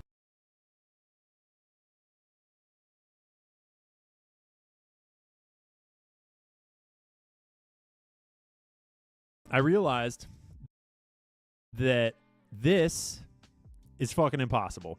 No one can look at this. We can't make sense of this. Like, I can look at it and make sense of it, obviously. It's not impossible at all to look at and make sense of, but it ain't no way to make a video. It ain't no way to communicate what's going on out here. And what we need is a calendar. We need a calendar of when were these various planes in the U.S. We also need a map showing the mapping of these flights, which your boy is working on here, mapping the flights. But to show the dates, it'll be really useful to have a freaking calendar. So I made one. Conspiracy theories are entering a information is the oxygen of the democracy. There's so much evidence out there that even if less than 1% is true, that would be enough to collapse the current paradigm and change the whole planet. And it's pretty obvious. It's not hard to understand how they're marked here. SUBGM is the one that I noticed yesterday that it was in Provo all the way since July of 2024, just sitting here in Provo, apparently. BTU drops into, and they always, like, in making this map, this chart, I realized that literally every single one starts its trip with Cairo to Paris. And then from Paris, they take different flights into the U.S. in various ways. But again, these planes, these Falcons, they only need one stop to refuel at the most. They don't need 2 fuel stops. It's all very strange. So like Cairo to Paris, and then on the 17th all at once, after doing an overnight in Paris, which they always overnight in Paris, and they always overnight in Wilmington before flying. They never just stop over. Then on the 17th, it goes Paris to Omaha to Lincoln. And Omaha and Lincoln are right next to each other. Omaha and Lincoln, and maybe there's a legitimate explanation, but Omaha, Nebraska and Lincoln, Nebraska are these 2 yellow dots right here, right next to each other. So, like, why are you flying over to Omaha and then to Lincoln? If you're doing maintenance, that doesn't make any sense. Doesn't seem like a maintenance trip. Lots of other legitimate reasons to fly to the U.S. as an Egyptian military craft. Lots of reasons. But our U.S. government damn well better know what those reasons are. Right? February gets more exciting. SUBTV flies in Cairo to Paris first, always first, and then all in one day after overnighting in Paris, it goes Paris to Detroit to Lincoln.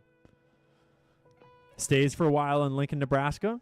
And remember, Lincoln is where that Dassault repair facility is that would ostensibly be servicing these planes. But why are you flying Cairo to Paris to Detroit to Lincoln just to get to Lincoln when you could take out 2 of those stops if you're just going for maintenance? It's not like you're not picking up parts. You're not picking up personnel. That's not how a maintenance trip would work.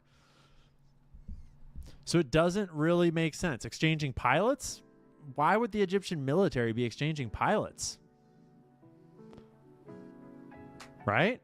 Connecting with different 3-letter agencies? Now there's a possibility. Maybe they're doing... Who knows? Maybe they're picking people up. Who knows who they would be picking up? SUBTU jumps in February. Cairo to Paris first. Overnights in Paris. And then Paris to St. Louis. And then they do a 15-minute of St. Louis to St. Louis right there.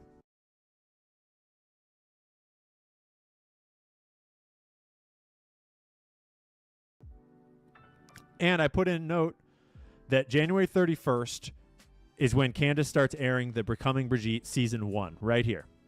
Okay? Then, February 17th, Candace interviews Broussard, and they put that on air on the 17th. And right then, BTU is in America. Cairo to Paris, Paris to St. Louis. And remember, she suspects that they were surveilling Poussard's phone, and they knew in advance when this was going to be airing. Worth noting. They stay in St. Louis for a week, and then they go St. Louis to Wilmington, overnight in Wilmington, like always, and then Wilmington to Cairo. Very typical. Then on the 24th, immediately after this flight leaves, the very next day, Charlie Kirk texts Candace and says, hey, I have something to tell you from the White House. Okay, I'm around. Call me. February 25th, Sergio Gore calls her and orders her to stop speaking about it. And then February 26th, Donald Trump himself calls her and asks her to stop speaking about Brigitte. Right after this green plane leaves. Kind of interesting. Much more obvious when you see it on the timeline like that. March, this BGM is still just chilling in Provo. And then BTV does 2 trips. Cairo to Paris, and then the next day, Paris, Omaha to Lincoln. And then, at the end of its trip, it goes Lincoln to Wilmington and overnights, and then it goes Wilmington to Cairo. Comes right back later that week, Cairo to Paris the first day, and then Paris, Detroit to Wichita, Kansas. Stays in Wichita for a while, then it goes Wichita to Wilmington, and then leaves Wilmington to Cairo, direct. Stays in Wilmington for quite some time right there, apparently. This is just based on the publicly available flight data. And then, in April, BGM finally gets its shit together. And this is kind of weird. SU-BGM, the pink plane, has been sitting on the runway in Provo, ostensibly getting repairs done, I would assume, for like 8 months now. And then on 4/10, on April 10th right here, it does a Provo to Provo flight for 55 minutes. I don't know what this means yet. I would love for a flight expert to examine this and look at this and tell us what this might mean. Because on April 10th, BGM does a Provo to Provo flight that it says on the flight data it takes 55 minutes for that flight at 3:16 p.m. local time. But in the local time chart, it says that it lands before it takes off. But in the UTC time code chart, it doesn't do that. And it says that it makes sense and the numbers all add up. BGM. It's right here. Provo to Provo. Okay? This is in the local time chart where it doesn't make sense. It does a Provo to Provo flight on April 10th that takes 55 minutes long. This is the flight duration. And on the local time chart, this is the declared time of departure, and this is the transponder's actual time of departure, second column. And then this is the declared landing time and the actual transponder landing time. So in the local time chart, unless there's a data problem at Flight Radar 24, the transponder apparently says that it takes off at 3:16 p.m. and it lands 4 or 5 minutes before it even takes off. Which is kind of weird. Right? Test flight, right? Obviously, it's a test flight to make sure that the repairs that they did worked. Obviously, they didn't work if your fucking transponder is breaking like that. Right? But it never does another test flight. That's the only Provo to Provo flight it does. And then, 6 days later, it goes Provo to Goose Bay to Paris, and then it stays in Paris for 2 days, and then it flies Paris to Cairo. Again, with the Paris connection for some reason. So that's a little weird. But it's even a little weirder because when you click local times, local airport times, all the numbers on the chart change. All of them. Meaning, as far as I can tell, that every time on this chart right here is local time. So it's broken. Something's broken. It can't take off at 3:16 p.m. and land 5 minutes earlier. Especially if the flight takes 55 minutes to complete. Right? And even from the declared times, 4:11 p.m., they said they were going to land an hour before they departed, or rather an hour after. They declared that they were going to take off an hour after they said they were going to land. But you go over to the UTC time code charts, and again, Provo to Provo, April 10th, 55-minute flight. Transponder says they took off at 9:16 p.m. UTC and that they landed at 10:11 p.m. UTC, which works. That's perfectly mathematical. That's exactly right. 9:16 p.m. plus 55 minutes equals 10:11 p.m. So the local time data doesn't match the UTC time data. Let's check it on the actual thing. I have a way that I think we can check it. So up here in this menu, in miscellaneous, this little checkbox is local airport time. Okay, so what we're going to do is we're going to go to the Provo to Provo flight, which is right here. Okay. So right now it's in local time.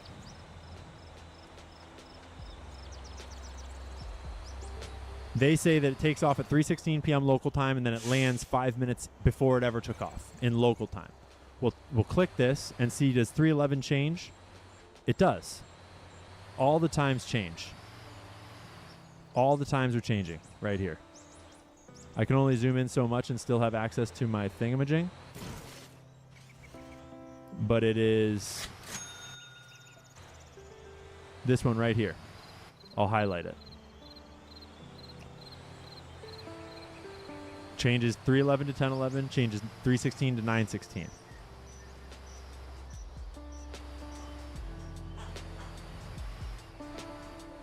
So, what's wrong with their fucking transponder? Maybe it's a problem with Flight Radar 24. Maybe it's nothing wrong with the transponder, but it's weird. Okay? So, you'd think that it's a mistake that they were doing repairs and the repairs didn't work and that they should do another test flight. But they don't do another test flight. And I'm obviously no aircraft fixer. So I would love for an expert to chime in and give us a legitimate, normal understanding of why that would happen.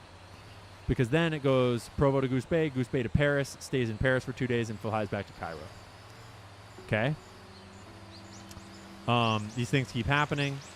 May, June. BND comes in May, and it stays for a long time. Cairo to Paris, and then it overnights in Paris for 1 night, and then Paris, Goose Bay, Minot, and then Provo, all in 1 day. So if this is a maintenance flight, a repairs flight, why the fuck are you doing 1, 2, 3, 4 legs to get to your maintenance stop? Right? Because if it's going to be maintenance, why do 4 legs? And then it stays in Provo maybe for maintenance, but I don't think so. For all of this time. It turns on for 1 minute on the 10th of June at 2:40 p.m. Utah time. Right there. Just on for 1 minute for some reason. And then on July 1st, Macron sends another legal threat.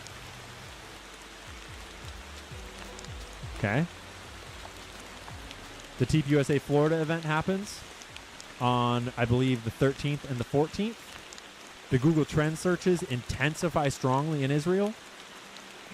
Red plane still hanging out. Blue plane, SUBTT, goes Cairo to Paris. Paris to Omaha to Lincoln, all in the next day. Macron's lawsuit drops on the 23rd in Delaware for some reason. Don't know why. And then the blue plane flies Lincoln to Wilmington and then Wilmington to Cairo. Yellow plane comes back in beginning of August. The Hamptons meeting happens on the 4th while the yellow plane is in the U.S. And then blue plane drops in right before the UVU announces it, an event is announced. They do line up pretty well, right? It's like maybe we're seeing coincidences. Maybe we're seeing coincidences. But yeah, Cairo to Wilmington. It can totally fly Cairo to Wilmington distance.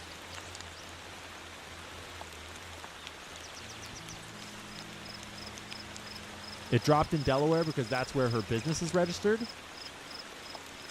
I don't think that's true. I don't think that Candace's business is registered in Delaware. Is it because you're saying that's where Brigitte Macron's business is registered? Because yes, this is a coincidence theory. Thank you. I will have a great Thanksgiving.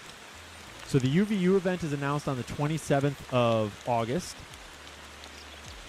And then Charlie texts the group chat somewhere at the beginning of September. I haven't pinned down the date yet. Chat, does anyone in the chat know the exact date of Charlie texting the group chat saying he's going to abandon the pro-Israel cause? Because right around that time, BTT flies Cairo to Paris and then Paris to Minot to Provo.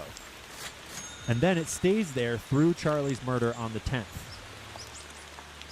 And that day, Blue Plane flies out of Provo at 7:14 a.m. local time. They certainly don't look like maintenance trips to me, right? Purple and Pineberry?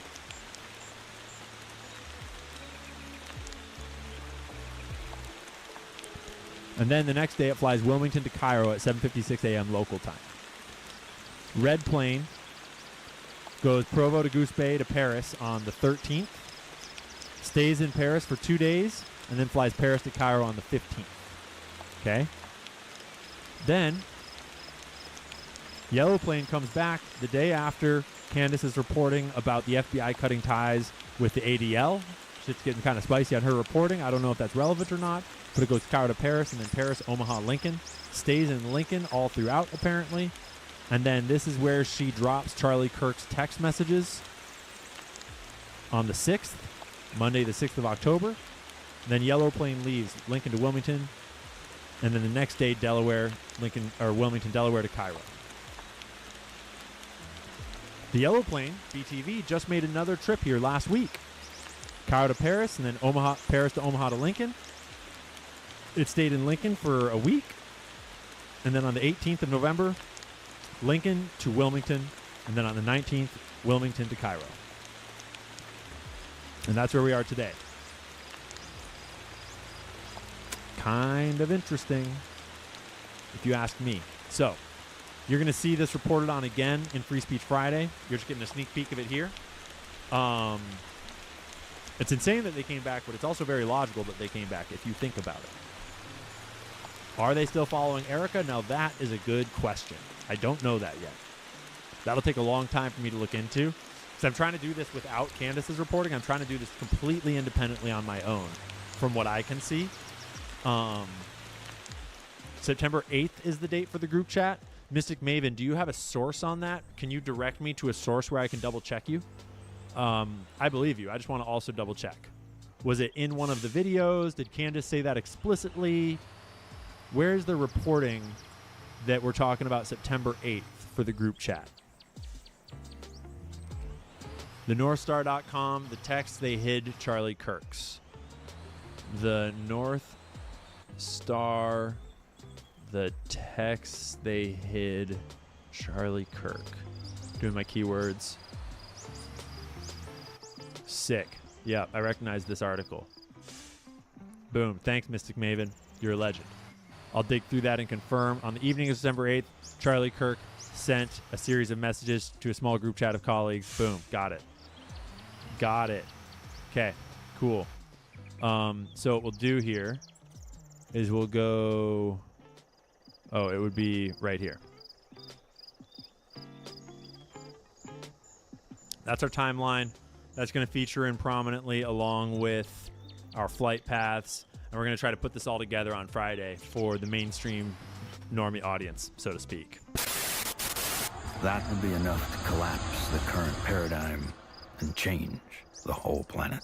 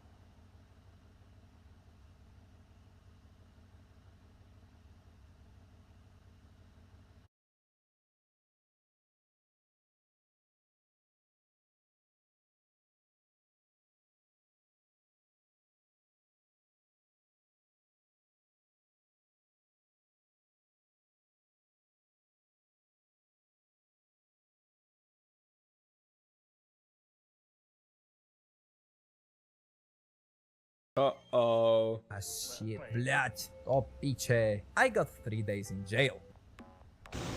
But this was cool though, because after a few glasses of milk and a bit of self-contemplation, I felt like a new man, and after just 3 days of sleepy time, I was out.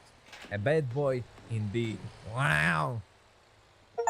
Whew. We finally came to the PC Games achievements, and believe me when I tell you, there is a special place in hell for a man who thought a lot of achievements in this game should be from PC games on a machine from 1992. First one was when we started the PC. You got a PC. Yay! Easy enough. It took a lot of my 8 brain to figure out how to connect to the interweb, but I managed to do it and installed a fish game. This game almost broke my fingers. Oh. Or my keyboard, one or the other. Basically, I just had to catch the rarest fish. This took a lot longer than anticipated, and I got a feeling this is not going to be the easiest streak of achievements. Anyways, catch a fish. Yes! Next, I played a simple tune on a piano game.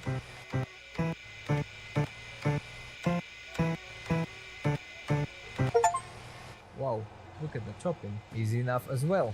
But my high hopes were short-lived. We did 3 out of 17 PC achievements. There was a long road ahead. Get ready and bother with me, kurva. First game, Massacre. Move left, move right, shoot the baddies. Defeat 3 small bosses and progress to the big boss. Took a few tries, but we got it. Yes! Guess this is escape. PTSD, unlocked. Rapula. Move left, right, and jump. Get Grandpa through 20 levels. Not gonna lie, bestie. It was harder than it looks. I even got a few mental breakdowns on this one. Fuck my life, why? In the end, we got Mr. Rapula his cure for illness. A cure for illness. Sorry, likey. Just get the finger inside of the circle. It was not easy. To be honest, we got to beat the score of 35 and failed one time, next time. After 20 minutes of trying, I was getting better and better at putting fingers through holes. And so I got it. Just the last millisecond.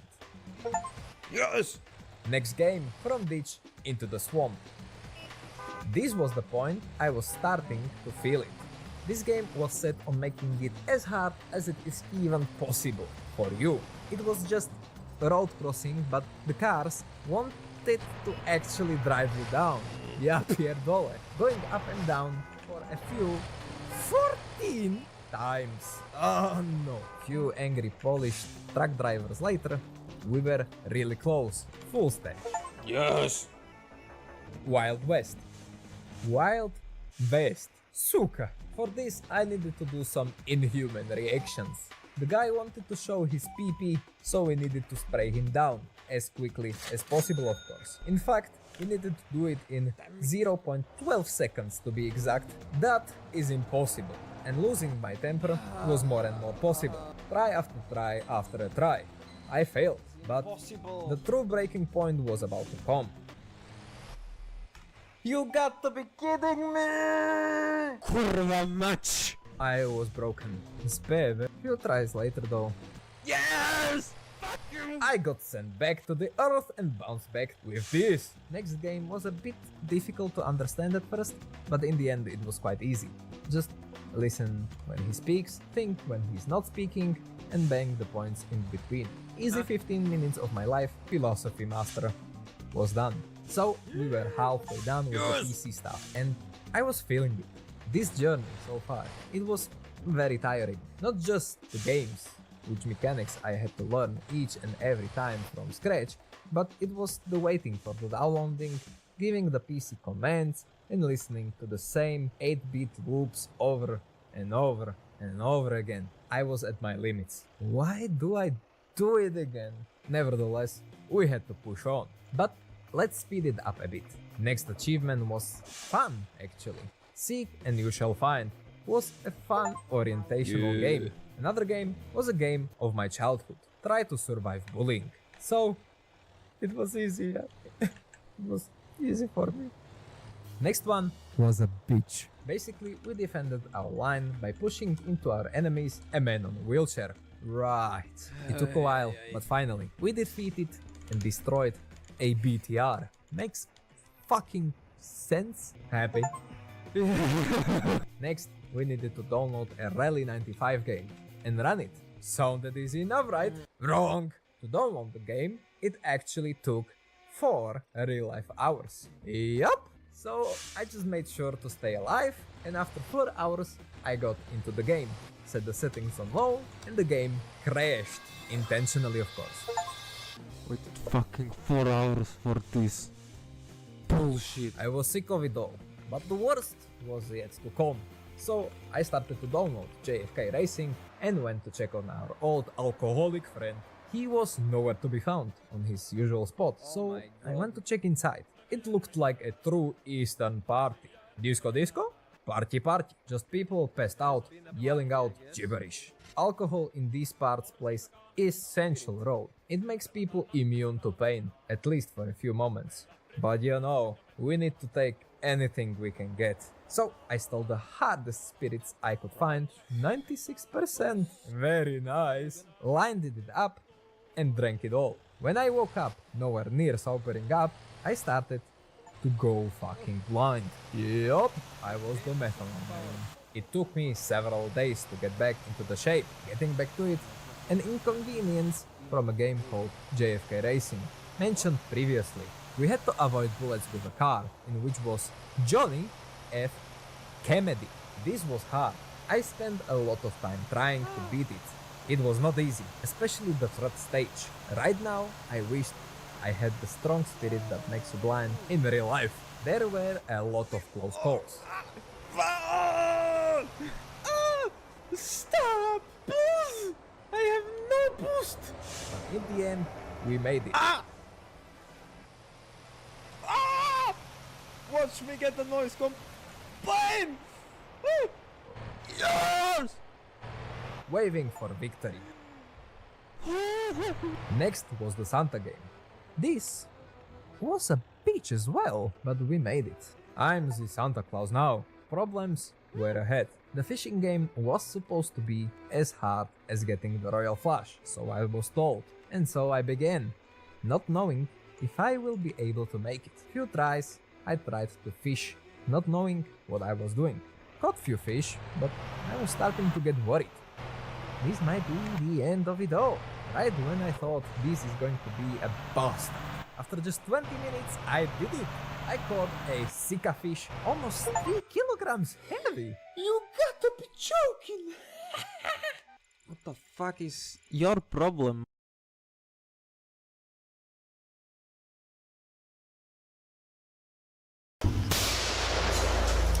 On July 4th, 2025 in Kendall, Michigan, officers from the Van Buren County Sheriff's Office were dispatched to a local property to pick up a male suspect who missed bail after he was found guilty of meth possession and weapons offenses. The male has been hiding out in an RV in attempts to escape prison time. After officers obtain a search warrant to enter the RV, they get the most explosive surprise of their careers. Morgan Parrish, Van Buren County Sheriff's Office. We have a search warrant for the property. Come on out with your hands up. Morgan Parrish, Van Buren County Sheriff's Office. We have a search warrant for the property. Come out with your hands up.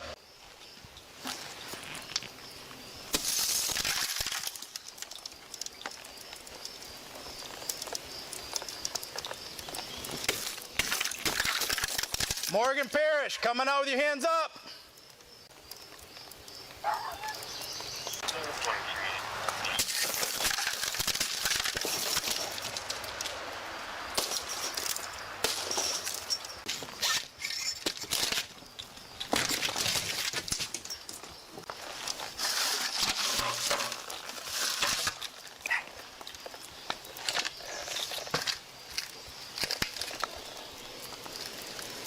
Morgan Parrish, Van Buren County Sheriff's Office. Come on out with your hands up.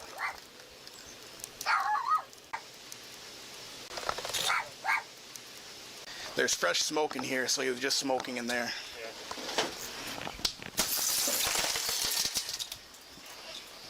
Morgan Parrish, Van Buren County Sheriff's Office. We have a search warrant for the property.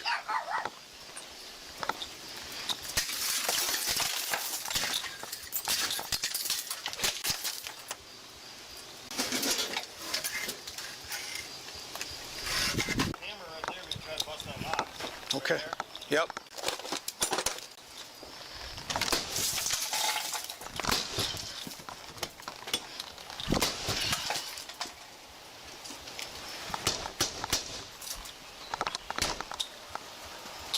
We're gonna send a dog in. We don't want you or your dog to get bit or hurt.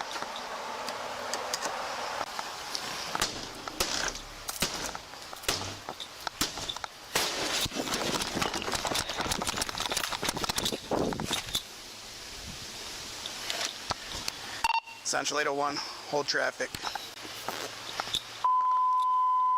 Attention, Houston Station, holding traffic for 10 801 114.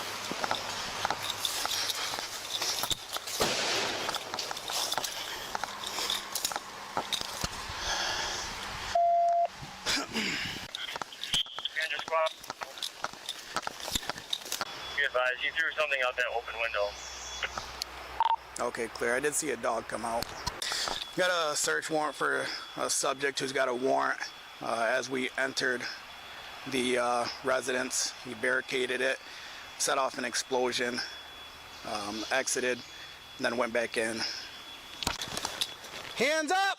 Show us your hands up! Come on out! Come on out! It's not worth it! Hey, can you hear me? Yep. Okay, so long story short, he's wanted out of Centerville. It's statewide pickup surrounding states. I get information that he's here, make contact with the property owner says he's here, get a search warrant for the RV. As soon as we break a couple windows to let it air out, call him out, and as soon as we get to the door, because the door was locked, he set off an explosion. Fire started going, RV started smoking, and then the fire went out. He opened the door, let his dog out. About 5 minutes later, came out, seen us because I'm off in the woods, and I gave him verbal commands, and he said, "You guys are gonna have to kill me." So All right, I'll get SWAT team headed that way. We're gonna get. I'm gonna have some people get some armor up there for you guys, and okay. then we'll. It's gonna be hard to get back here because it's back behind a house. So the Hummer might be able to get right up here. I don't know about the MRAP. Hey, if you're at my squad car, if you just want to continue to give commands over the PA, see if we can talk them out. Hands up!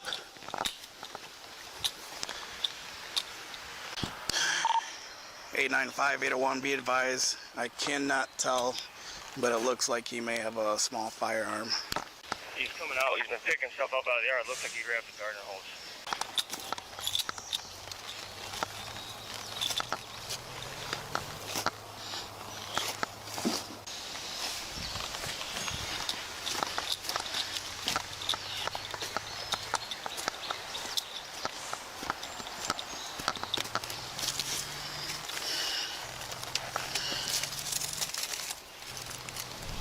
Over the next 45 minutes, more officers and SWAT units arrive and surround the perimeter. Police now have to figure out a way to take the suspect in custody without him detonating any more bombs or opening fire on them with any possible firearms he may have in his possession. Their first option they consider is to send a K-9 unit in to neutralize the suspect. Stay.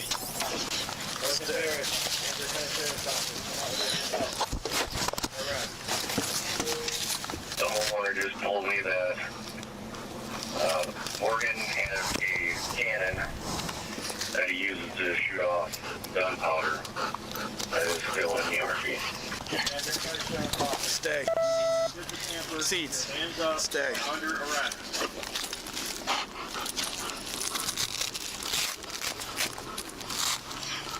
Stay. No, stay. That's right. I need someone to shut down the Morgan Cuddle up. Under arrest. Stay. I have a telephone number in-house, so I try to call in. Let me know if you can hear ringing inside. Leave it.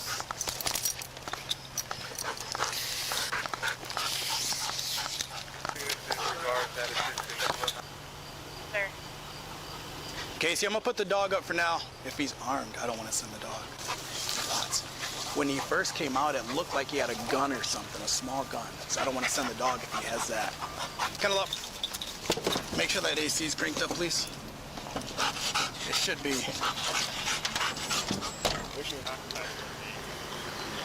Come on, we want to talk to you, Morgan. We don't want to hurt you. Nobody needs to get hurt here. All you got to do is come out and talk to us. Units be advised, he's on the front half of the RV, right inside the door. Morgan, can you come on out, partner? I can't hear you. Can you speak? What's that? You're in a danger zone, all right? Go ahead back to Morgan, can you come out? It's not worth you getting hurt over. Why is that? Well, Morgan, you haven't hurt anybody here. I know, yeah. So it's, no, you're not, all you're being charged with is just for obstruction, just for your warrant. No, I'm not. What's that? She's not going back to prison. He said we're in the danger zone, asked us to back up. Can you at least come out and talk to us? We won't approach the RV, we just want to talk to you. I can't hear you. We don't have a sniper. It's in the doorway.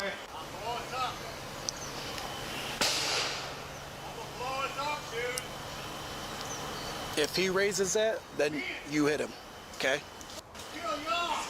He's gonna be on the front end of the RV now.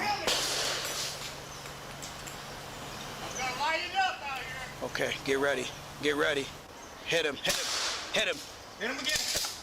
Come out! Get out! Get ready, it's there. Get ready, it's there.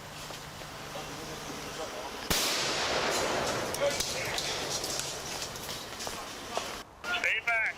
Stay back. That's the user for the log bomb detonated. 801, just an FYI, he threw it in our direction. Put your hands up the door! Come out! Come out! Less lethal deployed. Another one! No! Get ready.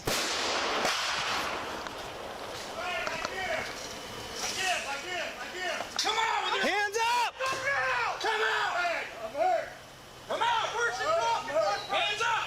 Hands, take commands. Hands up! Hold! Hands up! They are. Hands up! Trying to get the tail out of my way, dude.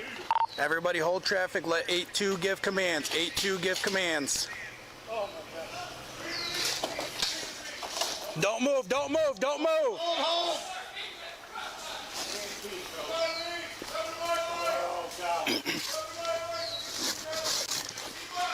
Listen to what he said! Hitch, if he moves back this way, you hit him again. I can't see. Come around me. Come around my right. 850, your advisor, turn back. Come on. Come to me. Come to me. Watch that arm. Stop. You're the only one in there? Yeah. My dog was there. Okay. 8-2, we got one in custody, multiple explosions. My name's Sean. What's your name? Stupid. Hey, I wouldn't clear that without a gas mask. What was that? I thought it was a fly biting me. No, it's my radio antenna. This is one of our medics, okay? So he's gonna take care of you for now. Okay? How old are you? 58, well, not 59 now. Okay. Can you, do you know your first name? Morgan. I don't want to go to prison for the rest of my life. I didn't do that shit. We don't even know what you... I know. What you're being accused of. You go right up over here, okay? I know you guys didn't have nothing to do with it. You're just doing your jobs.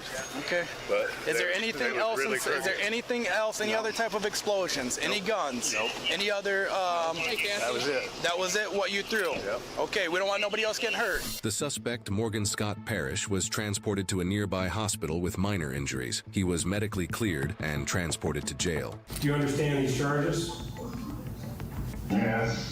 He's presumed innocent unless convicted in a court of law. Have you guys ever heard of the trolley problem? Well, it does ask a brutal question. If you can only save some, who do you choose? Well, in policing, that choice isn't theoretical. When an RV might be rigged to explode, when a suspect is ready to take everyone down with them, officers have to decide in seconds how to protect the most lives. An RV has to be a nightmare environment for law enforcement entry. You got tight quarters, which means there's no room to maneuver, no cover to duck behind, and no space to control distance. And an explosion at close range likely doesn't just assault your hearing, it shatters your balance and leaves your brain struggling to process what just happened. Now, your training tells you to push through, but your instincts tell you to survive. And in that moment after the blast, the officers don't just retreat, they have to create distance. That space is more than physical, it's tactical breathing room. It's the gap that keeps you alive long enough to figure out if the next thing you hear will be gunfire, another explosion, or the sound of someone charging at you through the smoke. Now, the officer mentions the MRAP, and it does stand for Mine Resistant Ambush Protected, and it was originally designed for military use in war zones to withstand IEDs, rifle fire, and ambush attack. However, the police had to use the Hummer, and that's built for rugged terrain and heavy protection for the most dangerous calls. And officers do use it to push through flooded roads, navigate deep snow, or position themselves close to a barricaded suspect while staying shielded from gunfire. Now, I know these scenes may seem like movie scripts, but in reality, they're moments when life and death share the same address. And for the men and women who wear the badge, it's not about glory, it's about getting the job done and living to tell the story. And when these suspects do surrender, it's usually not relief that hit first. It's the weight of what almost happened, because one wrong move and this could have ended differently. And that's the reality of policing, because you don't just survive the moment, you carry the knowledge of how close you came to a different ending.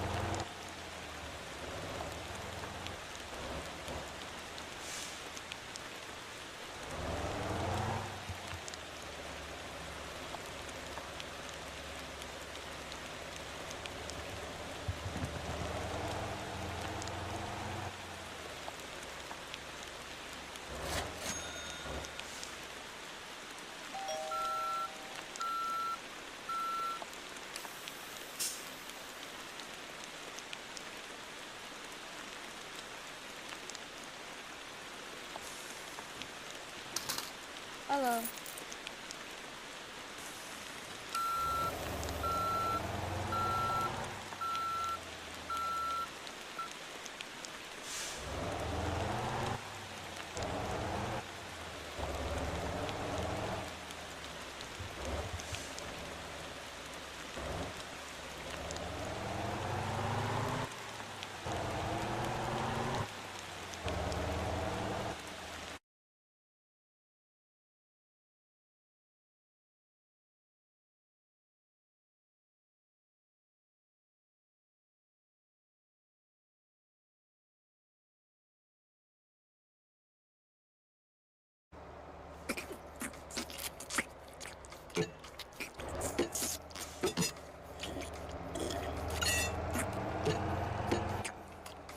You know what? I've had it. This sucks. What's wrong with you? You know what's wrong with me. When was this picture taken? 1964? You saying I don't look like my picture? I'm saying you probably never look like this damn picture. This ain't you! So is that all you care about is looks? Yes! Well, excuse me for thinking you like me for who I was on the inside. You're a liar on the inside. This whole relationship is based on a lie. An ugly lie! Why in the hell this keep happening to me? God, what did I do to deserve this? This is payback for what? What did I do to you? Tell me. Maybe I should leave. Nigga, you ain't no Denzel. Hell, you ain't even no Flavor Flav. Time after time after time. They always be alone. Lock them up, charge them with fraud. I be snitching on ugly women all day. I said, give them the chair, electrocute their ugly asses. I'll pull that switch quick. In Season 2, Episode 6, chillingly titled Attack of the Killer Kung Fu Wolf Bitch, we meet Luna, a seemingly perfect date who turns out to be a walking catastrophe of trauma and fury. This deep dive, we explore Luna's character, her background, her role in the episode, and the profound themes her story exposes. We will explore how the Boondocks uses Luna's story to confront issues of black feminism, domestic abuse, toxic masculinity, and media representation. Luna is introduced as a new character in Attack of the Killer Kung Fu Wolf Bitch, introduced as Robert Grandad Freeman's blind date. Robert found Luna through an online dating site, MySpace, and eagerly invited her to spend the weekend with the Freeman family. Luna is described as a beautiful, dark-skinned woman with an athletic build and black hair. At first glance, she seems like Granddad's ideal. Her MySpace profile photo exactly matches her real-life appearance. But Luna is far more than meets the eye. She is a martial arts master trained in White Lotus Kung Fu, which the show jokingly calls the deadliest style in the world. In fact, Luna has competed in the legendary Kumite, a secret underground deathmatch tournament. Early in the episode, during dinner with the Freemans, Luna casually reveals that she owns wolves, 15 of them, and is a master of White Lotus Kung Fu. This revelation horrifies Huey Freeman, himself a martial arts expert who recognizes the White Lotus style as deadly. Thus, from the outset, Luna is portrayed as simultaneously alluring and fearsome, sexy and serene on the outside, yet deadly on the inside.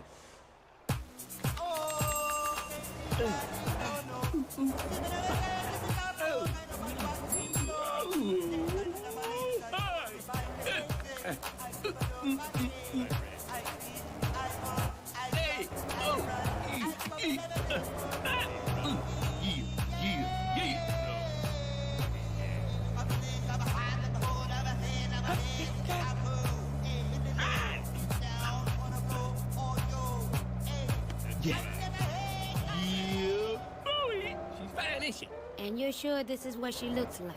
Oh yeah, your granddaddy ain't falling for the okie doke this time. Now I got the video chat. I think it's a setup. It don't make no sense. Why would she like you? Cause your granddaddy gives sweet love. And what do you know about this woman? Well, her name is Luna. She's a Virgo. Her hobbies include pets, traveling, and stealing from desperate old men. Watch when you go to sleep. I bet she have a gang of niggas up in here to rob us. That ain't a good look, Granddad. Not a good look? Is that some kind of new slang? Is that what's hot in the street, huh? Is that what you call really hood? Why don't you give her a chance? You ain't even met her yet. Neither of you. I don't know, Granddad. A whole weekend with a complete stranger? It's a 5-hour drive. Either she was gonna stay here, or I pay for a hotel room. Shoot, bad enough I gotta buy all this damn champagne and new sheets. I ain't Jay-Z. Shoot, I ain't ballin' like a rock star.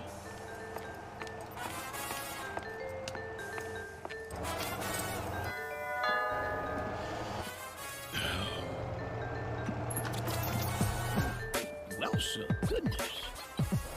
Roberts! Oh my God, it's so good to finally meet you. Yeah, uh-huh. Just like the picture, right? My sweet Luna. Come on in, cutie pie. You look just like your picture, too. Except you're wearing clothes.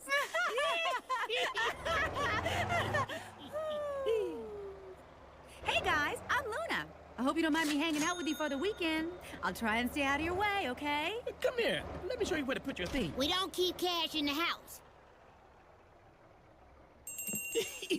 Come on. You want a drink, a soda? That's a big bitch. A massage, a bath, a piece of chicken, anything.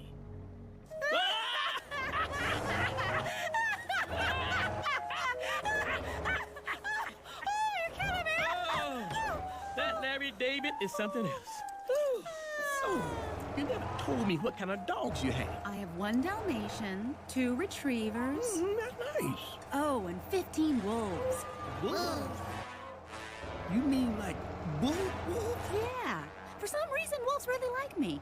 I was raised around wolves. They get a bad rap, but really, if you aren't afraid to establish dominance, there's nothing wrong with wolves. That's, fascinating. So, how long you been kickboxing? Well, I do a lot of martial arts. Not exactly kickboxing, but it's kind of similar. It's called White Lotus Kung Fu. White Lotus? That's the deadliest style there is. Yeah, and it's great exercise. You never mentioned, that you were a kung fu master. This crazy ex-boyfriend I had one time, he was a Shaolin monk. I learned it from him. Then I ended up having to use it on him, if you know what I mean.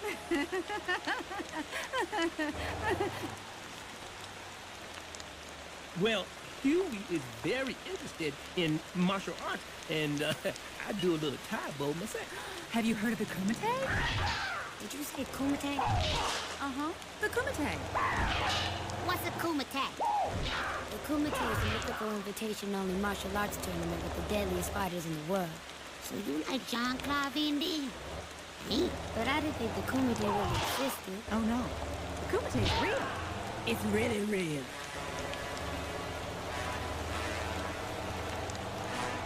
The Kumite is usually held on some faraway, mysterious island. So it's a nice getaway. Kind of like one of them all-inclusive vacation packages. They cover room and food, everything. Except for incidentals, of course. It's nice, you know? You get to catch up with old friends, see some really good matches, get a tan. It's good times. Good times. The Kumite is supposed to be a death match, right? You ever killed anybody? Hey, everybody has to die sometime.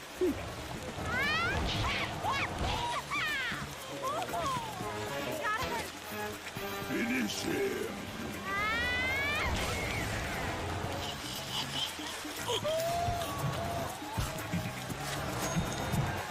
Luna wins.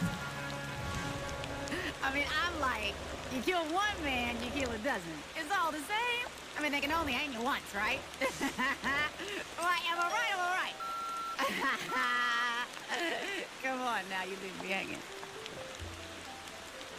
We gotta go to the bathroom. Beneath the surface, however, Luna is deeply traumatized and unstable. This series' official sources explain that Luna's cool exterior masks years of abuse.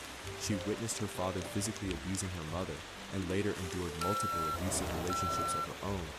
She was abused physically, verbally, and spiritually over many years, leaving her miserable and mentally fragile. In one flashback, we even see Luna's father angrily shout, "Bitch, this chicken is cold," and slap her mother with a plate, a moment that Luna recounts as part of a gruesome life story. In adulthood, Luna fell for a ruthless mob boss, a triad boss in the episode, who treated her just as violently as her father had treated her mother. Each new relationship seemed to replay the earlier abuse, leading Luna to expect betrayal and brutality from any man she meets. We also learn Luna had one constructive relationship. She once dated a Shaolin monk who taught her the White Lotus Kung Fu that made her a fighter. Ironically, it is martial arts that give Luna a sense of power and control after a life of helplessness. Yet even this connection ended, and she later turned to a friend Nicole for support. Nicole, voiced by Tashina Arnold, is Luna's confidant and constant phone companion, but she is a toxic friend. Nicole habitually gives Luna bad advice about men, sabotaging Luna's love life. Luna remains loyal to Nicole, possibly out of loneliness, but this loyalty ultimately costs her. At one point in the episode, Luna even menacingly tells her captives, the Freemans, that if they let Tom know they're being held, she'll violate Granddad with the broom she is holding, a line dictated by her friend Nicole's influence. Nicole's voiceover advice throughout the episode pushes Luna from desperate to dangerous. In sum, Luna is a study in contradictions, a supremely skilled warrior who is haunted by victimhood, a calm, attractive woman who harbors extreme fury, a loyal friend who follows terrible counsel. The Boondocks succinctly captures her arc. By episode's end, Luna breaks down crying about how she will never get married and even contemplates suicide by blowing herself up. Her background, the early exposure to domestic violence, the string of abusive lovers, the influence of a destructive friend has shaped Luna into a character capable of both deep tenderness and terrifying rage. Thanks for inviting a killer kung fu wolf bitch to the crib, Granddad. You think I knew she was a killer kung fu wolf bitch? She ain't said nothing about no damn Kumite, Kumatu, Kumite, Coon, Black Coon. Now, y'all just hush. I'm trying to figure out what we're gonna do. Huey, what are you gonna do? You gonna tell her to get the hell out? I'm not gonna tell her to leave. She may hit me with one of them exploding nutsack techniques. Oh, come on, Granddad. She's not a kung fu master. She's crazy. Shit! Then you go kick her ass out. But this is your responsibility. Hey, I'm willing to stay in the bathroom all night. Where you going? You two just stay here. Okay, I gotta use the bathroom anyway. Oh, come on, Granddad. Hold it. I'm old, boy. I can't hold it. You must be crazy. You gotta let your thing go. You're telling me to hold my stuff. I ain't letting my stuff sit in my body. I'm gonna let it go. So where's he at now? I don't know. Suddenly they all went to the bathroom. It's weird. Let me call you back. Hey! How's Robert? Is everything okay? Sure, he's just having some difficulties in the bathroom. So, that's pretty impressive, being a White Lotus master. Thank you. It was really hard. It's just, I had heard there were no White Lotus masters left alive. Maybe you would like a demonstration. What about a friendly sparring match?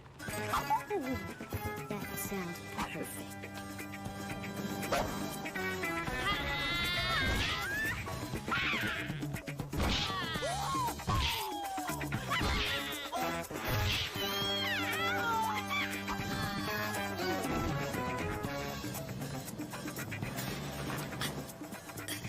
Let's get out while we can.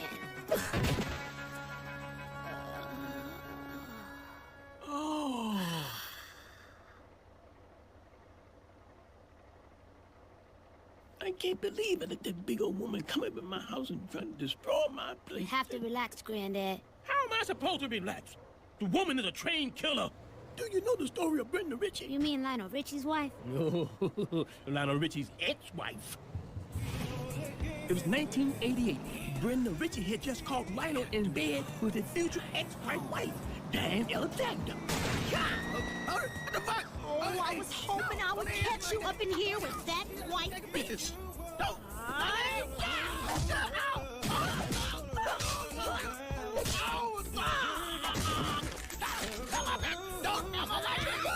Oh, you just seen this ass whipping. It was terrible. Oh, the humanity. Upside his head, upside his nose, all whipping his ass.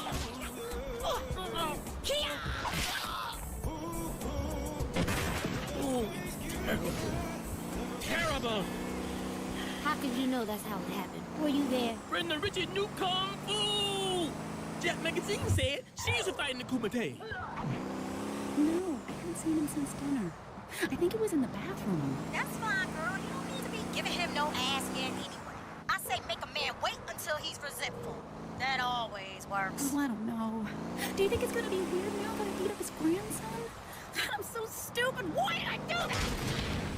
Okay, let's hear the story one more time. Let me get this right now. My cousin Elliot in California passed away very suddenly while working out. And they think it's a heart attack, but they're not sure. We weren't very close. Yeah, they say that. We weren't very close, but I need to fly out there immediately to support my family members. Yeah. Good.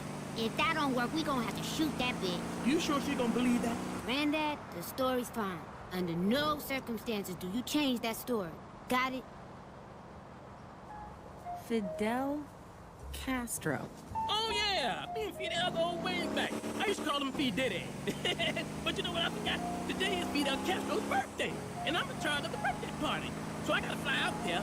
I forgot, stupid me, I forgot to buy some balloons. So Jay-Z is gonna loan me some, then fly me to Cuba for Fidel Castro's birthday party that I'm planning, like I said earlier.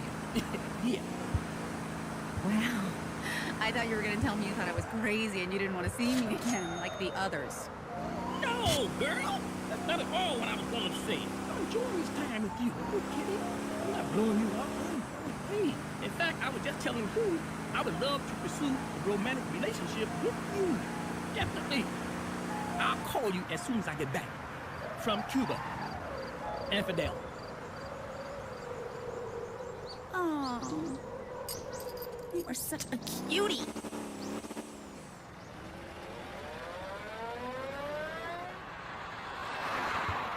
Bye. Don't come back too soon. Maybe about 30 years, maybe. To no more we can visit by crazy internet women. Really thought you blew it there with the Fidel Castro story. Yeah. When he wanna be, your granddaddy is a master of deception. Fidel Castro's birthday. Now you know that shit don't even sound right. You think he was lying? All I know, you drove all them hours to spend time with him, and he gonna send you home early? I don't give a fuck if it was Jesus' birthday. He said he'd invite me back soon. Soon? When is soon? Remember when Kenny said soon? Remember when Jamal said soon? Did any of them niggas call you that? You're right. And just so you know, I Googled Fidel Castro's birthday. It isn't until August 13th. He lied to me. Mm-hmm. You see, girl, that's why I'm by myself. Love the vibrator. Better not get rid of it. Luna's story is rich with thematic threads that resonate far beyond the episode's runtime. Here we examine the major themes her character brings to light, weaving in perspectives from critics and scholars, domestic abuse and intergenerational trauma. At its core, Luna's narrative is about the cycle of violence. She grew up witnessing her father brutally abusing her mother, a trauma that scarred her perception of love and safety. In the hostage scene, she recounts, "My father was physically abusive to my mother, slapping her with a plate." This father's cruelty echoes in Luna's later relationships. Each boyfriend replicates that same pattern of abuse, one spiritual manipulator, one a violent triad boss. Black feminist commentators note that domestic violence is a critical issue often under-discussed in the Black community. By laying bare Luna's experiences, both witnessing abuse and being abused herself, the episode forces viewers to confront how early trauma begets further harm. Some scholars of Black feminism argue that telling these truths is vital. As Janelle Hobson writes, Me Too has a specific history rooted in the pain of Black women's histories. Luna's breakdown channels that pain into the mainstream cartoon, making the episode uncomfortably real. The men in Luna's life illustrate different facets of toxic masculinity. Her father demanded obedience and violently enforced his will, as when he berated her mother for cold chicken, embodying patriarchal brutality. Her first love, the triad boss, equates love with possession and control, furthering Luna's learned helplessness. Even Granddad, in his own way, is guilty of irresponsible masculinity. He shamelessly pursues the pretty young date, only realizing his mistake too late. Critics have noted that the Boondocks frequently skewers toxic masculinity. For example, one analysis points out that the show often highlights Black men's insecurities and homophobia, such as Gangstalicious' closeted identity or Riley's casual homophobic slurs. In Luna's episode, the men who hurt her did so under the guise of manhood. Bella Hooks and other feminist theorists have written about how patriarchal violence can twist the very idea of protection into terror. Luna's martial arts abilities can even be read as a response to this toxicity. She learns fighting not for glory, but to fend off the physical dominance wielded against her. Huey's own critique is blunt. When Granddad frets about Luna's kung fu, Huey retorts she's not a kung fu master, she's crazy, conflating female power with instability. This reflects a common stereotype. Strong or violent women are labeled crazy by men who fear them. Luna's character intersects with stereotypes of Black womanhood. On one hand, she could evoke the angry Black woman trope. Aggressive, violent, out of control, she threatens to violate Granddad with a broomstick, goes on murderous rampages and flashbacks, and ultimately lashes out at the men who hurt her. On the other hand, Luna also evokes the Jezebel stereotype by being hypersexualized. The term wolf bitch itself sexualizes her as a predatory animal. Media critics observe that Black women in news and entertainment have often been pigeonholed into these types. NBCU Academy reported that traditional portrayals include the angry Black woman, aggressive, hostile, unable to regulate emotions in the Jezebel. Luna embodies elements of both. She is enraged and unstable, and she is portrayed as a sexual predator. First of all, if a woman is over 35 years old and she ain't married, then she must be nutty as squirrel shit. But everything else was so right. And by everything else, I mean her look. She was fine. She couldn't look that good. She was black. But I guess if you put lipstick and a wig on a monkey, it could look good too. Monkey and lipstick and a wig. I found him. He's in a park with another man. Oh, see? What did I tell you? See, that's exactly why I don't have a man. Because all these niggas is gay. No, they're just playing checkers. Oh, what girl? How his friend look? Black women just crazy. It's all that stuff they do to they have. Bleeding, black, and activated in tight braids. They'll look like I ate with a pretty hand I have. I don't think his friend likes the sisters too much. Isn't that a surprise? That's exactly why I don't have a man now. Well, I was really hoping it would work out with this one. Me too, baby. Oh, well, at least I got that crazy bitch out of my house. Oh, what happened, girl? What he say? He told his friend I'm crazy. He said Luna was crazy. You know what you should do? Kidnap and torture his ass. How about that? He going around calling people crazy, or we gonna show that nigga just who crazy? Granddad! Granddad, you home? Hey, where's Granddad? He's not here. I'll call his cell. His phone's dead.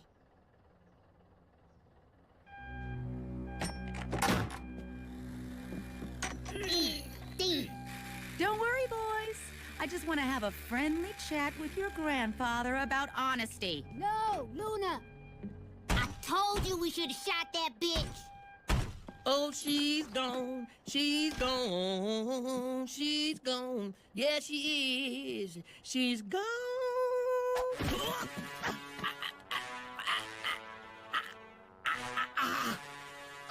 I'm tapping out. I'm tapping. Just go to sleep.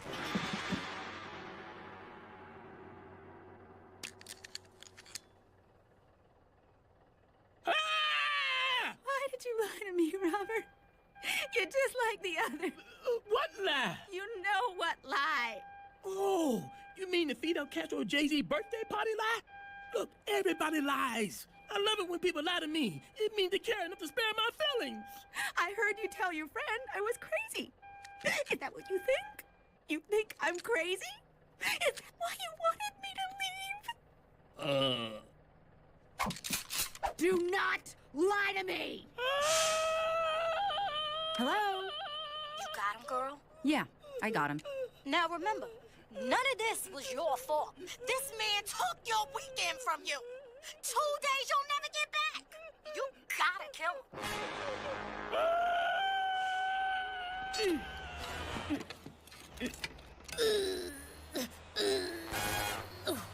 It's Tom.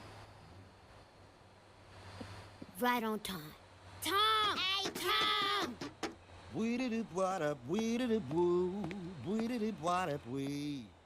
Either of you make a sound, I will butt break your grandfather with this broomstick. Boys, don't make any noise. Oh, hi. You must be Robert's weekend visitor, Luna. I'm Tom. May I speak to Robert or the boys, please? They're not in. I'll tell them you stopped by. Can I, use the bathroom? Is there something wrong with your bathroom? This might seem strange, but, do you think maybe I can come in and inspect the house? Inspect the house. Oh, jeez. Well, this is awkward, but, how do I do this? Okay. It's just that I got an email from Huey this morning, and it reads, Dear Tom, my granddad kicked a woman named Luna, that would be you, out of the house, and she may return and murder the whole family. Please check on us periodically this weekend. Best regards, Huey Freeman. P.S. If she says we're not in, please ask to search the house. We may be locked in our rooms. Oh, me and Robert patched things up. Yeah, I am so sure that's true. It's just that he goes on to say, P.P.S. There's absolutely no chance my granddad patched things up with this woman. I see. Blah, blah, blah, blah, blah, P.P.P.S. Be careful, she's very dangerous.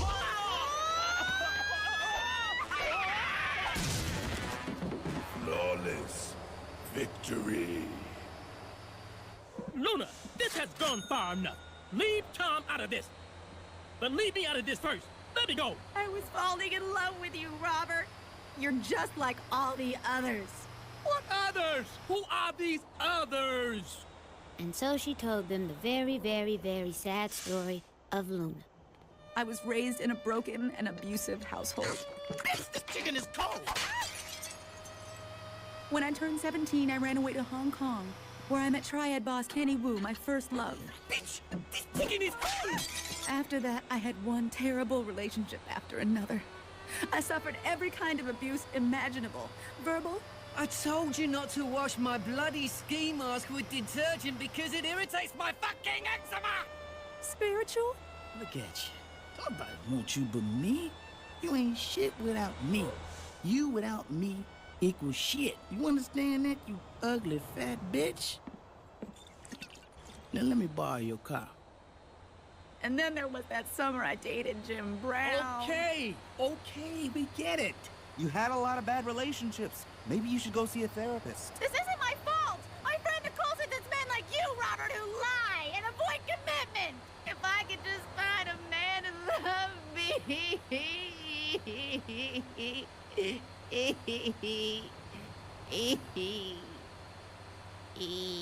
Damn it, Luna! Stop being a victim!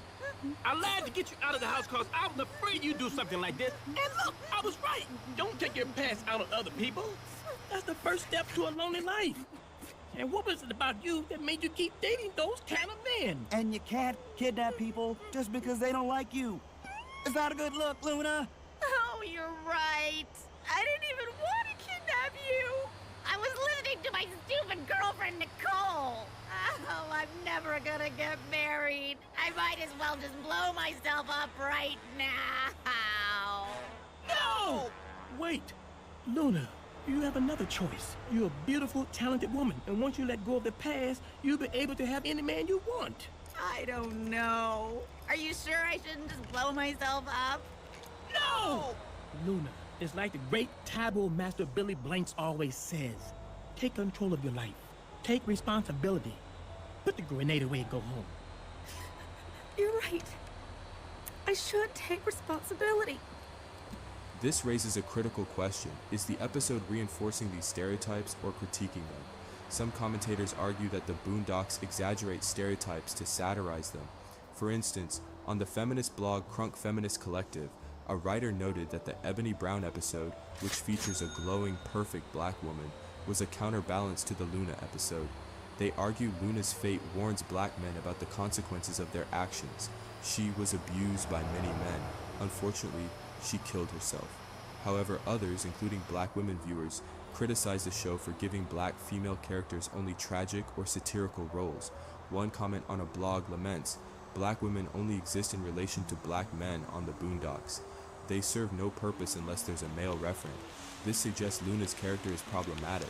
Her entire arc revolves around the men in her life, father, lovers, Robert, and ultimately ends in self-destruction. Yet the episode also gestures toward a black feminist message. Grandad and Tom's intervention can be read as a form of communal care. They listen to Luna's story, affirm her worth, and encourage her to break the cycle of victimhood.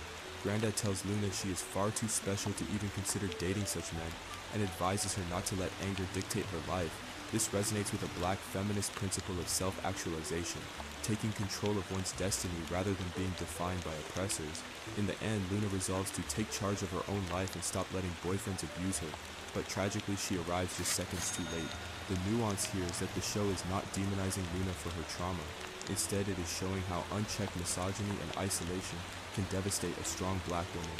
As one cultural commentator puts it, Luna's story is about the toxic values that black men exploit and how that plays out in relationships. The Boondocks frequently comments on how black people are portrayed in media. Luna's episode is dripping with media references, Mortal Kombat, manga, Bloodsport, etc., and uses hyperboles to make points. The very title Killer Kung Fu Wolf Bitch is jarring, combining animalistic, violent, and sexualized language in one phrase. It calls attention to how media loves to sensationalize black women as dangers. Critics of modern media, including news outlets and entertainment, have documented how stereotypes harm black women. Today's media often reduces them to caricatures like the mammy, Jezebel, angry black woman, or welfare queen. Luna's depiction ironically plays into the angry black woman trope, as NBC's analysis of media stereotypes highlights. At the same time, by blowing these stereotypes out of proportion, the Boondocks invites viewers to question them. For example, when Luna threatens to butt-rape Grandad with a broomstick, she references a real case, the Glen Ridge rape, almost matter-of-factly.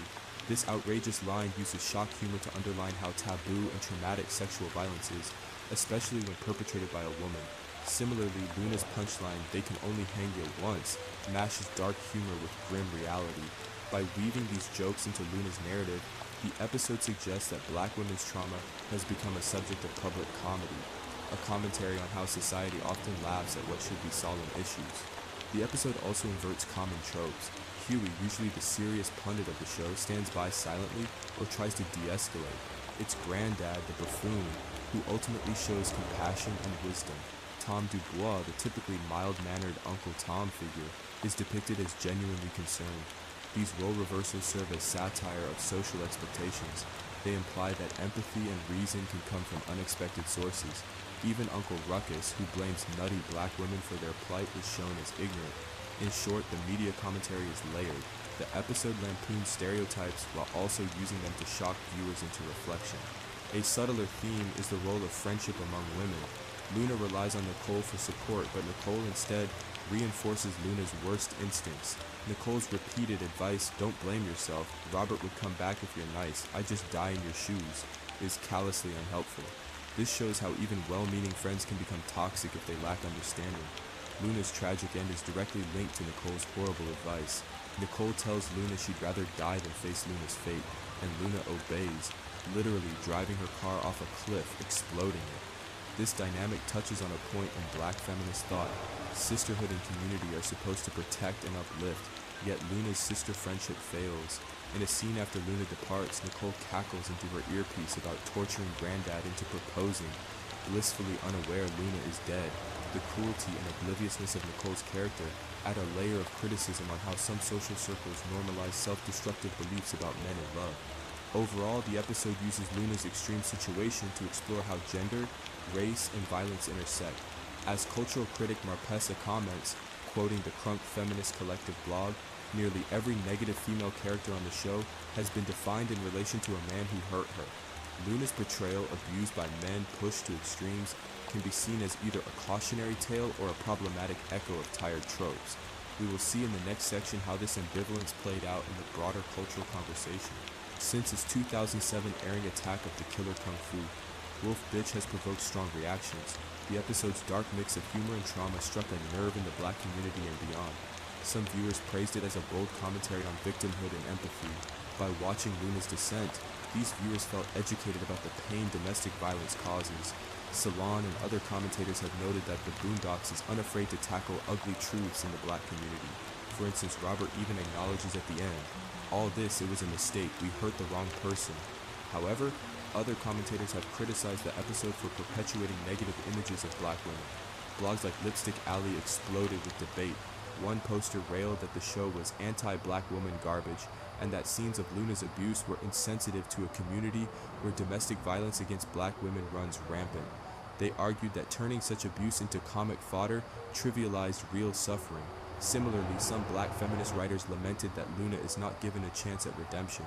She dies without ever finding happiness or healing, unlike some male characters in the Boondocks who often face consequences but live on. They pointed out the contrast with Ebony Brown from a different episode, who is depicted as almost unrealistically perfect and empathetic. As one commenter on the Crunk blog put it, Luna's death felt like a punishment for seeking help. She killed herself after many men abused her, whereas the show rarely shows black men facing consequences for their wrongdoing. Academic conversations around the show have also taken notice. In studies of black media, researchers highlight the Boondocks for its willingness to air taboo discussions. Luna's narrative has been mentioned in analyses of how contemporary media deals with black domestic violence. For example, one paper on media representation notes that black women's issues, including violence, are often sidelined. Luna's story is a rare case where a cartoon addresses it head-on. However, that same scholarship questions whether the satirical format undermines seriousness. On social media and forums, fans dissect Luna's lines for deeper meaning. Her final words, "I should have been stronger, but if she was Luna's friend, she would just freaking die." Nicole's line, heard by Luna, became memes, illustrating how toxic advice can appear in everyday life. The episode is sometimes cited in discussions of the wolf bitch trope itself. What does it say when a black woman is literally called a wolf bitch on national TV? Some students of media point out that even using the word bitch in the title was provocative, forcing viewers to confront misogynistic language. Despite controversy, many agree the episode is thought-provoking. In fact, the Crunk Feminist Collective contrasted Luna with Ebony Brown and noted it could serve as a lesson for men. It spoke to a lot of black men that it isn't always the woman's fault, one writer remarked. This perspective suggests that Luna's plight was meant to challenge viewers to acknowledge female suffering, even if framed in shocking satire. The postscript of the episode Granddad wishing Luna's soul to rest also implies the creator's empathy for her, not just ridicule. In the bigger picture, Attack of the Killer Kung Fu Wolf Bitch sits alongside other Boondocks episodes that spark conversation about race and gender.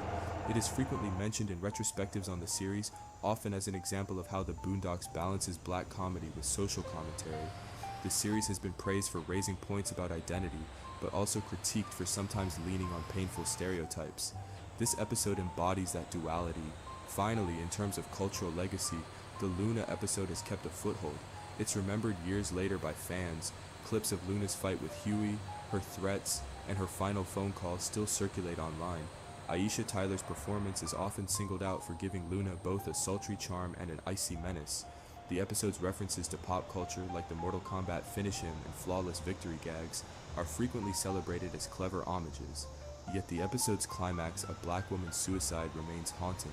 Some mental health advocates mention Luna's suicide in lists of how media depicts self-harm, underscoring that even cartoon satire can carry a weighty message about despair. Attack of the Killer Kung Fu Wolf Bitch is a potent example of the Boondocks at its most daring. Luna, as portrayed in this episode, is a deeply troubled character pushed to extremity by a lifetime of hurt. Through her, the show confronts uncomfortable truths, the scars left by domestic violence, the desperation for love in a cruel world, and the way society mocks rather than mends human pain. By the end, we've seen Luna swing from deadly vengeance to utter heartbreak, an arc that elicits both horror and pity. Academically, Luna can be viewed as both a product of stereotypes and a critique of them. The episode uses hyperbole, wolf bitch, kung fu fatalities, sexual threats, to lure us in, but then delivers a somber message about accountability and empathy. Critics from black feminist, media, and cultural studies perspectives offer differing takes. Some applaud the raw honesty, others lament the reliance on negative tropes. What unites them is that Luna's story makes us think. It forces questions about how black women are portrayed and treated, both on screen and off. Is Luna's fate a warning, a condemnation, or a cry for help?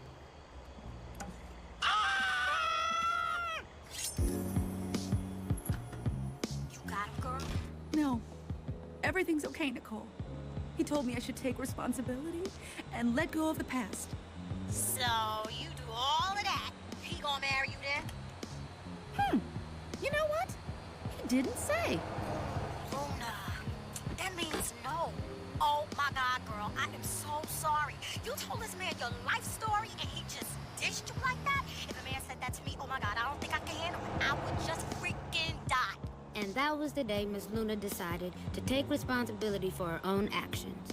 She's still there? Why ain't she leaving? Maybe she's still talking to her friend. Well, I hope her friend isn't giving her more bad. Okay. Then that was the day Miss Luna let her girlfriend talk her into blowing herself up instead of taking responsibility for her own actions. This weekend sucked, and it was all your fault, Granddad. It wasn't my fault. It was that crazy-ass Luna's fault for not taking responsibility. God rest her poor soul. Hello? Hello? What was that noise? Anyway, like I said, girl, if a man ever said that to me, I'll kill myself. I mean, you're a stronger woman than me. Hello? Hello? A life without a man to take care of your ass ain't worth living, so go back in there, girl, and torture him until he proposes. That's what you...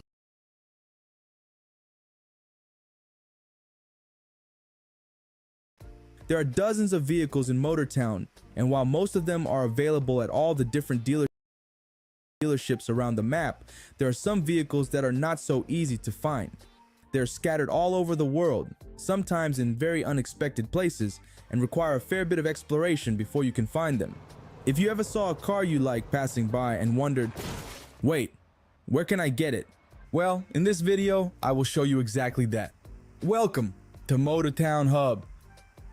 Before we begin, to keep things brief, instead of going into details about every vehicle, I will attach this table to each entry, so you can see all the important information for yourself. I will also have a small talk about asset vehicles and their future at the end of the video. But for now, let's start with something big. Introducing Jimushi Semi-Truck and Old Trailers. Despite offering 3 different variants of Jimushi, the truck dealership notably lacks the semi-truck version. Instead, it is located at the Magaeum Logging Warehouse, right at the parking lot, together with 2 small trailers, a dumper trailer and a logging trailer. It is currently the only all-wheel drive semi-truck in the game. And apart from being a great solution for off-road trucking, it is also a good entry-level truck at a price point of 80,000 coins. Next on the list is Hana. Keeping the off-road theme, this pickup truck might not have a large cargo space to be used for deliveries, but with a high ground clearance and all-wheel drive, it will excel at any off-road application, from exploring uncharted territories to towing small trailers. Not a bad deal for 20,000 coins. Hana can be found near the logging camp at the central Jeju, at this little hidden area. Just turn to the right, and you won't miss it.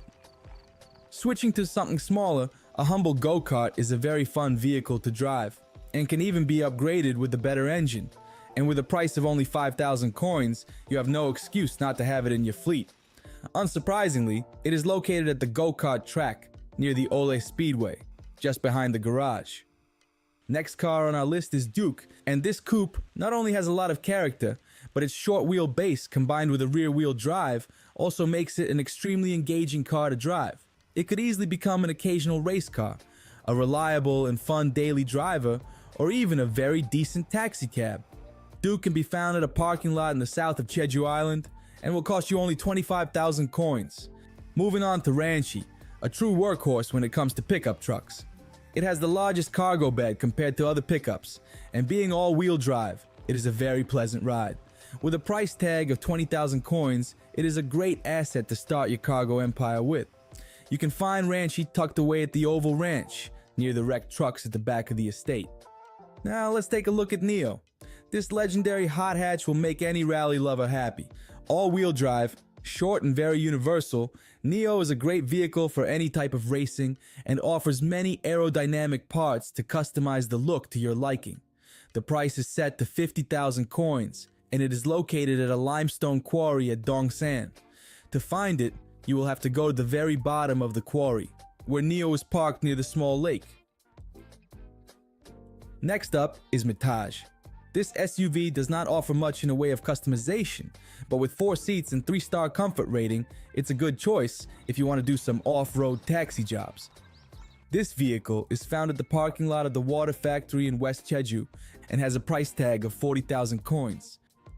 Have you ever seen this weird low semi-truck and wondered what's the deal? Well, meet the Lobo Van. This monster of a trailer was made specifically to be used with this semi-truck, and because of a unique design, it offers the largest cargo capacity of any trailer currently in the game. To help with maneuverability, the trailer has extra steering axles, and I have to warn you, it will not work with any other semi-truck. Instead of being sold at a trailer dealership as one would expect, it is actually hidden at the heart of OG Island, at the outskirts of Gappa Village, right at the backyard of some houses, and it will cost you 140,000 coins. To continue with the cargo theme, this is Bora. This adorable K-truck may not seem like much, but for the price of only 10,000, it is a nice vehicle to get into small deliveries with, not to mention that it has lots of character. And it also lends itself well, even to some unintended activities. You can find Bora at the village of Oedo, just next to the convenience store. Let's continue with Daffy. Some people love it, some people hate it, but one thing can be said for sure, it is definitely a true classic. Being super lightweight and costing only 8,000 coins, this is definitely a vehicle worth having some fun with. Daffy is quietly parked at the village of Ewol in an unexpected neighborhood just off the main road. From one classic to another, here is Townie. This timeless vehicle needs no introduction, and with 7 seats available for passengers, it might become your first step towards a successful bus driving career. With great visibility and tight turning radius, it is great for working on the narrow city streets. Just like Daffy, Townie is also located at the Ewol village, next to a coffee shop on the main street, and the price tag is 40,000 coins. Next on our list are Fordham and Magis. These 2 legendary vehicles are a must-have in every collection. To talk about each of these cars would take hours. Each one has their own unique features and character, but in Motortown, they are united by their location. Both vehicles can be found at Jeju Harbor, among the cars displayed next to the tuning shop. And before you ask, no, unfortunately these vehicles are not coming into the game. It's finally time to look at Fox.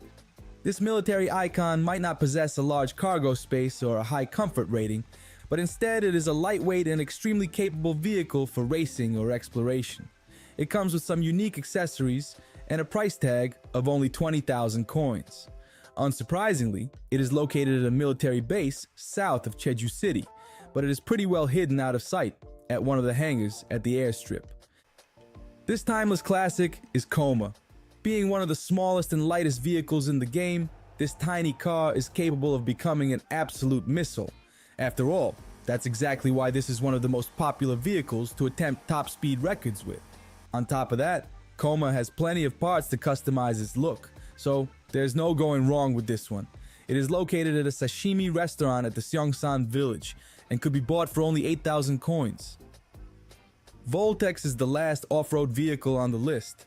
While the capacity of its cargo bed is on a smaller side, this beautiful pickup truck could be well utilized for some hard work like towing and off-road exploration, as well as just becoming your daily driver. With a price tag of 40,000 coins, it can be found at a large parking lot in West Jeju City. Next on our list is Servos. Wide and extremely heavy, this absolute land yacht of a vehicle was not made for racing, but for cruising. The incredible comfort rating of 5 stars makes it one of the best cars in the game to do the taxi work with, bested only by Limo. So if you enjoy taking care of the comfort passengers, with a price tag of 30,000, this vehicle will be a worthwhile investment. Strangely enough, Servos is located at the Orange Farm southeast of Jeju Island and is parked right in front of the house. Finally, saving the best for last, let's take a look at Formula SCM. This dedicated race car has only one purpose: to compete at the racetrack. And while it may not be as fast as you'd expect, it is a very important vehicle to teach you about racing. You will also require Formula SCM in order to unlock several Steam achievements. However, Formula SCM is not available for sale just like this. First, it needs to be produced by Ansan Race Car Factory, located near the Ansan Speedway. You will need to bring 2 small boxes, 6 box pallets type A, and 2 containers. And the vehicle production will begin. You can get boxes and pallets from any warehouse, and containers from the harbor or overseas imports company. When it is ready, the vehicle will appear in front of the factory and will have a price tag of 100,000 coins. I also want to include a 5-ton tanker trailer as an honorable mention on our list. While it is not exactly a hidden vehicle and cannot be bought or customized, it is an extremely useful tool that you can easily miss if you don't know where to look. You can summon it at any trailer spawn point and use it completely for free. That should cover all of the hidden vehicles in Motortown, at least at a moment of making this video. And for those of you who made it all the way here, as promised, I will talk a little about asset vehicles and their possible future in the game. Many of you might have noticed that some vehicles on the list look very similar to some other ones, and wondered, why have 2 vehicles that are so alike? This is because Motortown is trying to move itself away from the asset vehicles, and gradually each of them is being replaced by a vehicle of similar type, but made exclusively for the game. If you compare them, you can instantly see how custom-made vehicle differs from the asset one. Among many differences, the scale in relation to the character is more accurate, interiors have a much higher level of detail, and custom vehicles have much more options in a way of customization. They also usually bear the badge of a modeler who created the vehicle. Many asset vehicles that have been replaced are not removed from the game, but instead just moved into some less obvious spot. It is unknown what future awaits them. They might eventually be removed from the game completely, or maybe they will become unavailable to anyone except for people who own them already. One thing is certain, asset vehicles are on the way out, so it might be a good idea to get your hands on as many of them as you can, just in case you will be able to keep them. Game develops extremely fast, and every update might bring new places with new vehicles, or just shuffle around the existing ones. So information in this video might become outdated after some time, and in case something major happens, I will do my best to try and update the video. Thank you everyone for watching. I hope this video was helpful, And in case you have any questions, feel free to ask them in a comment section below. Good luck, and see you behind the wheel. Using AI-driven trucks to earn money in Motortown might be an intimidating endeavor at first, and in this video I will show you easy step-by-step instructions on how to create your own company, get the trucks rolling, and most importantly, get the money coming in. Welcome to Motortown Hub. Company trucks can give you many benefits. They can help you take care of important production chains, increase town bonus by supplying goods to the supermarkets, and while doing it, they will bring a steady profit to your wallet and breathe life and variety on your roads. First things first, you will have to create your own company. To do so, come to the City Hall and talk to a lady in front of the building. Click on Create Company button, enter a name you like, and click OK. Now we can open company menu by pressing O button. From there, we can go ahead and create our first truck route. For now, let's create a short and simple route to supply the supermarket with rice, so we can have some of this town effect bonus going. First, click on the rice farm to add it as a pickup point, then click on the supermarket to make it a destination for drop-off. All the stops and their order can be seen in the list on the left. Now just give it a name to keep things nice and clear, and we can save the route. You can create much more complex routes with many stops, but about it later. With our route ready, we can go and take a look at our company garage, which is completely empty at the moment. To address this, let's add a modest Dabo to our fleet. It is not much, but it will get the job done. Just click the big plus button and select the vehicle you want to add. Now that the Dabo is in our fleet, we can assign a route to it by opening vehicle menu. When the route is successfully assigned, it will be visible in the vehicle status. Now all what's left is to roll it out and let it work. Let's spawn our truck at the parking lot. To give controls to the AI driver, all you have to do is to exit the vehicle, and the game will ask you if you want to hand over the control. Click OK, and AI driver will appear in the vehicle and instantly go on its way. Let's come along for a ride. Driver will go to the farm and pick up rice pallets there. Then it will head to the supermarket and drop them off. Don't worry. The pickup and drop-off locations for AI-driven vehicles are sometimes different from the ones visible to a player, so that AI trucks have easier time navigating to them. Let's check the supermarket storage. Our pallets have safely arrived to their destination. Now we even have a little town bonus going on. Dabo will keep working on this route until we either assign a different route to it or despawn the vehicle. Be aware that any AI vehicle will have a condition bar, which will gradually go down with time. If the bar goes empty, it will mean that the vehicle condition is critical, and it will just stop moving. To avoid it, keep an eye on your vehicles via the company menu and restore their condition periodically. With this simple principle, you can begin building and expanding your transport empire. Now that we covered the basics, let's get into some tips and troubleshooting. Let's go and ask around. My trucks are not earning enough money. First of all, company trucks are programmed in such a way that they are just earning a fraction of the real cost of transported goods, mainly because of balancing and trying not to make them just idle money-making machines. However, routes and vehicles you decide to choose have a serious impact on the profits. Most important thing is to pick a right tool for the job. The heavier the vehicle, the larger are the running cost. And weight of the cargo also affects it. So if your trucks are running half empty, it will seriously impact your profits. Sometimes it is just better to operate smaller vehicles to maximize use of their cargo capacity. Routes are another key aspect of this. Just like when you drive in yourself, different cargo pays differently. And the same applies for company trucks. If your goal is to earn as much money as possible, try to pick long routes with expensive cargo, like fuel or containers. And better yet, make the vehicle carry cargo in both directions, so that it does not spend half of the time returning empty, like this route going between Sanho Refinery and OG Drilling Site. Lastly, sometimes it is better to take a loss on company trucks, but make more money yourself. AI vehicles are useful to do less attractive jobs to take care of supply chains for you, and then you can just transport more expensive cargo yourself, covering for the loss. The next question is, why my trucks are not loading the cargo? This may happen for several different reasons. To cover the most obvious, always make sure that you are using the correct type of vehicle to transport the cargo. Trying to load fuel onto the flatbed truck is not a good time. To see what type of cargo space you need, just hover the mouse over the industry, and the pop-up window will give you the information. And sometimes, even if the cargo type is correct, cargo itself may be too large for a given vehicle to fit onto. Next thing is to make sure that supply and industry has products in stock and the destination industry are not full. In case that any of it is true, there will be no cargo for your vehicles to load. Some industries, like oil refinery or cheese factory, have different points to pick up and drop off cargo, and it is easy to mix them up, in which case route will not work properly. Always double check that you are selecting the correct destination when creating the route. If you are not sure, it is best to go there for yourself and investigate. Let's hear the last common issue. Why does my truck load incorrect cargo? If you are using routes with several different pickup and drop-off points, things sometimes might get messy. Unfortunately, right now Game has no way of understanding the order of loading and unloading, so if you have several stops to unload, company truck may load cargo destined to any on them at random. All you can do about it is to try to keep the routes as simple as possible.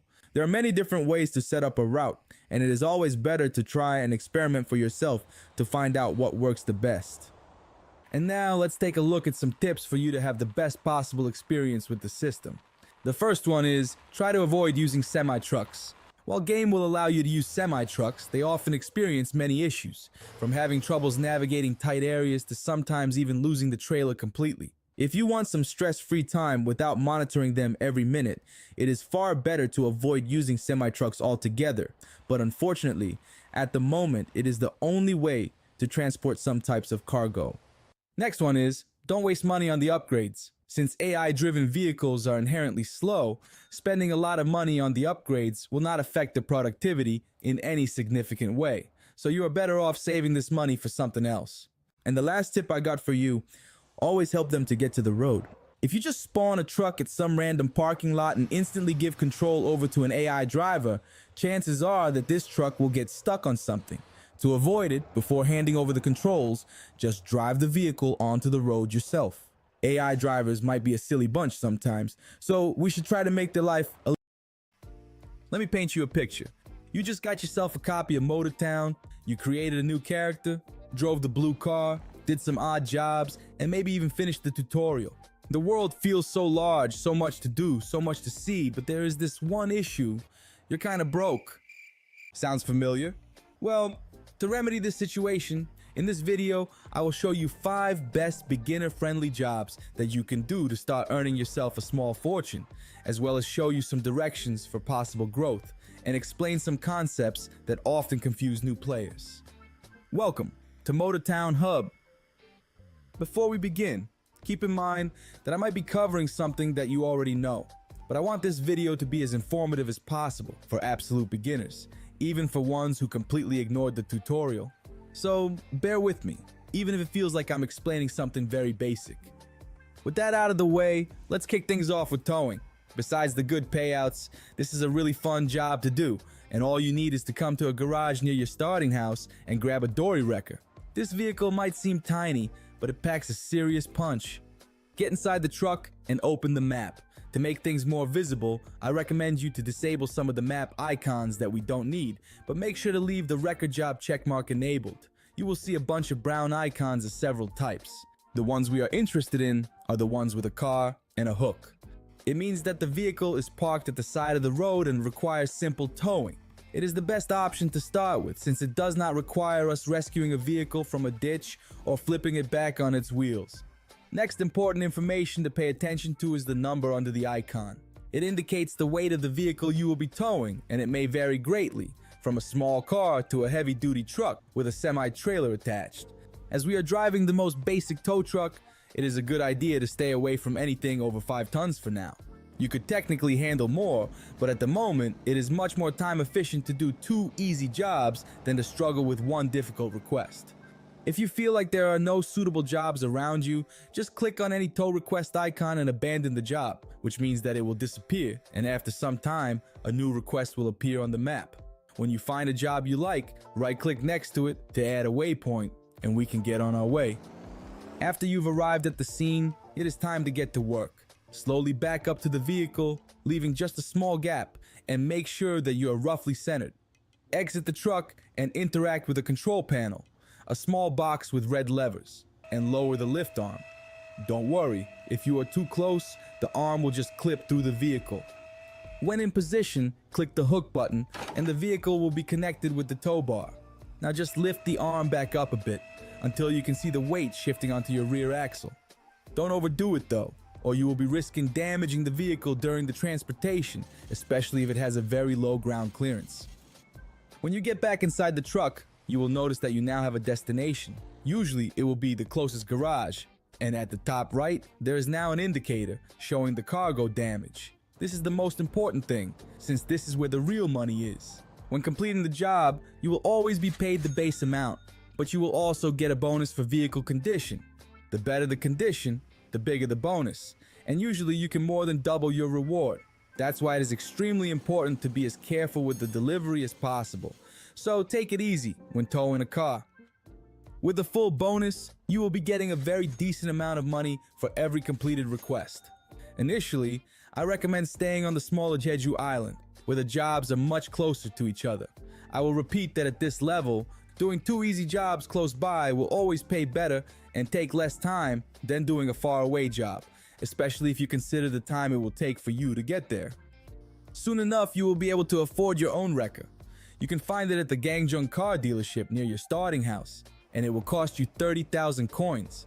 The sooner you can buy it, the better, because you will no longer have to pay the owner's share, and you will start to accumulate money even faster. From this point on, you can invest into a better engine, suspension, or more powerful winch so you can move to more difficult jobs.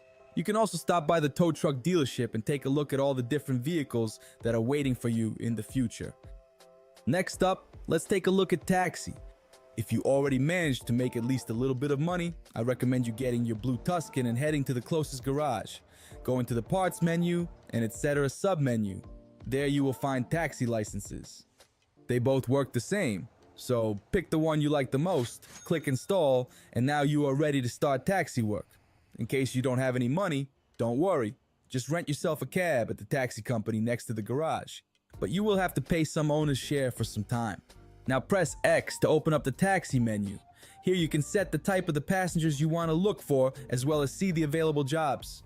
There are 2 main types of passengers that concern us now: urgent and comfort.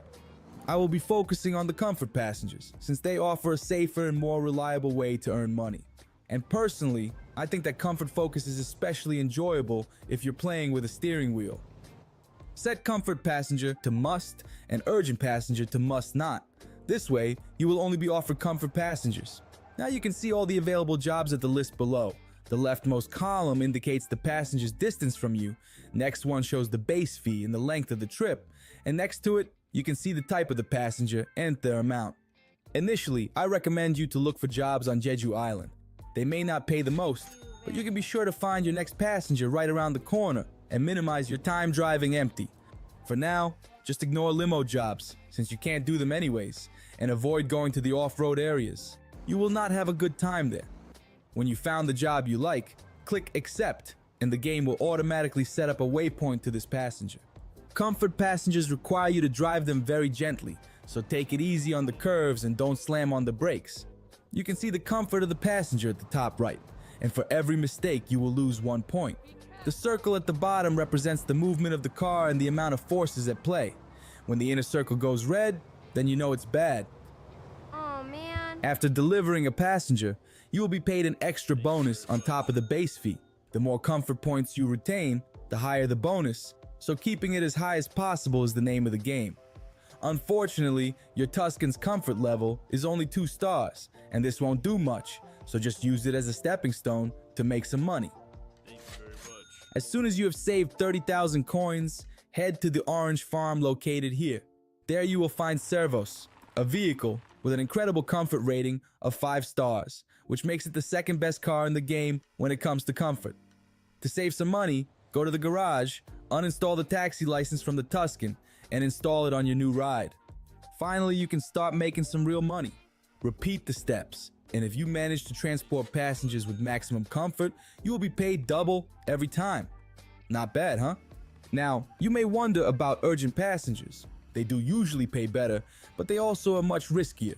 Not only you may seriously damage your vehicle or get fined by the police, you also often need to have at least some upgrades installed to be able to make it in time. Before you get more familiar with the roads and the way the cars behave, I recommend sticking with comfort, or you might have to spend all the extra money on the repairs and fines and end up in the red. Next job on the list is garbage collection, and now we are getting to some real good stuff. This is one of the best paying jobs in the game, but it also requires a lot of involvement, and autopilot will not do most of it for you. Luckily, you can do this job almost immediately after character creation. You will only need level 2 in trucking and level 3 in driving. You will find Compacti at the truck dealership in West Jeju. Interact with it and select the rent option. This is a much better solution compared to spawning it at a blue truck spawner. Instead of paying a steep owner's share, you will only have to pay a small rent fee every 10 minutes, and all the profit will stay in your pocket. As soon as you enter the driver's seat, you will notice that icons with trash cans have appeared on the map. I recommend you to focus on one of the 2 largest urban areas to collect as much trash as possible, and definitely stay away from the big OG island, since the garbage is very scarce there and placed far apart. When you arrived at a garbage collection point, hop out of the truck, grab a garbage bag and throw it into the compartment at the back. After you've collected 2 or 3 bags there, interact with the door and select the compact option, which will move the garbage inside the truck. Now move to the next spot and repeat. Some garbage can be collected just by interacting with the dumpster without exiting the truck, but there are not many of them. At the top right, you can see the amount of garbage you have collected, and each of the large cities has roughly enough trash to fill the whole truck. When you reach 10 tons of cargo, it means that your truck is full, and the game will direct you to the garbage disposal facility. Make sure to back up into the unloading area and then dispose of the garbage. You will be rewarded with about 75,000 coins for every full load you deliver. You will also start building up your town bonus, but this is a topic for another video. If you enjoy this job, just after a few runs like this, you will be able to afford your own Compacti. After this point, garbage collection does not get any better, but it is still one of the best paying jobs even for veteran players, and it is quite fun as well, so make sure to give it a try. Next job on the list is pizza and burger delivery. Just give me a second to change. Delivering midnight snacks to the hungry people of Motortown is another job with pretty much no requirements, but it will reward your service generously. First of all, you will need to get yourself a scooter. You could grab one in front of any pizzeria or a burger joint, but since it costs only 2,000 coins, if you have any money at all, you will probably be able to buy it. You can find it at the Gangjung dealership, not far away from your starting house.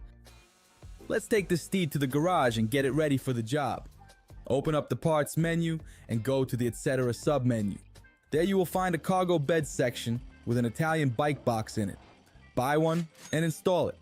I also recommend you going into the powertrain sub-menu and installing at least a 30 horsepower engine. It will raise the initial investment slightly, but it will make your life much easier in the future. With the Scooty kitted out, you can drive to the pizzeria in Jeju City and get your delicious cargo. Now this particular job comes with a small caveat. It is best to go online. Let me explain. If you look at the list of the jobs, you will notice that there are only a few of them, and the total amount of pizzas is not even enough to fill our little bike box. Thing is, while the pizzeria does produce some cargo on its own, to really crank up the supply, you would have to deliver some ingredients first. As a new player, you're likely not going to have enough money or experience to set up a multi-step supply chain and deliver everything yourself. So I recommend you going online, because on popular servers you will find pizzerias already stocked and ready to go, so you can leave messing with the production lines for later. But just in case you want to try it out anyway, here is the diagram of the supply chain. I can recommend you 3 servers: North's Money Pit, Trickies, and the Workers League. On any of them, you will likely find everything ready. These resources are often prepared for players just like you, so be polite to the community and don't act like you own the place. Last word of advice though, the Workers League, being the largest server, is also the laggiest one. So it might be safer to pick a smaller server if you want to avoid accidents and earn your money in peace. Everything is finally ready to go. Open the doors and come right in. And don't forget to turn around before you pick up your cargo. What you are interested in are deliveries to Uedo, a small suburb outside of Jeju City. So make sure to look at the map under the job list. The payment might look underwhelming at first, But as is often the case, the real money is in the bonus. You will have to deliver everything in time, so try to pick deliveries with the largest amount of items, and the closer they are together, the better. After picking up the first item, you are on the clock, so head out as soon as possible.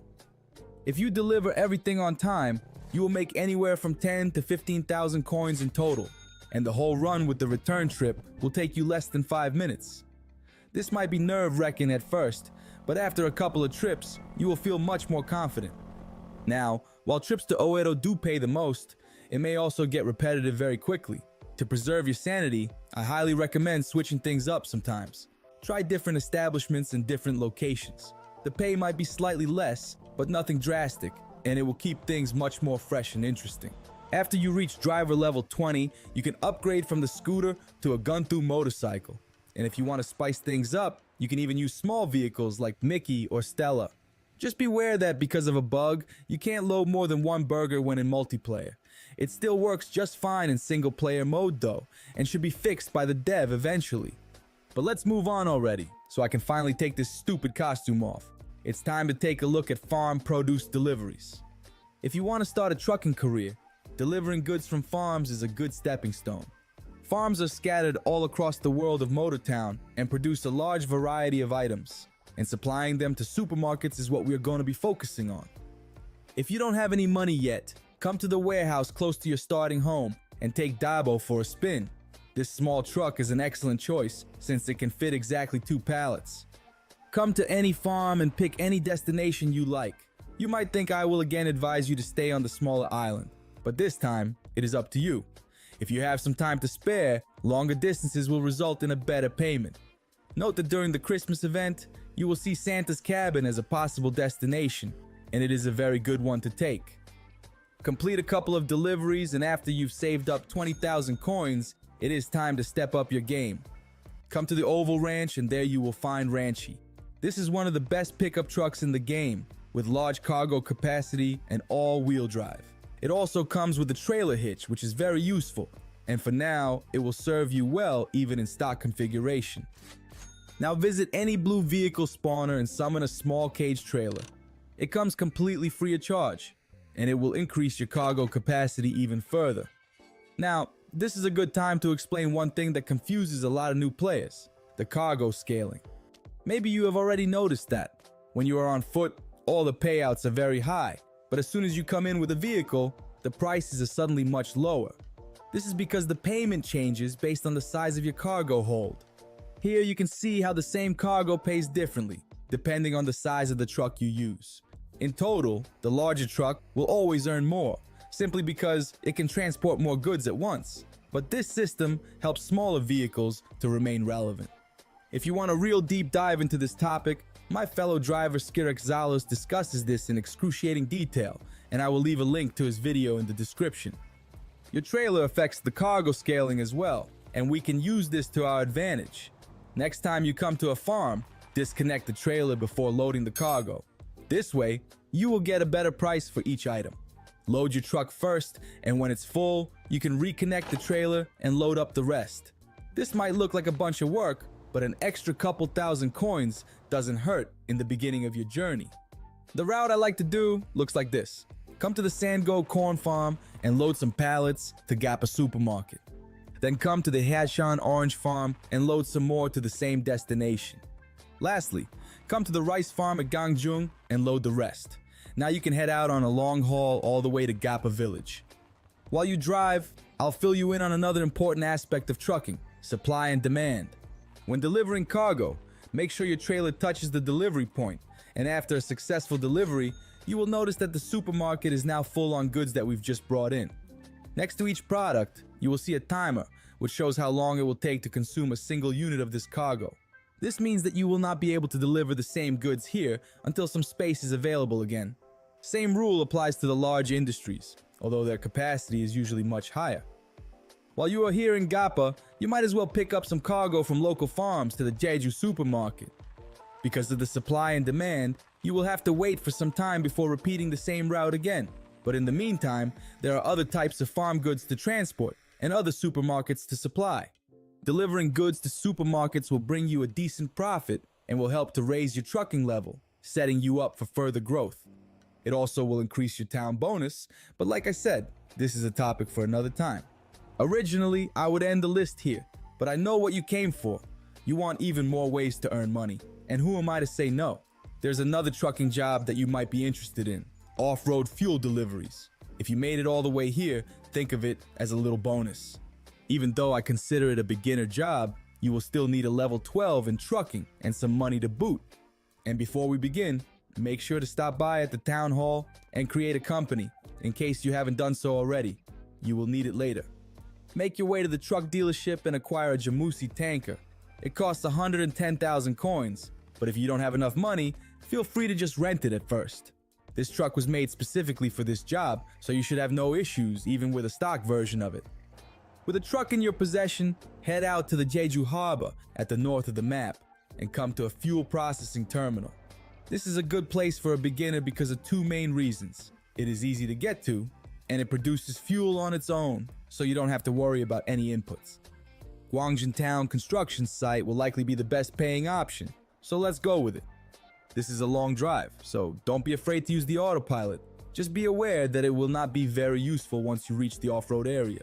And take it easy on the turns. It is very easy to flip this truck when loaded. Once there, just carefully navigate the mountain trail. The terrain might look intimidating, but Jamusi will feel at home here. Try to keep your momentum when scaling the hills, and in case you get stuck somewhere, use the T button to toggle your drivetrain options.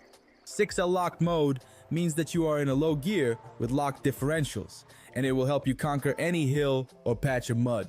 But it will also ruin your ability to turn, so use it only when needed. I also recommend using manual transmission because auto shift might have issues on some steep hills. Just use Alt-A to quickly switch it. Your first off-road trip might seem difficult, but you will quickly get the hang of it.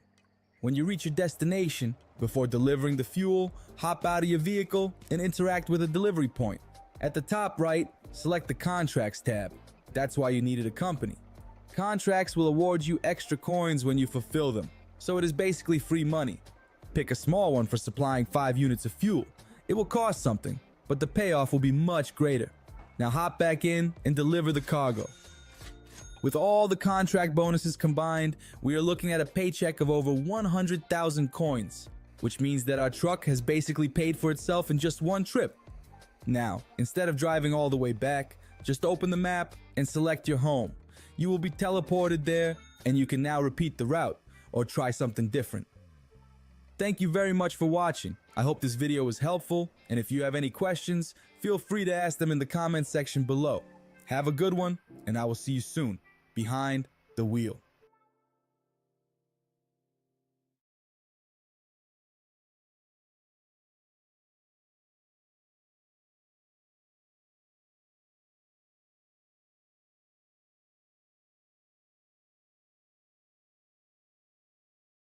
The Halloween Motortown update is finally out for public testing, and this means that the spooky season is officially in session.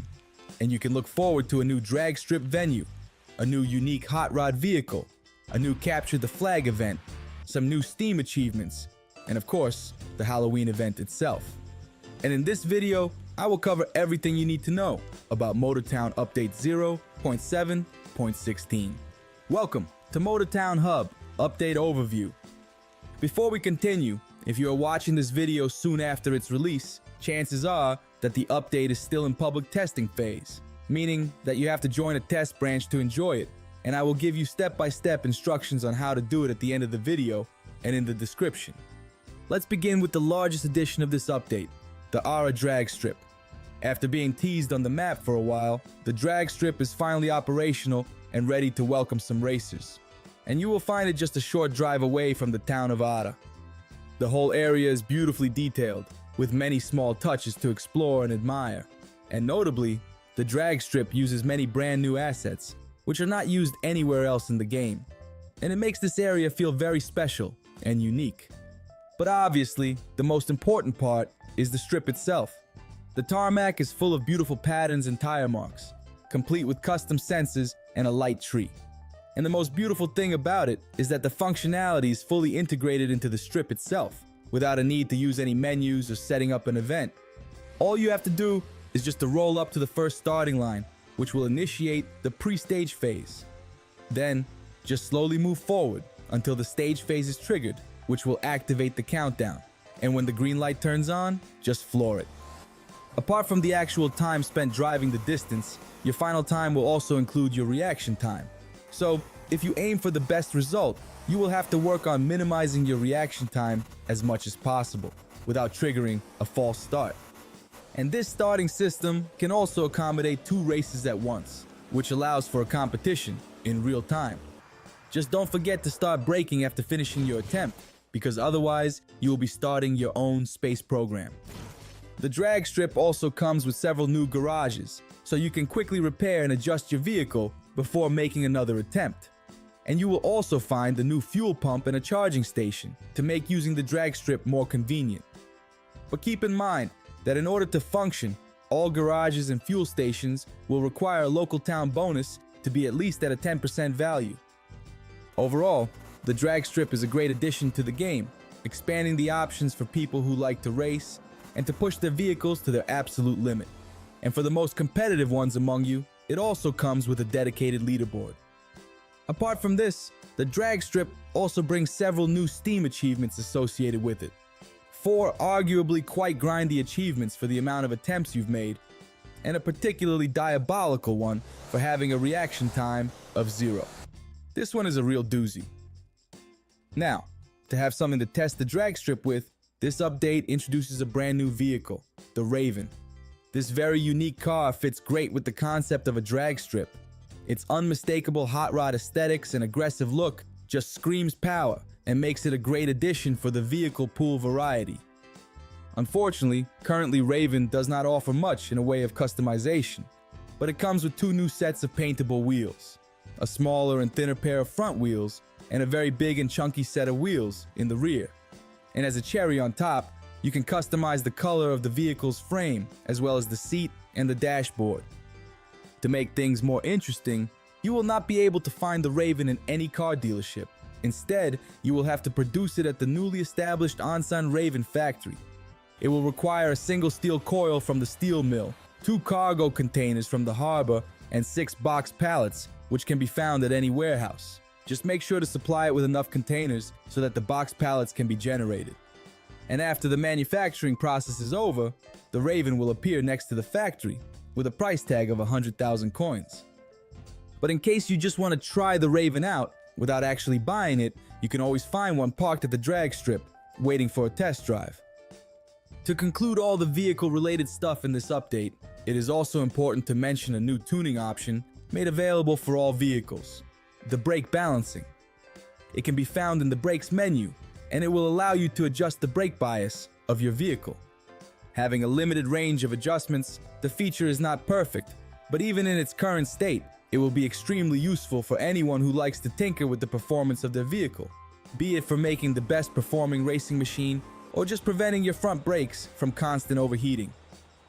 Now, let's talk about my personal favorite feature of this update, Capture the Flag event, which can now be created using the event menu of the game. As the name suggests, the event is pretty straightforward. At the beginning of the event, the flag is given to a random player, and all the other participants have to tag the player with the flag to claim it for themselves. Every second spent carrying the flag will score you points, and a player who first reaches a certain score wins the game. But there is a catch.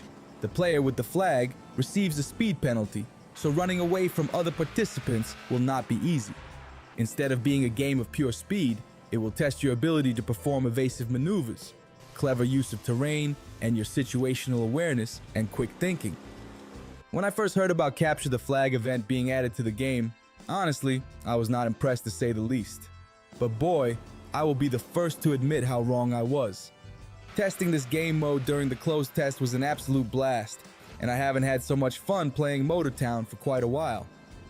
Capture the Flag sessions are extremely enjoyable, full of crazy moments and intense close calls, and with more players, things get even more chaotic, which only adds to the fun. The event itself is highly customizable, adding several new options on top of the usual vehicle and engine limitations. Firstly, you can select the radius of the event circle, locking the players to a certain area or allowing them to roam the map freely. Secondly, you can set the amount of points needed to win the game, which will affect the duration of the event. But most importantly, you can set how bad the slowdown penalty is. This setting is a bit counterintuitive, with 100 being no penalty at all, and 10 being a maximum possible slowdown. I highly recommend you to play around with this setting, since it may affect slow and fast vehicles in a different way, and can really make or break the flow of the event. In my opinion, Capture the Flag is an absolute sleeper hit, and I highly recommend you to venture online and try this event out, be it with your friends or just some random people on the server. With that out of the way, let's finally take a look at the Halloween event itself. The old mansion, southeast of Jeju City, is infested by the monsters once again, and you will be able to find all sorts of spooky goodies behind its rusty gates, if you're brave enough to explore it, that is. Every nook and cranny of the mansion hides unique costumes, pieces of the furniture, and decorations. So make sure to thoroughly explore every corner and every floor of this haunted house, because the Halloween event is your only chance to get those secret items. But this year, the Halloween event goes beyond the walls of an old mansion, with brand new secret items hidden across the whole map. Among them are 3 new costumes and many furniture and decoration items hidden in the most unexpected places, and sometimes just in plain sight. This time though, I will not be spoiling any specific locations, so I won't ruin the exploration for you. But I will be happy to help you in the comments section if you need some assistance. And while you're exploring the map, be careful on the roads, because the good old ghost of Jeju Island is back in action, meaning that all of you completionists out there will finally have a chance to get this elusive achievement. And with all these new Halloween costumes to collect, the developer of the game was kind enough to introduce a new storage solution for us, a storage locker. It can be placed on any property and allows you to store and organize your items instead of just hoarding them inside of random vehicles. Unfortunately, the storage capacity of a locker is only 3 slots, which is really not much. So you will have to install quite a few of them if you want to store a lot of items. But hey, it is better than nothing, and maybe with time, the capacity will increase. The new locker is sold on the 2nd floor of the large AWOL furniture store, with a price tag of 2,000 coins. And alternatively, you could also get the locker from the vendor at the Gangjung furniture store. Just make sure to interact with the clerk to see the whole selection. The last major update I want to discuss today is the Motorpedia expansion. You will now find 2 new tabs here, Cargo and Delivery. The Cargo tab will have the information about every single kind of cargo available in the game, and the Delivery tab will show you everything about any industry, like what they need, what they produce, and where to find them. Both new menus offer a lot of filters and interactivity, so that you can easily find exactly what you need, and it is great to see the Motorpedia grow and become more and more useful. Now, to wrap things up, let's take a quick look at some smaller changes and improvements. Monarch's limo comfort rating was updated to 7 stars, making it a much more viable option for the limo job. Temperature will now have an effect on the grip of your tires.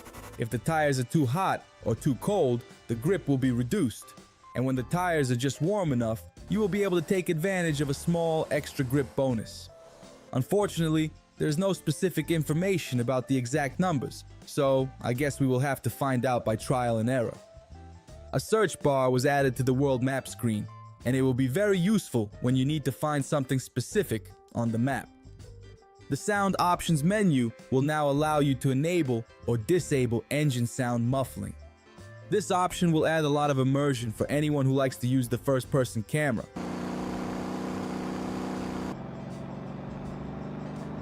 A lot of work on the optimization of the game has been done, mainly aimed at improving the multiplayer experience. The Jeju River has been completely reworked, and now has a beautiful and realistic water simulation. Hopefully, this means that we will soon get an updated ocean model as well.